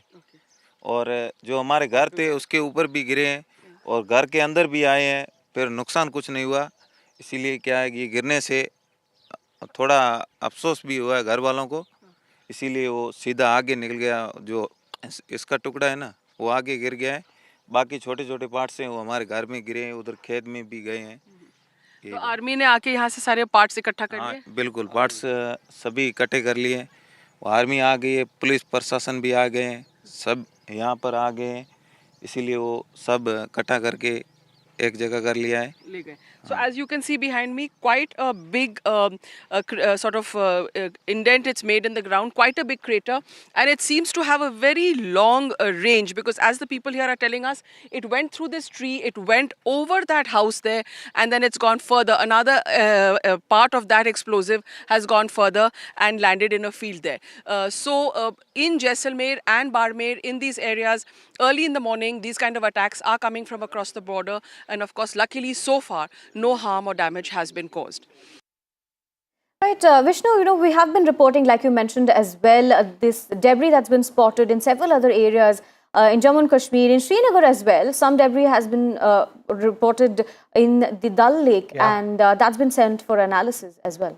No, it's interesting that you should speak about Srinagar, because when our colleague Shiv was reporting live this morning and I was on air with him from Delhi, there were explosions which were sounding all around him, and we were able to confirm from our Air Force sources that there was very extensive air activity over there, the use of fighters, surface-to-air missiles, there were drones possibly which were brought down, there were explosives as well.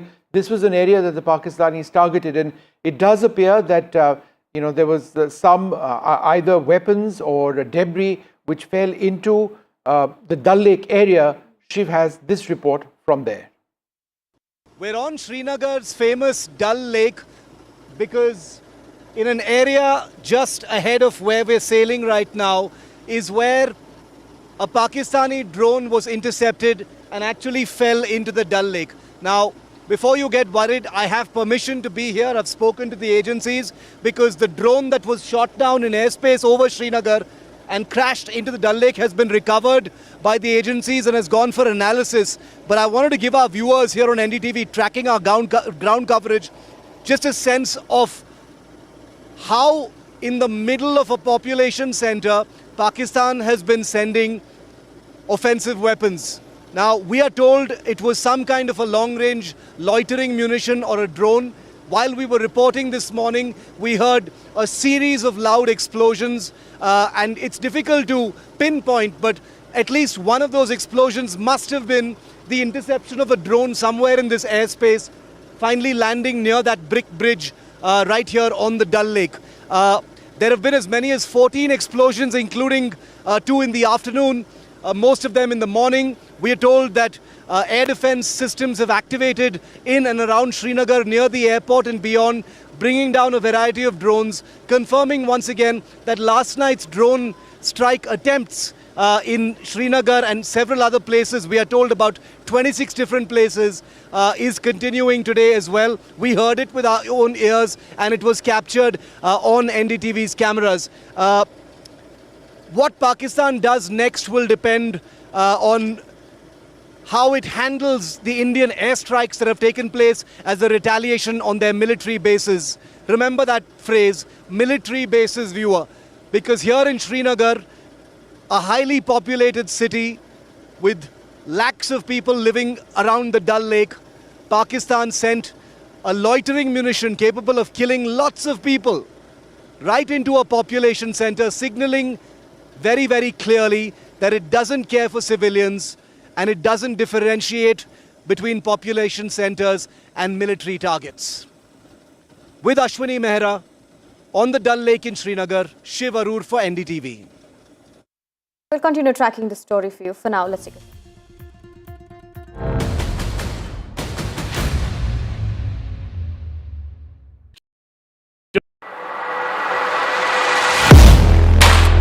Do you really know the company you invest in? What is the real picture behind presentations and claims? Is the outlook as rosy as the company claims? Know Your Company, powered by NDTV Profit Research, shines a light on the biggest stock market movers.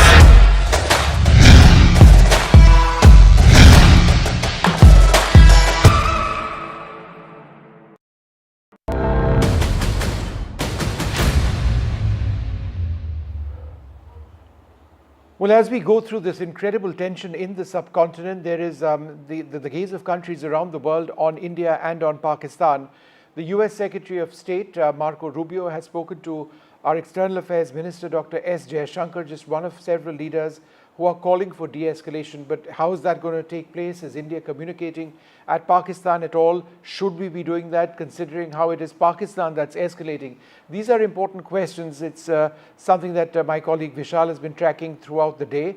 Vishal, there was that one very interesting interview given by Pakistan's foreign minister where he seemed to suggest that if India were to sort of not do anything further, they could consider de-escalation. Could you tell us about that statement, number one, and what about this conversation between America and India? Yeah, to start off with your first question, Vishnu, there was some buzz in the local media in Pakistan which suggested that the foreign minister, the defense minister of Pakistan, the foreign minister of Pakistan had actually spoken to the local media there and said that Pakistan is ready to de-escalate if India stops its aggression. That's exactly what he said on local media there, but that statement itself is quite questionable, because the escalation has clearly been from the other side of the border, from Pakistan, because India has only retaliated to what Pakistan has done so far from the word go. So that statement itself is quite false. And to move on to the second question of yours, which talked about Marco Rubio's interaction with leaders of both the countries.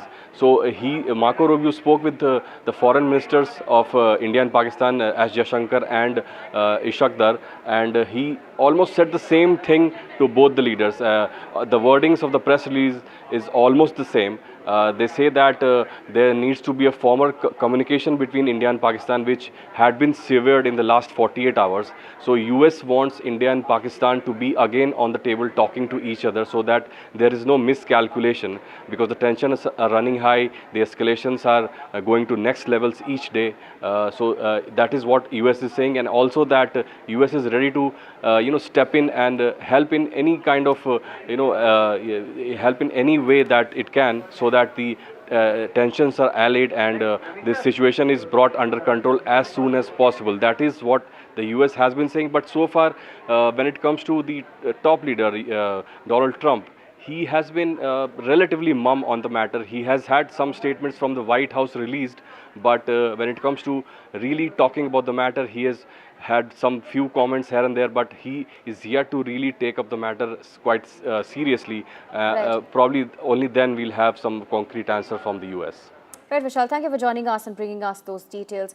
The situation, of course, is still escalating, quite tense, Vishnu, and what we're looking forward to now is the External Affairs Ministry's next briefing that we're expecting in a couple of hours. We don't have a time for that as yet, but there should be one which comes up. If indeed it does, then it would perhaps reflect on how India has been carrying out or perhaps carrying out more strikes in Pakistan, and the situation over our airspace as fluid as ever. We will take a short break, come back with more.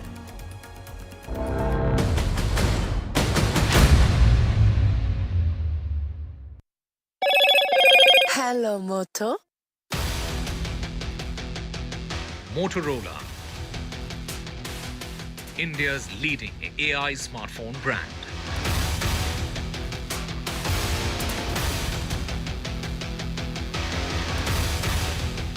Camp organized in Katwa and Jammu and Kashmir, where the youth have shown solidarity with the Indian Armed Forces.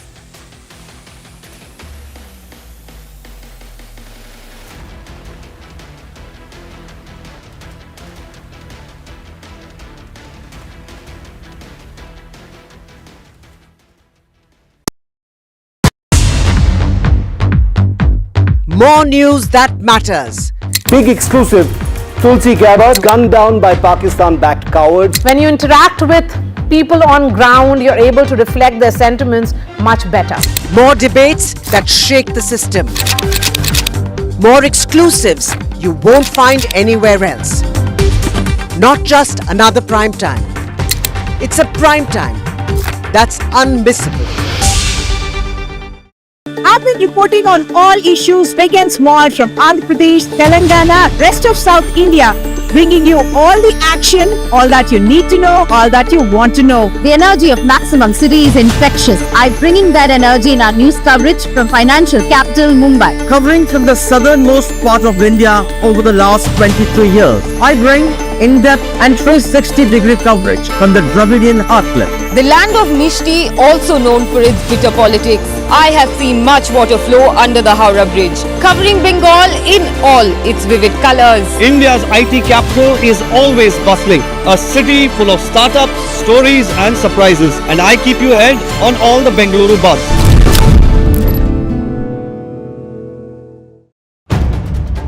If it matters to you, if it matters to you, if it matters to you, it matters to India. It matters to India. And it matters to me. And it matters to me. India Matters with Shivaru. Only on NDTV 24/7. In today's interconnected world, India's voice is more crucial than ever. When India speaks, the world listens. At NDTV World, we are that voice, bringing you intelligent and insightful news from India and beyond. From geopolitics and diplomacy to economic shifts, migrations, tech disruptions, and the stories of our diaspora. We cover the news that shapes our global future. NDTV World, your new home for global news is here.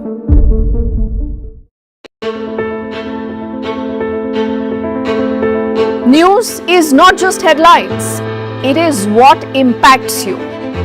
And news should never be mistaken for noise.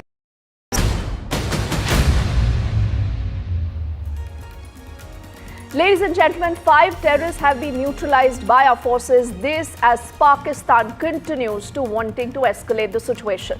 But India has called out the bluff of Pakistan, and we continue to maintain that we are more restrained and calculated in our approach, and we are never the aggressor. All that and much more with a lot of live ground reportage coming in from our team of reporters tracking the story. First up, the headlines. Government sources have spoken on the terrorists that have been neutralized. Sources say top terrorists have been eliminated. 3 belong to the Jaish and 2 to the Lashkar. The Prime Minister earlier has shared a high-level meet. 3 service chiefs have met with the Prime Minister. The tri-service chiefs, CDS, NSA and the Raksha Mantri were all a part of that big meet. The government is calling out the bluff of Pakistan. They say Pak actions are provocative and escalatory, and it is Pakistan that tried to hit multiple air bases. The government also debunking claims of a Pak propaganda. The government says it is Pakistan that has attacked 26 of our locations. Time-stamp images of the Indian air bases undamaged is also out. The US Secretary of State has spoken to the External Affairs Minister. Also, the Pakistani Minister Rubio also says that India and Pak need to de-escalate now. The US is proposing support in discussions. The External Affairs Minister very blunt in his reply, and he says India's approach always has been measured and responsible.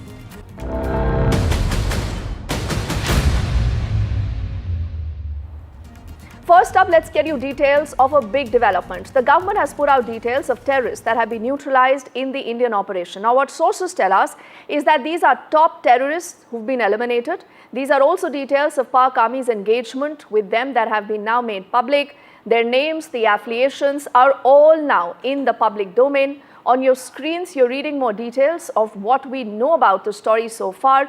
These are 3 individuals, 3 terrorists that belong to the Jaish, 2 to the Lashkar, and the government sources also maintaining that there are details of how the Pak Army's engagement has continued to ensure their infiltration and to ensure that they continue here to come and spread terror. Let's also get in more details of what we know about that story so far.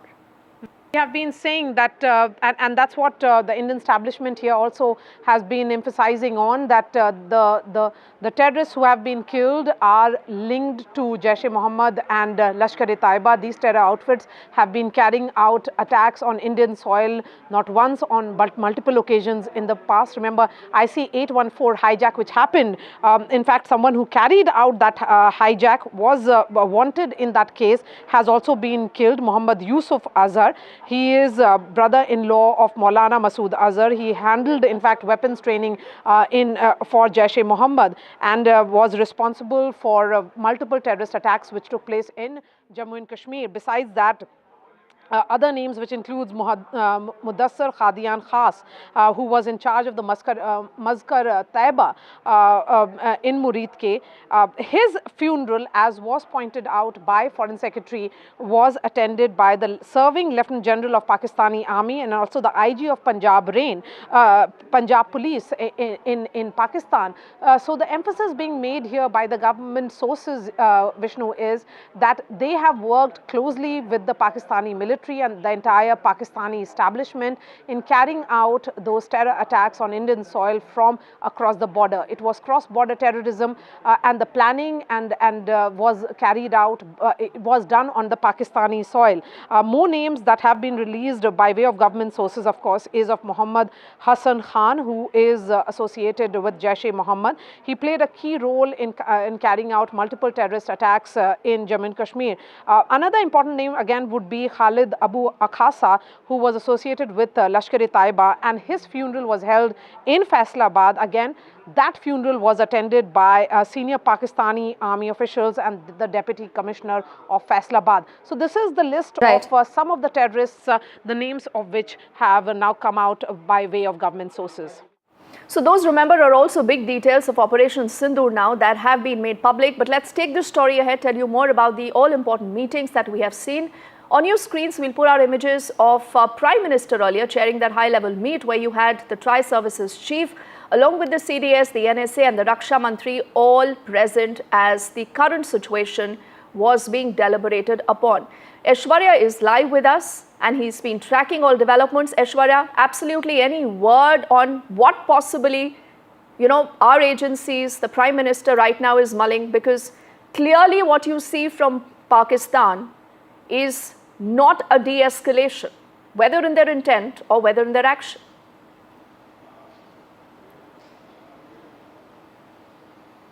Well, these meetings are very secretive in nature and strategic as well. Yesterday, late night, Prime Minister chaired a high-level security meeting with the top officials of the defense forces, including Defense Minister Rajnath Singh. And within 13 to 14 hours, another round of meeting took place today at 7 Lok Kalyan Marg, where Prime Minister was briefed about the ongoing operations of the Indian Armed Forces. The Indian government and the top dispensation of Indian establishment is in view that India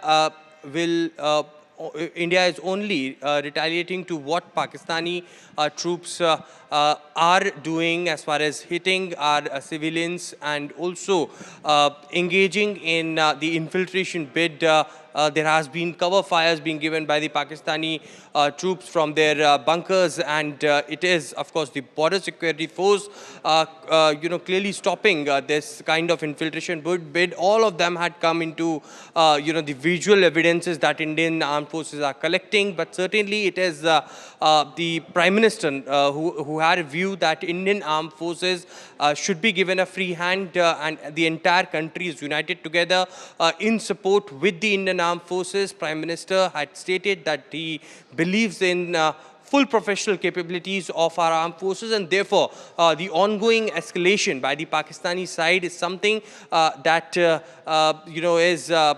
has been seen very, very closely. Prime Minister, Defense Minister and Home Minister monitoring such situations very closely. We've been told that since morning there are multiple meetings that happened. If I quickly recap those, early in the morning we saw Chief of Defense Staff going to Defense Minister Rajnath Singh's residence. That meeting lasted for almost an hour. Post that, we saw that press conference by the Government of India in which details were given about how the Indian armed forces stopped the Pakistani drones and missiles that were coming and hit and was aiming towards the Indian air bases. Post that, we saw NSA Ajit Doval going towards 7 LKM, and that meeting lasted for almost an hour, and then this very important meeting that Prime Minister chaired with Defense Minister Rajnath Singh, CDS, NSA and tri-service chiefs present. That meeting lasted for an hour, and a separate one-on-one meeting after that with NSA Ajit Doval and Prime Minister. So Prime Minister very, very closely monitoring each and every situation. Of course, the nod is being given by Prime Minister for the armed forces, but the armed forces have been given clear free hand for their operations. Absolutely. Aishwarya, only for the moment, thank you so much for filling us in on those details.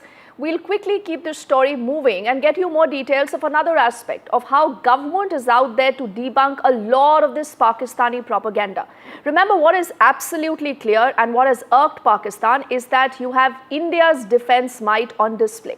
And clearly, Pakistan is no match when it comes to this. Now, what the government is making unequivocally clear is that it is Pakistan that targeted our civilian areas, unlike us, who targeted the terror camps.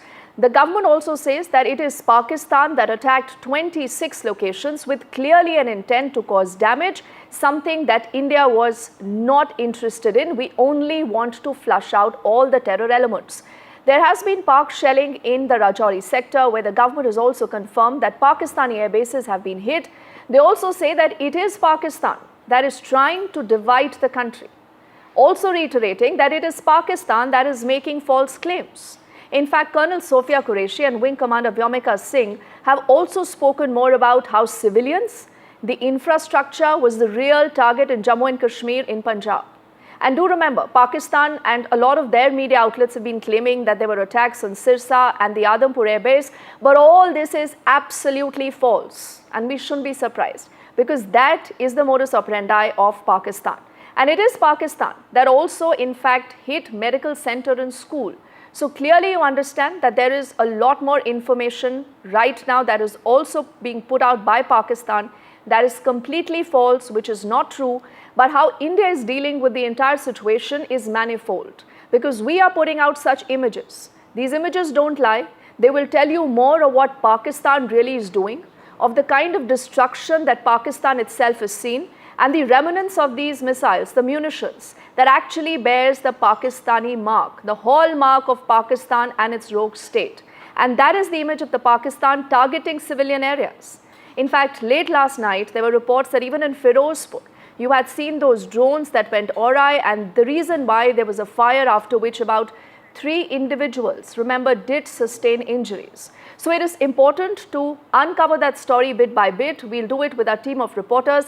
Nazir is just going to join us in a moment, and Shiv, I'm told, is already live with us. Shiv, where about you at this point in time? And you know, the story is being played at multiple levels, but what is very clear right now is that the rules of engagement, Shiv, have completely changed.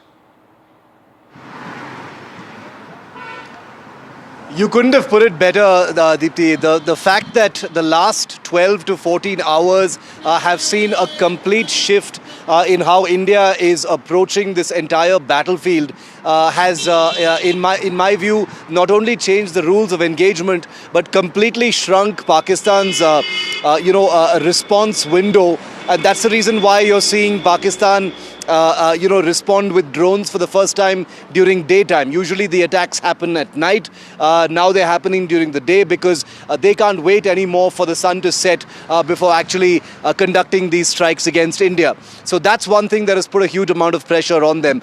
Point number two, which is the big elephant in the room, after 2 days of targeting terrorist camps, terror infrastructure in Pakistan, hitting some posts at the line of control, the Indian Air Force and the Indian military has unleashed direct targeting of large, prominent Pakistan Air Force and Pakistan military bases, from Chaklala in Rawalpindi to Murid, to Rafiqi, to Jacobabad we hear, possibly even Sargodha. Vishnu was confirming that a little earlier.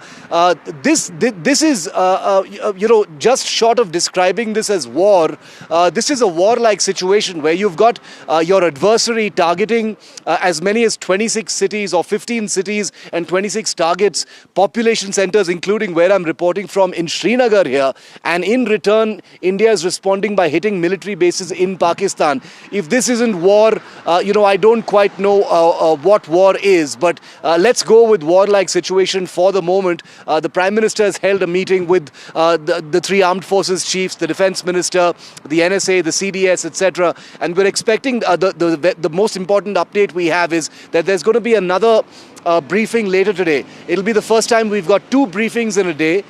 Because so many things have happened during the day, and those updates need to be provided to the media and the public as well. So I'm guessing that there will be an update of at least 2 more Pakistan Air Force bases that will have been confirmed hit by the Indian Air Force once that briefing happens. Right. Shiv, why don't you stay with us? I'm told Nazir is also with us and he's joining us from Kupwara. We'll also figure out what's the latest that he can add to what we do know, Nazir. What is your sense? So what possibly, the next few hours could entail? We are looking at a lot of pressure right now in Pakistan, but then this is Pakistan. Well, if you see, Pakistan, once India decided to, suspend Indus Water Treaty, they said, look, we'll hit back. It is an act of war. And all those who know Pakistan, they would know that what they can do, and they have been trying to do that. But India has hit back and hit very hard. And their air bases, their military installations, since they started targeting our military installations and our air bases in Srinagar, in less than 24 hours, there have been 3 attempts, 3 targets. They targeted 3 times. And even schools and medical facilities at the Srinagar Air Base and Awantipura Air Base have been damaged in their attacks, in their targets, after they were targeted. So the situation looks like very tense. In the borders, we have seen for last 3-4 days heavy artillery shelling going on. No hope if it's going to stop anytime soon, unless there's some really strong back channel or diplomatic push which will make Pakistan to change its behavior. India has already given it an indication. If Pakistan will not further escalate, we will not escalate. But provided Pakistan should not escalate it further. India has made its point when it wanted to hit the terror sites, which Pakistan said, and whether it was Bahawalpur, Jaish-e-Mohammed sites, or it was Murdiki, Lashkar-e-Taiba or other places. But Pakistan was in denial mode, and they said all of them, they were civilians and attended the funeral prayers of all those who have been killed. So they were terrorists here and they made them civilians there. So they are actually brazen, they try to brazen it out and tell the world, look, civilians have been killed. Then they targeted the military establishments here, and we have seen As I said, 3 times there was attempt or these air bases were targeted in Srinagar and Avantipura. Also Jammu air base, they tried to target it. Pathankot, you all know that has been reported, and Adampur, all these things. So it looks like no immediate indication of any de-escalation, even as world powers, US Secretary of State spoke to both our foreign minister S.J. Shankar and Pakistan's foreign minister Ishaq Dar, and also the real boss of Pakistan, General Asim Munir. What would happen yesterday? We know the Saudi junior foreign minister he was in India, then he visited Pakistan, met Shahbaz Sharif and other Pakistani leadership. Iranian foreign minister was in both countries also, and we have to see how things are playing out in next 24 hours will be really crucial. If this night would be bit calmer, maybe then there would be some sensibility, some sense may prevail. But we have never seen such type of things happening. Srinagar airport coming to attack like this. Even in 1971, that was the story of Pakistani surrender in Bangladesh, in Dhaka. That was not a story what they were doing here. But it's after first time we see such a thing happening. And in fact, 2 hours back, there was in less than 2 hours back, there was again explosions there. We still don't know the nature of those explosions, but it appears to be the part of ongoing conflict or this war-like situation which we have been witnessing. There's very less traffic across Kashmir. In many places shops are still closed. In Jammu region we have seen people have been targeted, although it is across the line of control. But as we saw in Rajouri, senior official was hit, he was killed, and so are innocent people, including a 2-year-old baby. So Chief Minister Umar Abdullah is there meeting the affected people, trying to reach out to them, and government is trying to reach out to people, taking them to safer locations. Many people had to flee from their homes because innocent people and innocents and civilians are being targeted from across the border. All right, we do have our best eyes and ears on the ground, and that is the reason why a lot of you, as in the viewers, are tuning into the NDTV coverage. Shiv and Nazir, I'm just requesting a moment from you, as I want to take this also to our colleague Gurpreet, who's joining us from Firozpur, and he's also been tracking a lot of these details. In fact, he was the first to get us those very worrying images that came in of that huge fire, that was caused after that drone went awry there, and this did harm the civilians. Gurpreet, what is the latest? What is it that you can tell us? Well, we have seen since morning multiple times the local administration had used siren to just give a very, very strong message to people of Firozpur that they should not come out of their houses. As of now, we have come to one place that is a few kilometers away from this border, where we have seen the people, they have started shifting their domestic animals to nearby place. The way we have seen, they are very, very motivating, but they say the women's as well as the old people, they are going to be shifted. कौन सा गाँव है आप? कौन सा पिंड है आपका? पिंड साडा टलीगलाम है ते गट्टियों संभाल चले पिंड तो किन्ने के लोग चले गए? हाँ जी, किन्ने के लोग पिंड तो चले गए? मेरे तो लगता है पिंड ही विरला रह गया, खाली हो गया, गट्टी राजो के क्या लगता है सारा खाली हो गया. So well, we have seen there is even what we have seen, administration has not given any notice to anyone, but these people, they are just shifting their women as well as the children along with these domestic animals, so that if there will be war-like situation, they will not face a lot of problem. But if we can talk about this border area, we have seen most of the border area in Punjab, they have already been on red alert, whether it's Gurdaspur, Amritsar or Firozpur or Pathankot or Fazilka. We have seen the multiple precautions are being taken, and since morning, if we can talk about Firozpur, specifically this border, we were able to move from one village to another village. The people have seen a lot of drone movement. Last night they had observed multiple drone movement, and we have seen from the drones a lot of objects had been thrown, bombs had been thrown also. We have been reporting from the various locations, but we have seen our forces, and specifically the police was conducting multiple patrolling. They were holding mock drills to guide the people how they are going to react, and multiple times the siren had been used by the local administration to make the people aware of the ground situation. Back to studio. All right. Gurpreet is also, getting us a sense of the other aspect to almost shift a war-like situation where people obviously need to be better prepared, and that is the idea, you know, to move your livestock, your family members to places of safety. But Shiv, in your assessment, you know, you've been on ground zero interacting with a lot of people. I do realize a lot of information is classified that we cannot put out on air. But the point is, how far is Pakistan willing to go this time, and how far would India go to ensure that never again we have a Pahalgam-like situation?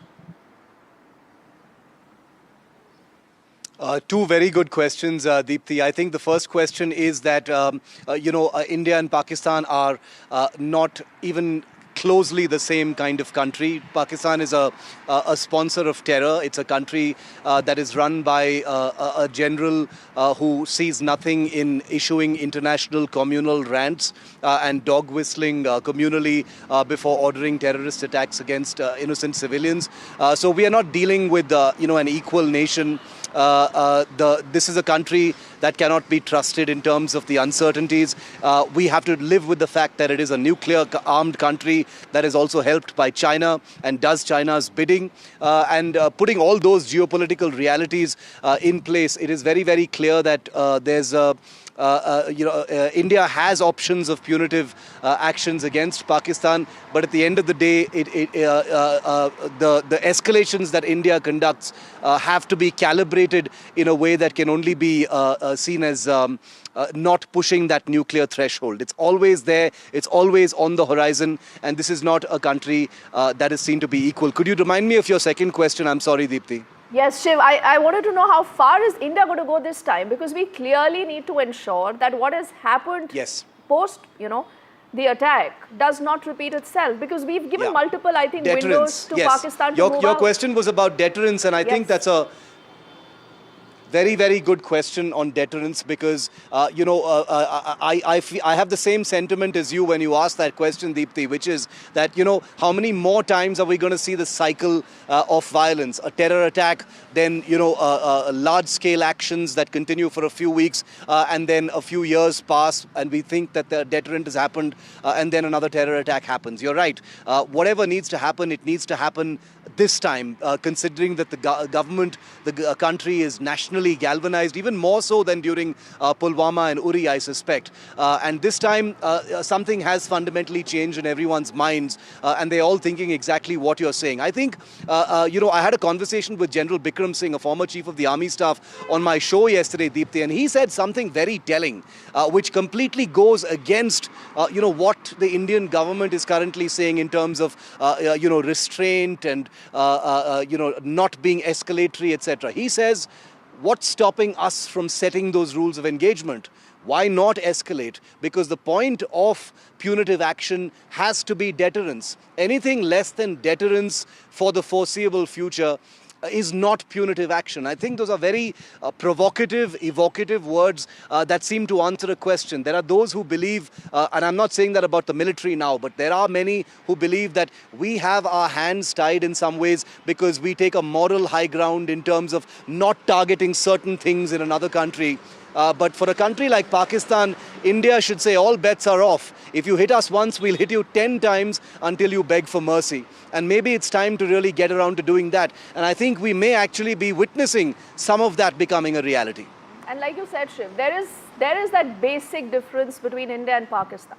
No matter what Pakistan wants to do, there is just no equivalence. And that is why, the change in the kind of responses, the measured tone, and India again and again saying, Nazir, even the External Affairs Minister today, being very curt in his response, he's made it very clear that we've all along been very measured. But we will have to respond to what Pakistan is doing after a limit, after we reach that threshold.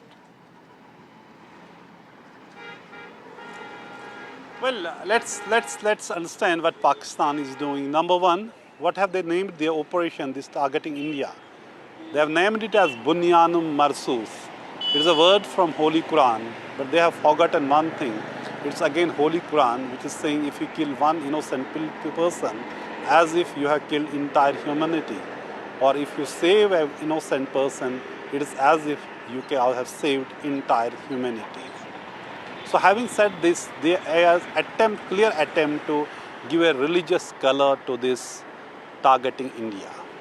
And then if you see it through their propaganda, the state TV and the social media handlers, they are trying to use it as a religious war, and then they are also trying to attempt to divide here. And perhaps that was the reason from day one when Pahalgam happened, when men were separated from women and children and killed in the name of the religion who they were.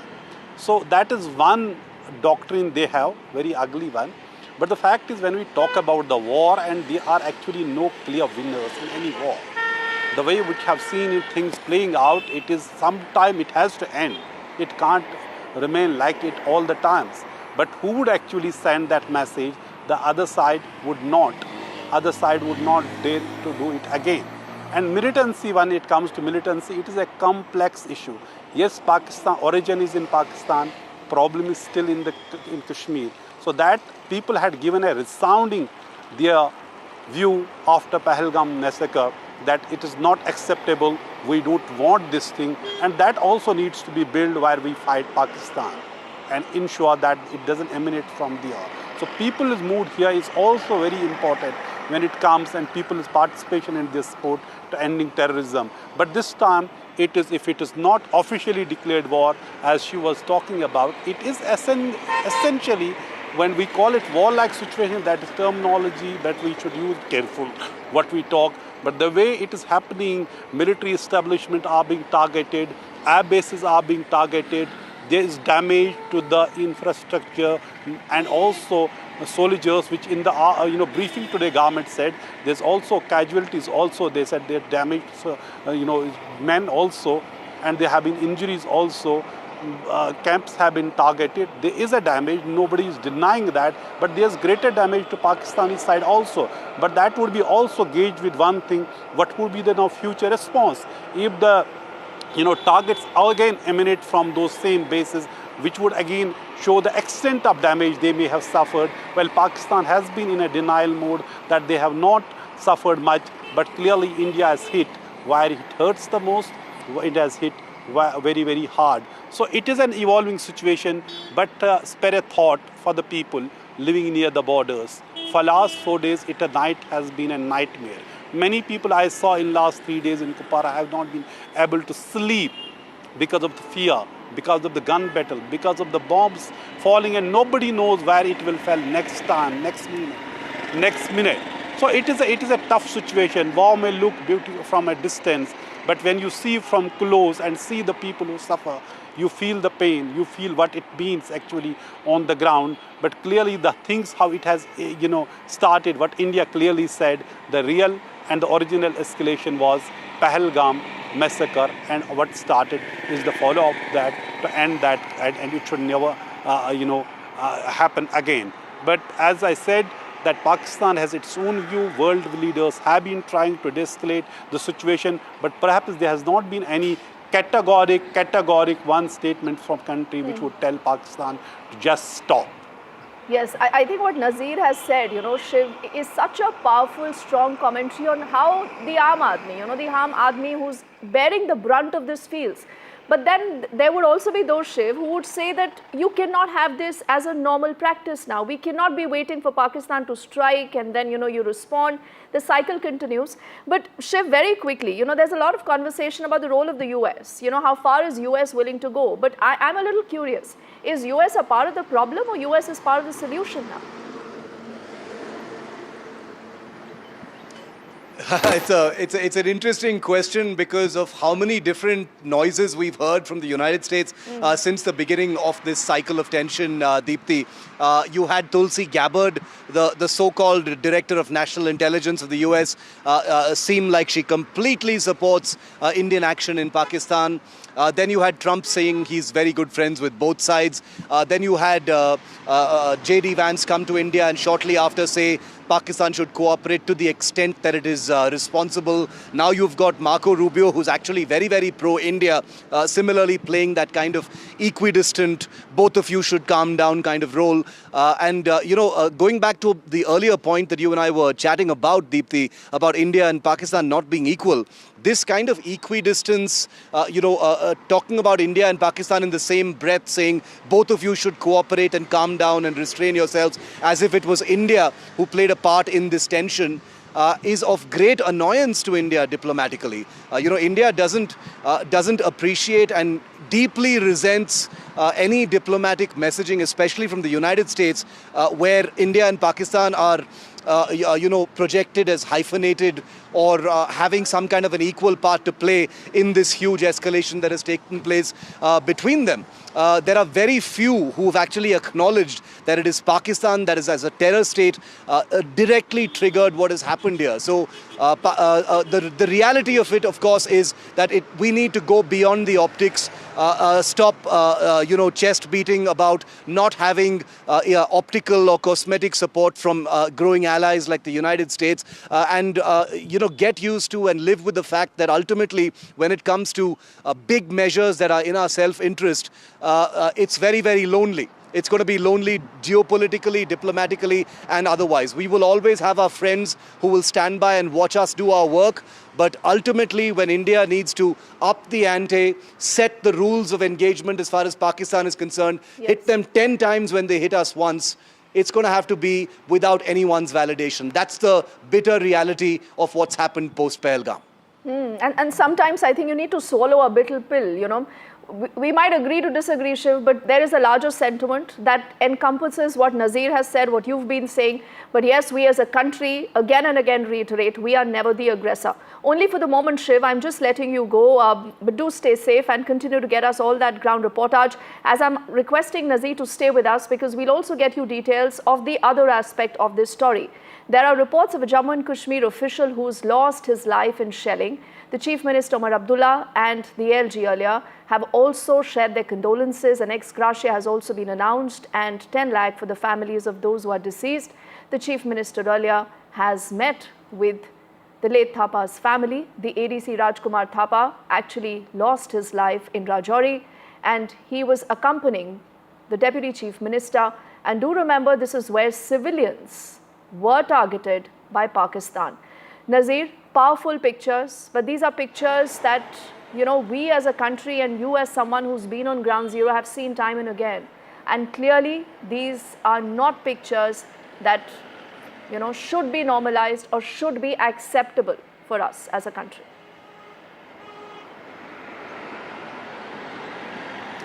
Well, for me, I knew Rajkumar Thapa for many, many years. As an officer working in J&K administration, 2001 Kashmir Administrative Service officer, and who has worked at different places and has seen one of the most dedicated officers, competent officer, honest officer. And perhaps it is his dedication, commitment to his job, that when people needed him the most, he was there with the people when shells were raining, Rajouri, and his official residence was hit. He is a resident of Jammu, he could have lived there, been there. But when there was call of duty, then when people need this administration the most, he was there and who was hit by the shell, and he was taken to hospital where he was declared broad dead. Chief Minister in his first response on social media says he is devastated after learning about this tragic death of this officer. And then Governor has also condoled his death, Lieutenant Governor. Chief Minister visited the family, met the family, bereaved family. And this is the story of people, because they are not officials, are not combatants, these civilian officials. They are civilians, they are administrated to help people. They are not combatant. So clearly it is part of those targeting civilians. When we see the 2-year-old baby also being killed in Pakistani shelling, they are also claiming so many civilians have been targeted in Indian shelling. But India has made it very clear we only target this military installation, or earlier we targeted terror sites only. That has been India's stated position.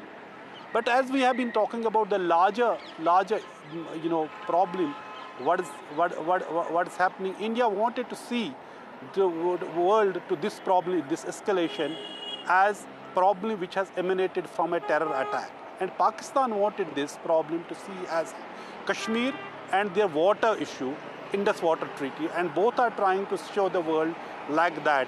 And that's what we have been dealing with, when we say diplomatic pressure or diplomatic, intervention, India has always said there cannot be a third-party intervention, even on now bilateral issue, since the abrogation of Article 370 and J&K making as a union territory, even that bilateral thing is also ended, and Kashmir, India has now since then made it clear that Kashmir is now a closed chapter. But Pakistan, after this situation, is trying to make Kashmir again as a flashpoint, and also water as their survival thing. And they say they cannot rest in peace till the time this problem with their water share through Indus Water Treaty, what they say, which has been suspended by India after Pahalgam terror attack. Yes, and Nazi, that is why maybe they say that when it comes to Pakistan, the more things change, the more they remain the same. That is the irony. I thank you just for the moment for getting us the latest. You also please take very good care of yourself. And we also extend our condolences, our thoughts right now with the families that are grieving. But clearly, there needs to be a larger message that needs to be sent out. Let's take the story ahead and tell you more about another sinister plot of Pakistan. That is their Pak propaganda. Putting out information that is completely false, targeting people, and creating a new narrative of yourself, which no one is wanting to believe. Now, do remember the Indian Army, for the longest time, has been trying to shoot down Pakistani lies. What they are doing is that they are countering all this Pak fiction, all these Pak lies with facts, only plain simple facts. And the Pak fake news of the Indian Army damages, in fact, has also been called out, and the government makes it very, very clear that we are keeping a record of every action and every proof of Pakistan's treachery. And again that propaganda is being called out. Our colleague Nikunj is adding more to what we know about this story. Much of this propaganda is actually targeted at Indian civil population. The larger world probably is currently not too interested in the conflict or will not be too bothered in this conflict unless it further escalates. Pakistan is basically trying to demotivate through a large online campaign, particularly the population that it is targeting, and send out a message that Government of India or the Government of India's other wings are somehow failing to act upon the responsibility entrusted upon them. Pakistan obviously is a past master of misusing social media elements or even propaganda on the mainline platforms. They have activated their complete machinery at this moment also, as is expected in a near war-like situation that we are in currently. Obviously, Pakistani side will leave no stone unturned, knowing their weaknesses, knowing chinks in their armor, and would try to impress upon a larger section of population, both in India and Pakistan back home also, that they have been able to inflict large-scale damage. Government of India, as you have seen, that the Press Information Bureau has set up a fact-check unit. They have been constantly debunking any kind of propaganda that is being pushed by the Pakistani handles. Government is also taking active steps to block the handles that have routinely been found to be propagating Pakistani fake media campaigns. It has also put out advisories. Yesterday, Information and Broadcasting Minister took a special meeting of multiple public platforms. In fact, a series of meetings, and after that, they have set up a special control room for anyone to verify, anyone in the business of news, media, and information seeking, to verify the news that is being put out through a special platform or a special control room of the Press Information Bureau.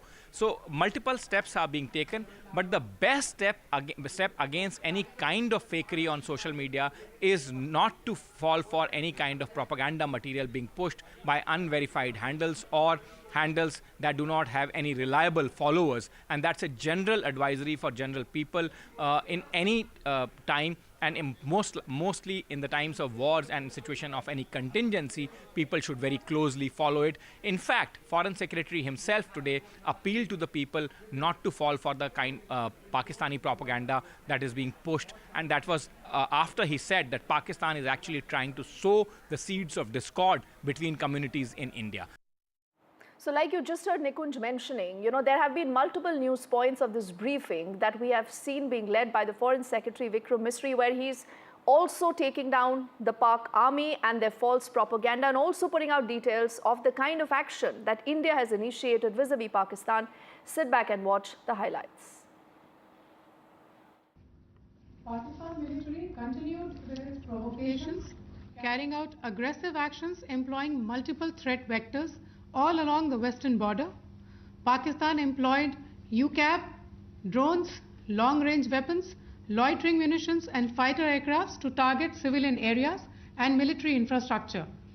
Pakistan military also resorted to air intrusions using drones and firing of heavy caliber weapons along the line of control. Along the international border and the line of controls, air intrusion and several harassment attacks were also attempted from Srinagar till Nalia at more than 26 locations. Indian Armed Forces successfully neutralized these threats and majority of the vectors. However, limited damage was sustained to equipment and personnel at Indian Air Force stations at Udhampur, Pathankot, Adampur and Bhuj. There were also several high-speed missile attacks noticed subsequently after 0140 hours in the night at several air bases in Punjab.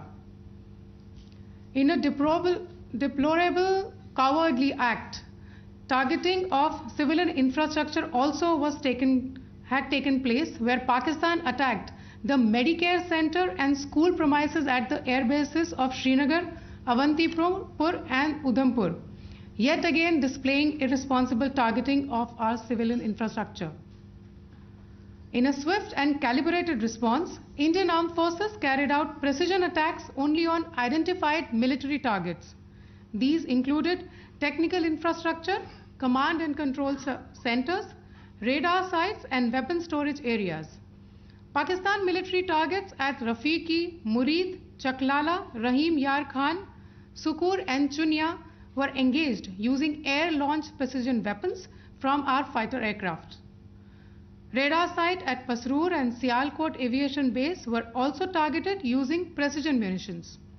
While carrying out these responses, India ensured minimum collateral damage. Pakistan has also attempted to execute a continued malicious misinformation campaign with claims of destruction of Indian S-400 system at Adampur, destruction of airfields at Suratgarh and Sirsa, BrahMos base at Nagrota, RT gun positions at Derang Yari and Chandigarh forward ammunition depot, with heavy damages to other military stations being propagated on social media. India unequivocally rejects these false narratives being spread by Pakistan. Along the line of control also, Pakistan has attempted multiple air intrusions using drones and conducted shelling using heavy caliber RT guns, targeting civilian infrastructure and killing some civilians. Heavy exchange of artillery mortars and small arm fire in Kupwara, Baramulla, Poonch, Rajouri and Akhnur sectors continued. Indian Army has responded effectively and proportionately, causing extensive damage to Pakistan Army. Pak military has been observed to be moving their troops into forward areas, indicating offensive intent to further escalate the situation. Indian Armed Forces remain in a high state of operational readiness. All hostile actions have been effectively countered and responded appropriately. Indian Armed Forces reiterate their commitment to non-escalation, provided it is reciprocated by the Pakistan military. At the end, I would also like to show you a few images of Air Force bases in the Punjab sector and Rajasthan sector, where it is mighty clear that we are debunking the Pakistani claims of causing destruction at these air bases. You can yourself see the normalcy in these Air Force stations. This is Sirsa, Suratgarh. The runways are intact. There are also time stamps, just notice, they are also time stamped. This is today. First of all, as you have seen, Pakistani claims about activities that they have undertaken continue to be heavy on lies, misinformation and propaganda. And on top of that, this is peddled by Pakistani state agencies. The claims that they have made about attacking and destroying various places, various military installations and facilities, as has been pointed out by my colleagues here this morning, are completely false. The claim about the Air Force station in Sirsa being destroyed, completely false, as you've seen. The claim about the Air Force station in Suratgarh being destroyed, completely false again, as you have seen. There's a claim that has been made that the S-400 base at Adampur was destroyed, completely false once again. Claims have been made about large sections of Indian critical infrastructure, power systems, cyber systems, etc. being attacked and destroyed, completely false. I would urge all of you and all those who watch this not to be misled by this tissue of lies that is being peddled by the Pakistani state for obvious purposes. The second point that I wanted to emphasize is that Pakistan continues with its execrable and wanton campaign of targeting civilians and civilian infrastructure, especially in the states of Jammu and Kashmir and Punjab. There is also on its part a consistent attempt to sow discord between communities in India. As I said, there has been a particular focus in its targeting of civilian infrastructure and the population in Jammu and Kashmir and Punjab. Earlier this morning, Pakistan shelled the town of Rajouri, killing the additional District Development Commissioner Sri Rajkumar Thappa, adding to the civilian casualties and the damage in that state. We have also observed overnight damage to property and injuries to civilians in Firozpur and Jalandhar, among other places. Finally, as I said, Pakistani officials also continue to make ludicrous claims about India firing missiles towards Sri Amritsar Sahib. As I said, these lame attempts to divide India are doomed to failure. We have also seen in some of the remarks that have been shown on television that the Pakistani army spokesman seems to take great joy at the fact that the Indian public should criticize the government of India with regard to various issues. It may be a surprise to Pakistan to see citizens criticizing their own government. That is the hallmark of an open and functioning democracy. Pakistan's unfamiliarity with that, again, should not be surprising. And finally, there is this yet again completely ludicrous claim that Indian missiles have hit Afghanistan. Totally frivolous allegation, and I only want to point out that Afghan people don't need to be reminded about which country it is that has on multiple occasions in just the last 1.5 years targeted civilian populations and civilian infrastructure in Afghanistan. So remember, we just heard the Foreign Secretary speaking of this Spark misinformation campaign. Who's the man behind this? What is his connection to terror? We tell you more. Pakistan military's media megaphone is in the hands of a general with bloodlines tied to terror. ISPR Chief Major General Ahmad Sharif is the son of a UN-sanctioned scientist who in fact met Osama bin Laden and also plotted with extremists. His father, nuclear scientist Sultan Bashiruddin Mahmoud, was listed on the Al-Qaeda sanctions list by the UN Security Council on December 24, 2001. He allegedly met Osama bin Laden and shared knowledge of nuclear weapons and infrastructure. Mahmoud co-founded a group called the Umma Tamir-e-Nu, suspected of aiding jihadists in Afghanistan. A UN report said that he tried to fund a nuclear college in Taliban-held Kandahar. His son, now the army's top PR man, was briefly investigated but cleared of any links. In fact, US intelligence called the ISPR chief's father Bashiruddin Muhammad brilliant but delusional. Terror ties, fringe science and nuclear dreams. The ISPR's voice carries the shadow of a legacy once tied to bin Laden himself. A legacy of the general, the scientist, and the shadow of terror.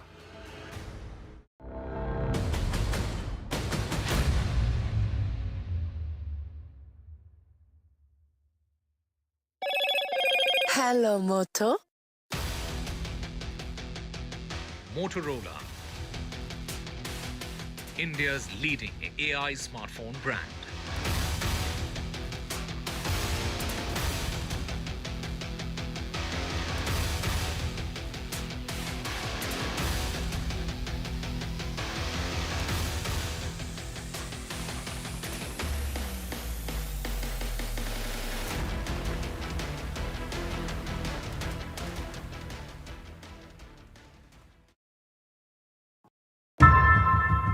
How often have you turned away from debates that descend into endless fights?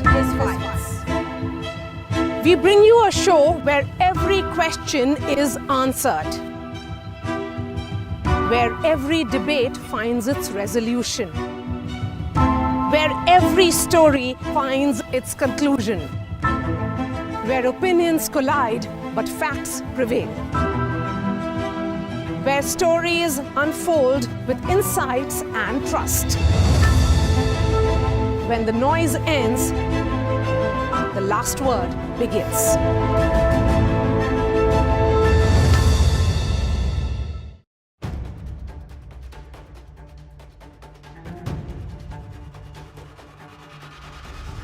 If it matters to you, if it matters to you, if it matters to you,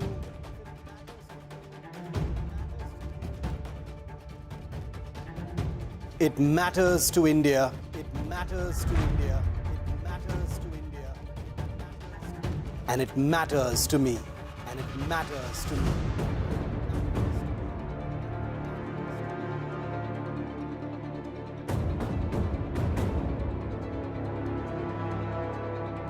India Matters with Shivaroop, only on NDTV 24/7.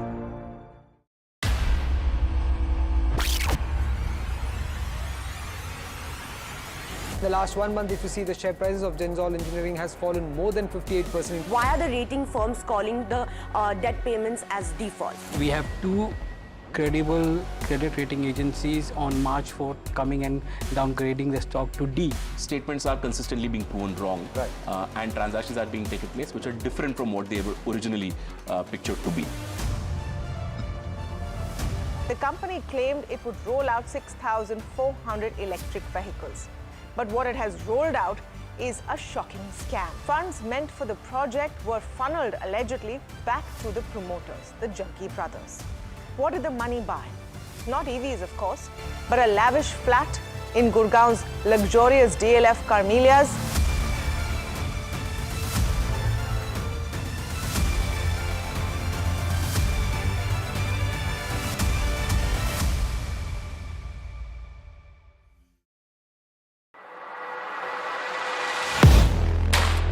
Do you really know the company you invest in?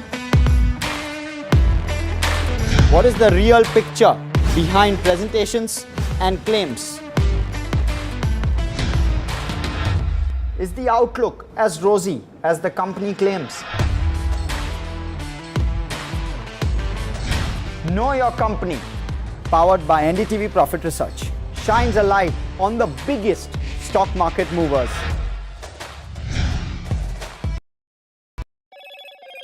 Hello, Moto.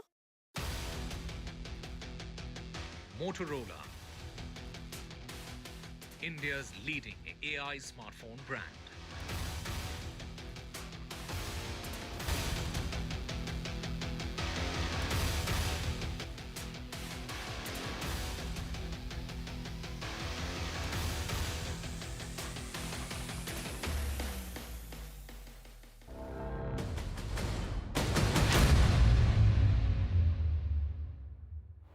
Welcome back. Let's also get you details of how the world today is responding to what's happening between India and Pakistan. Remember, multiple times India has reiterated its position that we are well within its right to respond in case Pakistan attacks our military installations or our civilians. Now, in the course of this, you've seen the US making some fast, quick moves. To decode that, we have our colleague Vishal joining us, even as we'll stay with these pictures to read us through what has happened. Vishal, what has the conversation been like vis-a-vis New Delhi and Islamabad? Well, if you look at the press releases of both the conversations that Secretary of State of the US, Marco Rubio, had with his colleagues of both the nations, S. Jaishankar and Ishaq Dar, it's the almost exact text that has been released. It sheds light on the fact that US wants both the countries to re-establish the communication path that had been severed in the last 48 hours. There has been no communication between India and Pakistan in the last 48 hours. So what the US is saying is that that could lead to some kind of miscalculation, and that is what it needs to be avoided, is what the US is saying. And it's also offering some assistance in the form of some diplomacy if it's needed. So it's sort of saying to both the nations that there needs to be a de-escalation, and at the same time there have been other examples as well that nations have come to India, such as the foreign ministers of such as top officials of the foreign ministries of Iran and Saudi Arabia both visited India in the last 48 to 72 hours and asked both the countries to de-escalate. But the ball actually lies in the court of Pakistan, because that is the aggressor, the main aggressor, and that is where the fire has been coming from. India is just responding to that aggression. So the ball lies in Pakistan's court, but all eyes are also on US President Donald Trump. He has commented on the conflict in the recent 3-4 days, but it's not been, to an extended comment. So that will have to be seen. All right. So would that call make any difference, or will Pakistan continue to be what it is? Vishal, that is what the world today wants to see. For the moment, thank you for decoding that big story for us. With this is also time for us to quickly wrap things in this edition of the news. On the other side, Gauri joins you with more updates.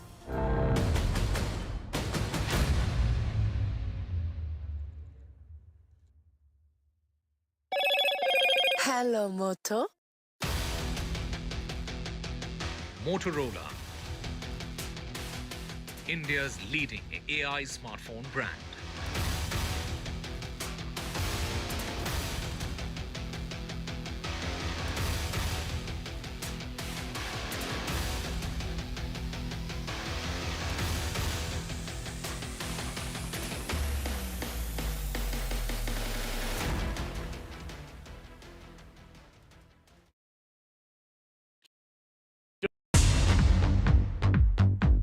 More news that matters. Big exclusive. Tulsi Gabbard gunned down by Pakistan-backed cowards. When you interact with people on ground, you're able to reflect their sentiments much better. More debates that shake the system. More exclusives you won't find anywhere else. Not just another prime time. It's a prime time that's unmissable. I've been reporting on all issues big and small from Andhra Pradesh, Telangana, rest of South India, bringing you all the action, all that you need to know, all that you want to know. The energy of Maximum City is infectious. I'm bringing that energy in our news coverage from financial capital Mumbai. Covering from the southernmost part of India over the last 23 years, I bring in-depth and 360-degree coverage from the Dravidian heartland. The land of Mishti, also known for its bitter politics. I have seen much water flow under the Howrah Bridge, covering Bengal in all its vivid colors. India's IT capital is always bustling, a city full of startups, stories and surprises. And I keep you ahead on all the Bengaluru buzz.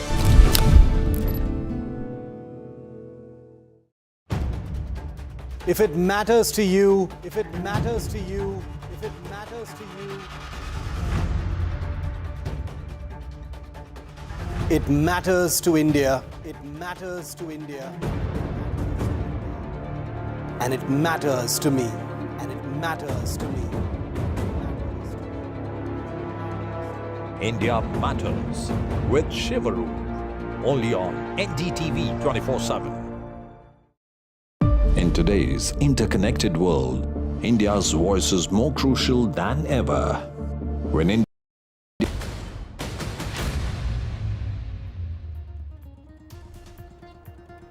Top government sources on India-Pakistan tensions, they say that future act of terror will be treated as an act of war. Source-based information on NDTV that India will respond accordingly. India has decided that any future act of terror will be considered an act of war. Government sources on the terrorists that have been killed.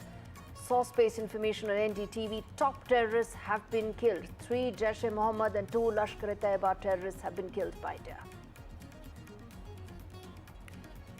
Prime Minister Modi chairs high-level meeting. 3 services chiefs meet Prime Minister Modi. Tri-services chiefs, CDS, National Security Advisor and Defence Minister attend the high-level meeting. Government says Pakistan actions have been provocative and escalatory. Government says that Pakistan tried to hit multiple air bases of India. US Secretary of State and Acting National Security Advisor Marco Rubio speaks to Jaishankar. External Affairs Minister Dr. Jaishankar and Marco Rubio spoke. And Rubio says that there is a need to de-escalate. US also proposes support in discussion. Dr. Jaishankar says that India's approach has always been measured and responsible.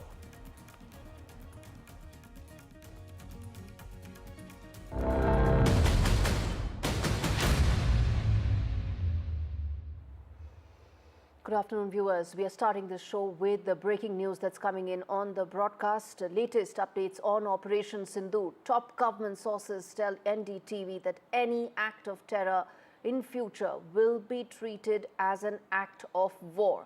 That's the way now the government has set the red line going forward. And let me get in my colleague Aishwarya Jain to really fill us in with the details on this. Is a very important posturing and view that has been taken by the government, isn't it, Aishwarya, in terms of how future terror attacks, if any, the government will view them as an act of war?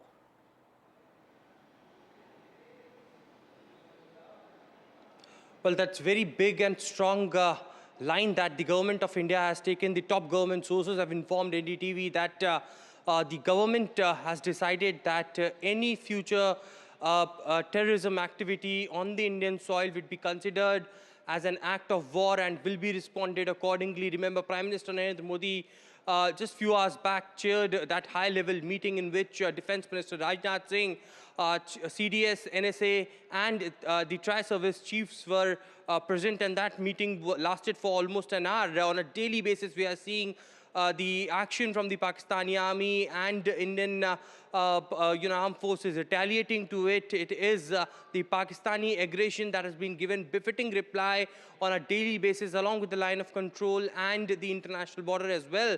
But certainly now the government of India has drawn a line. That's a red line that if any future terrorism activity will be taking place in the country or in the Indian territory, then it will be considered as an act of war, and that will be responded accordingly, is the bigger message coming in from the sources. The top government sources had drawn the line. It is a direct message from the Prime Minister's office. The sources in the Prime Minister's office now clearly telling us that it is Prime Minister's state message to the armed forces as well to respond accordingly. Remember, India has already drawn the line of what retaliation Indian armed forces had been doing as far as Pakistan's aggression, the coordinated attacks as far as the drones and missiles are concerned on different Indian cities, the Indian military bases, and how India has reacted to it very strongly. There has been occasions when we have seen that be it the Samba sector in Jammu and Kashmir or the Rajouri or Poonch sector, it is Pakistani cover fire that was given, and an infiltration bid was foiled by the border security force as well. And this is the chance that the Pakistani army wanted to take it. They have been exposed time and again by the Indian dispensation, by the Indian armed forces, by providing evidences, visual evidences as well.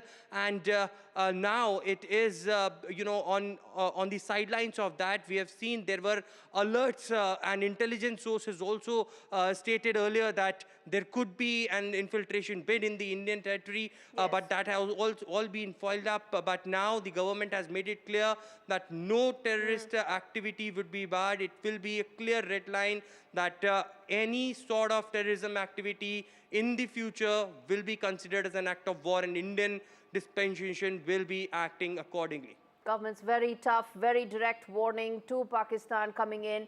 As Aishwarya was saying, that high-profile meeting that took place, high-level meeting between Prime Minister Modi, Tri-Services Chief, National Security Advisor, Defence Minister, all those meetings that have taken place after this direct posturing by the government sets a very clear message to Pakistan. Aishwarya Jain, really appreciate you joining us live to give us that update. Through the day, viewers, we have been giving you verified, credible, authentic information about what all Pakistan has been doing. And this report that my colleague Shiv Arur filed from Dal Lake gives you the first-hand account of what is it that Pakistan has been doing in the last 48 hours, hitting at 26 Indian cities. This report tells you what really happened in Srinagar at Dal Lake, where one such drone by Pakistan was fired. Take a look. We're on Srinagar's famous Dal Lake because in an area just ahead of where we're sailing right now is where a Pakistani drone was intercepted and actually fell into the Dal Lake. Now, before you get worried, I have permission to be here. I've spoken to the agencies because the drone that was shot down in airspace over Srinagar and crashed into the Dal Lake has been recovered by the agencies and has gone for analysis. But I wanted to give our viewers here on NDTV tracking our ground coverage just a sense of how in the middle of a population center, Pakistan has been sending offensive weapons. Now, we are told it was some kind of a long-range loitering munition or a drone. While we were reporting this morning, we heard a series of loud explosions, and it's difficult to pinpoint, but at least one of those explosions must have been the interception of a drone somewhere in this airspace, finally landing near that brick bridge right here on the Dal Lake. There have been as many as 14 explosions, including 2 in the afternoon, most of them in the morning. We are told that air defense systems have activated in and around Srinagar near the airport and beyond, bringing down a variety of drones, confirming once again that last night's drone strike attempts in Srinagar and several other places, we are told about 26 different places, is continuing today as well. We heard it with our own ears and it was captured on NDTV's cameras. What Pakistan does next will depend on how it handles the Indian airstrikes that have taken place as a retaliation on their military bases. Remember that phrase, military bases, viewer, because here in Srinagar, a highly populated city with lakhs of people living around the Dal Lake, Pakistan sent a loitering munition capable of killing lots of people right into a population center. See very clearly there's and it doesn't differentiate between population centers and military targets. With Ashwini Mehra on the Dal Lake in Srinagar, Shiv Arur for NDTV. Pakistan has been hitting at civilian areas, population centers. And in fact, now from Srinagar, we're going to turn attention to Rajasthan, where another projectile debris has been found. And this has been found in a field, and that area has been cordoned off. And this is in Jaisalmer, in Barmer, where nearby towns have now been put on lockdown. And this ground report that's been filed by Harsha Kumari Singh, my colleague from Jaisalmer, tells you yet again what exactly NDTV has been saying all along. Pakistani drones that have been intercepted, this time in Pokhran, where people have been asked to stay indoors. Take a look. A lot of drone activity here on the border, on the western front. Now we are in Jaisalmer in Badoda Gaon, which is about 30-40 kilometers from Jaisalmer, and about 4:10 in the morning, this is what happened here. So you can see that this kind of a crater that has come up here. Now at about 4:10 in the morning, the village people here, they saw a missile-like object landing here, and then it went ahead. And if you can see, it created a crater, and then it went through that tree in front of me, throwing sort of debris all along. It went there and then it landed another 500 meters to the other side. So it's got a huge range from here till about another 500 meters. Now I have some people here with me who were of course witness to all this. भैया आपका नाम बताइए. उदय सिंह. हाँ, उदय सिंह, आप लोग यहाँ पर रात को सो रहे थे. घर में क्या देखा आपने? खेत है हमारा, वहाँ पर सो रहे थे. क्या देखा आपने? हमने तो 4:40 पर धमाका हुआ, 3 धमाका, जोरदार धमाका हुआ. उसमें अपने आग पूरा प्रकाश हो गया 3 किलोमीटर में, प्रकाश से प्रकाश। और फिर क्या देखा यहाँ पे क्या हुआ? यहाँ पर गड्ढा ये मिसाइल फूट फूट को अलग गई, 2 किलोमीटर में अलग गई यहाँ। ठीक है, ठीक है। आपने क्या देखा? आप यहीं पे थे? हमने वही देखा, ब्लास्ट हुआ है और चिंगारियाँ निकली है 4 साढ़े 4 के आसपास, और फिर धमाके अलग अलग जगह धमाके भी हुए हैं। और ये जो यहाँ पे आया था, ये लगता है चीरता हुआ यहाँ से गया है। बिल्कुल बिल्कुल, यहाँ से गिरने से सीधा, ये झाड़ है इसके अंदर से गिरने से सीधा यहाँ से 1.5 किलोमीटर आगे इसका जो टुकड़ा है वो आगे गिरा है। और जो हमारे घर थे उसके ऊपर भी गिरे हैं और घर के अंदर भी आए हैं, फिर नुकसान कुछ नहीं हुआ।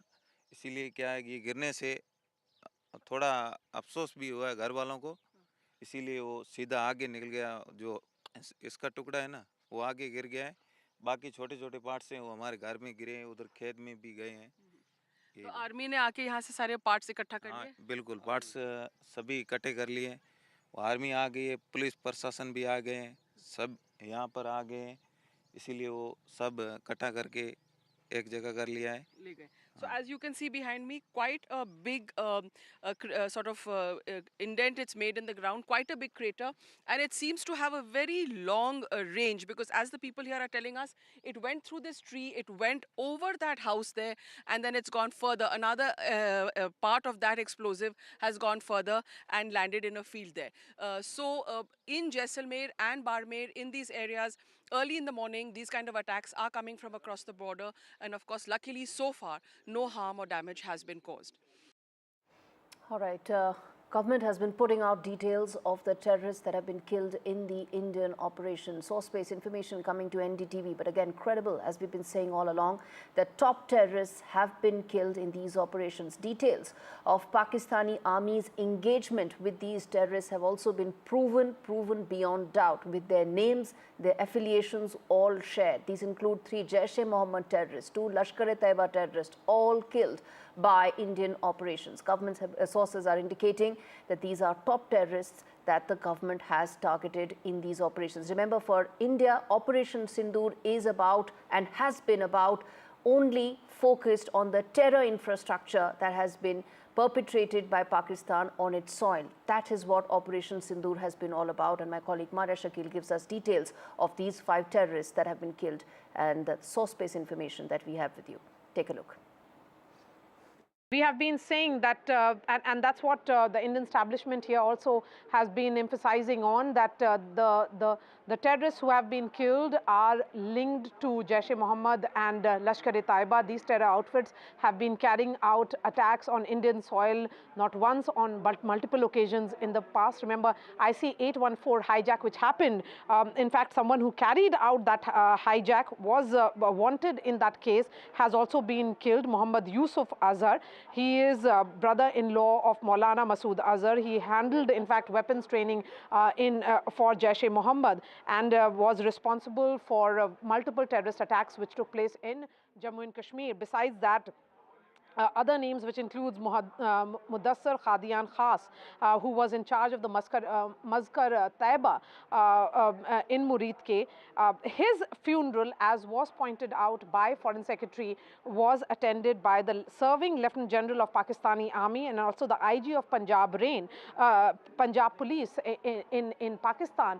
So the emphasis being made here by the government sources, Vishnu, is that they have worked closely with the Pakistani military and the entire Pakistani establishment in carrying out those terror attacks on Indian soil from across the border. It was cross-border terrorism, and the planning and was carried out, it was done on the Pakistani soil.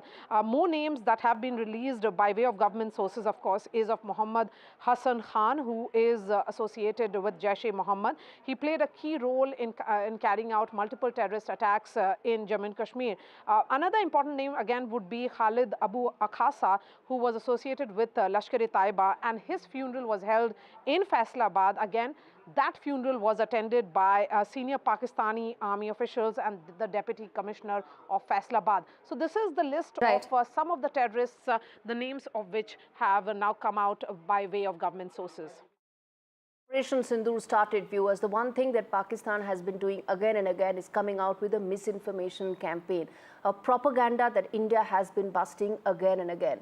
Indian army shooting down Pakistan lies, and we've been telling all those details right here because it's important to counter the fiction that Pakistan has been coming out with exact facts. The fake news that Pakistan has been coming out in terms of whether it's the Indian army, supposed perpetrated damages, all coming out by the Pakistan misinformation factory is being busted right here. And my colleague Nikunj Garg gives you all those details.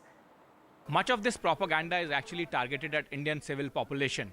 The larger world probably is currently not too interested in the conflict or will not be too bothered in this conflict unless it further escalates. Pakistan is basically trying to demotivate through a large online campaign, particularly the population that it is targeting, and send out a message that Government of India or the Government of India's other wings are somehow failing to act upon the responsibility entrusted upon them. Pakistan obviously is a past master of misusing social media elements or even propaganda on the mainline platforms. They have activated their complete machinery at this moment also, as is expected in a near war-like situation that we are in currently. Obviously, Pakistani side will leave no stone unturned, knowing their weaknesses, knowing chinks in their armor, and would try to impress upon a larger section of population, both in India and Pakistan back home also, that they have been able to inflict large-scale damage. Government of India, as you have seen, that the Press Information Bureau has set up a fact-check unit. They have been constantly debunking any kind of propaganda that is being pushed by the Pakistani handles. Government is also taking active steps to block the handles that have routinely been found to be propagating Pakistani fake media campaigns. It has also put out advisories. Yesterday, Information and Broadcasting Minister took a special meeting of multiple public platforms. In fact, a series of meetings, and after that, they have set up a special control room for anyone to verify, anyone in the business of news, media, and information seeking, to verify the news that is being put out through a special platform or a special control room of the Press Information Bureau. So multiple steps are being taken, but the best step against any kind of fakery on social media is not to fall for any kind of propaganda material being pushed by unverified handles or handles that do not have any reliable followers. And that's a general advisory for general people in any time. And mostly in the times of wars and situation of any contingency, people should very closely follow it. In fact, Foreign Secretary himself today appealed to the people not to fall for the kind Pakistani propaganda that is being pushed. And that was after he said that Pakistan is actually trying to sow the seeds of discord between communities in India. Viewers, I'm going to now play out sound bites of the two women who are essentially now the face of India in Operation Sindoor, both in India and around the world. That is Wing Commander Voimika Singh and Colonel Sophia Qureshi. Take a look. Pakistan military continued with its provocations, carrying out aggressive actions employing multiple threat vectors all along the western border. Pakistan employed UCAV, drones, long-range weapons, loitering munitions and fighter aircrafts to target civilian areas and military infrastructure. Pakistan military also resorted to air intrusions using drones and firing of heavy caliber weapons along the line of control. Along the international border and the line of controls, air intrusion and several harassment attacks were also attempted from Srinagar till Nalia at more than 26 locations. Indian Armed Forces successfully neutralized these threats and majority of the vectors. However, limited damage was sustained to equipment and personnel at Indian Air Force stations at Udhampur, Pathankot, Adampur and Bhuj. There were also several high-speed missile attacks noticed subsequently after 0140 hours in the night at several air bases in Punjab. In a deplorable cowardly act, targeting of civilian infrastructure also had taken place, where Pakistan attacked the Medicare Center and school premises at the air bases of Srinagar, Avantipur and Udhampur, yet again displaying irresponsible targeting of our civilian infrastructure. In a swift and calibrated response, Indian Armed Forces carried out precision attacks only on identified military targets. These included technical infrastructure, command and control centers, radar sites and weapon storage areas. Pakistan military targets at Rafiqi, Murid, Chaklala, Rahim Yar Khan, Sukur and Chunya were engaged using air-launched precision weapons from our fighter aircraft. Radar site at Pasroor and Sialkot Aviation Base were also targeted using precision munitions. While carrying out these responses, India ensured minimum collateral damage. Pakistan has also attempted to execute a continued malicious misinformation campaign with claims of destruction of Indian S-400 system at Adampur, destruction of airfields at Suratgarh and Sirsa, BrahMos base at Nagrota, RT gun positions at Derang Yari and Chandigarh forward ammunition depot, with heavy damages to other military stations being propagated on social media. India unequivocally rejects these false narratives being spread by Pakistan. Along the line of control also, Pakistan has attempted multiple air intrusions using drones and conducted shelling using heavy caliber RT guns, targeting civilian infrastructure and killing some civilians. Heavy exchange of artillery mortars and small arm fire in Kupwara, Baramulla, Poonch, Rajouri and Akhnur sectors continued. Indian Army has responded effectively and proportionately, causing extensive damage to Pakistan Army. Pak military has been observed to be moving their troops into forward areas, indicating offensive intent to further escalate the situation. Indian Armed Forces remain in a high state of operational readiness. All hostile actions have been effectively countered and responded appropriately. Indian Armed Forces reiterate their commitment to non-escalation, provided it is reciprocated by the Pakistan military. At the end, I would also like to show you a few images of Air Force bases in the Punjab sector and Rajasthan sector, where it is mighty clear that we are debunking the Pakistani claims of causing destruction at these air bases. You can yourself see the normalcy in these Air Force stations. This is Sirsa, Suratgarh. The runways are intact. There are also time stamped, just notice, they are also time stamped. This is today.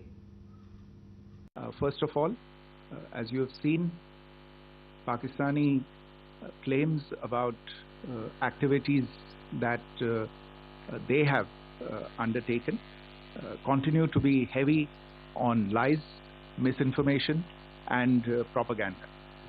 And on top of that, this is peddled by Pakistani state agencies. The claims that they have made about attacking and destroying various places, various military installations and facilities, as has been pointed out by my colleagues here this morning, are completely false. The claim about the Air Force station in Sirsa being destroyed, completely false, as you've seen. The claim about the Air Force station in Suratgarh being destroyed, completely false again, as you have seen. There's a claim that has been made that the S-400 base at Adampur was destroyed, completely false once again. Claims have been made about large sections of Indian critical infrastructure, power systems, cyber systems, etc. being attacked and destroyed, completely false. I would urge all of you and all those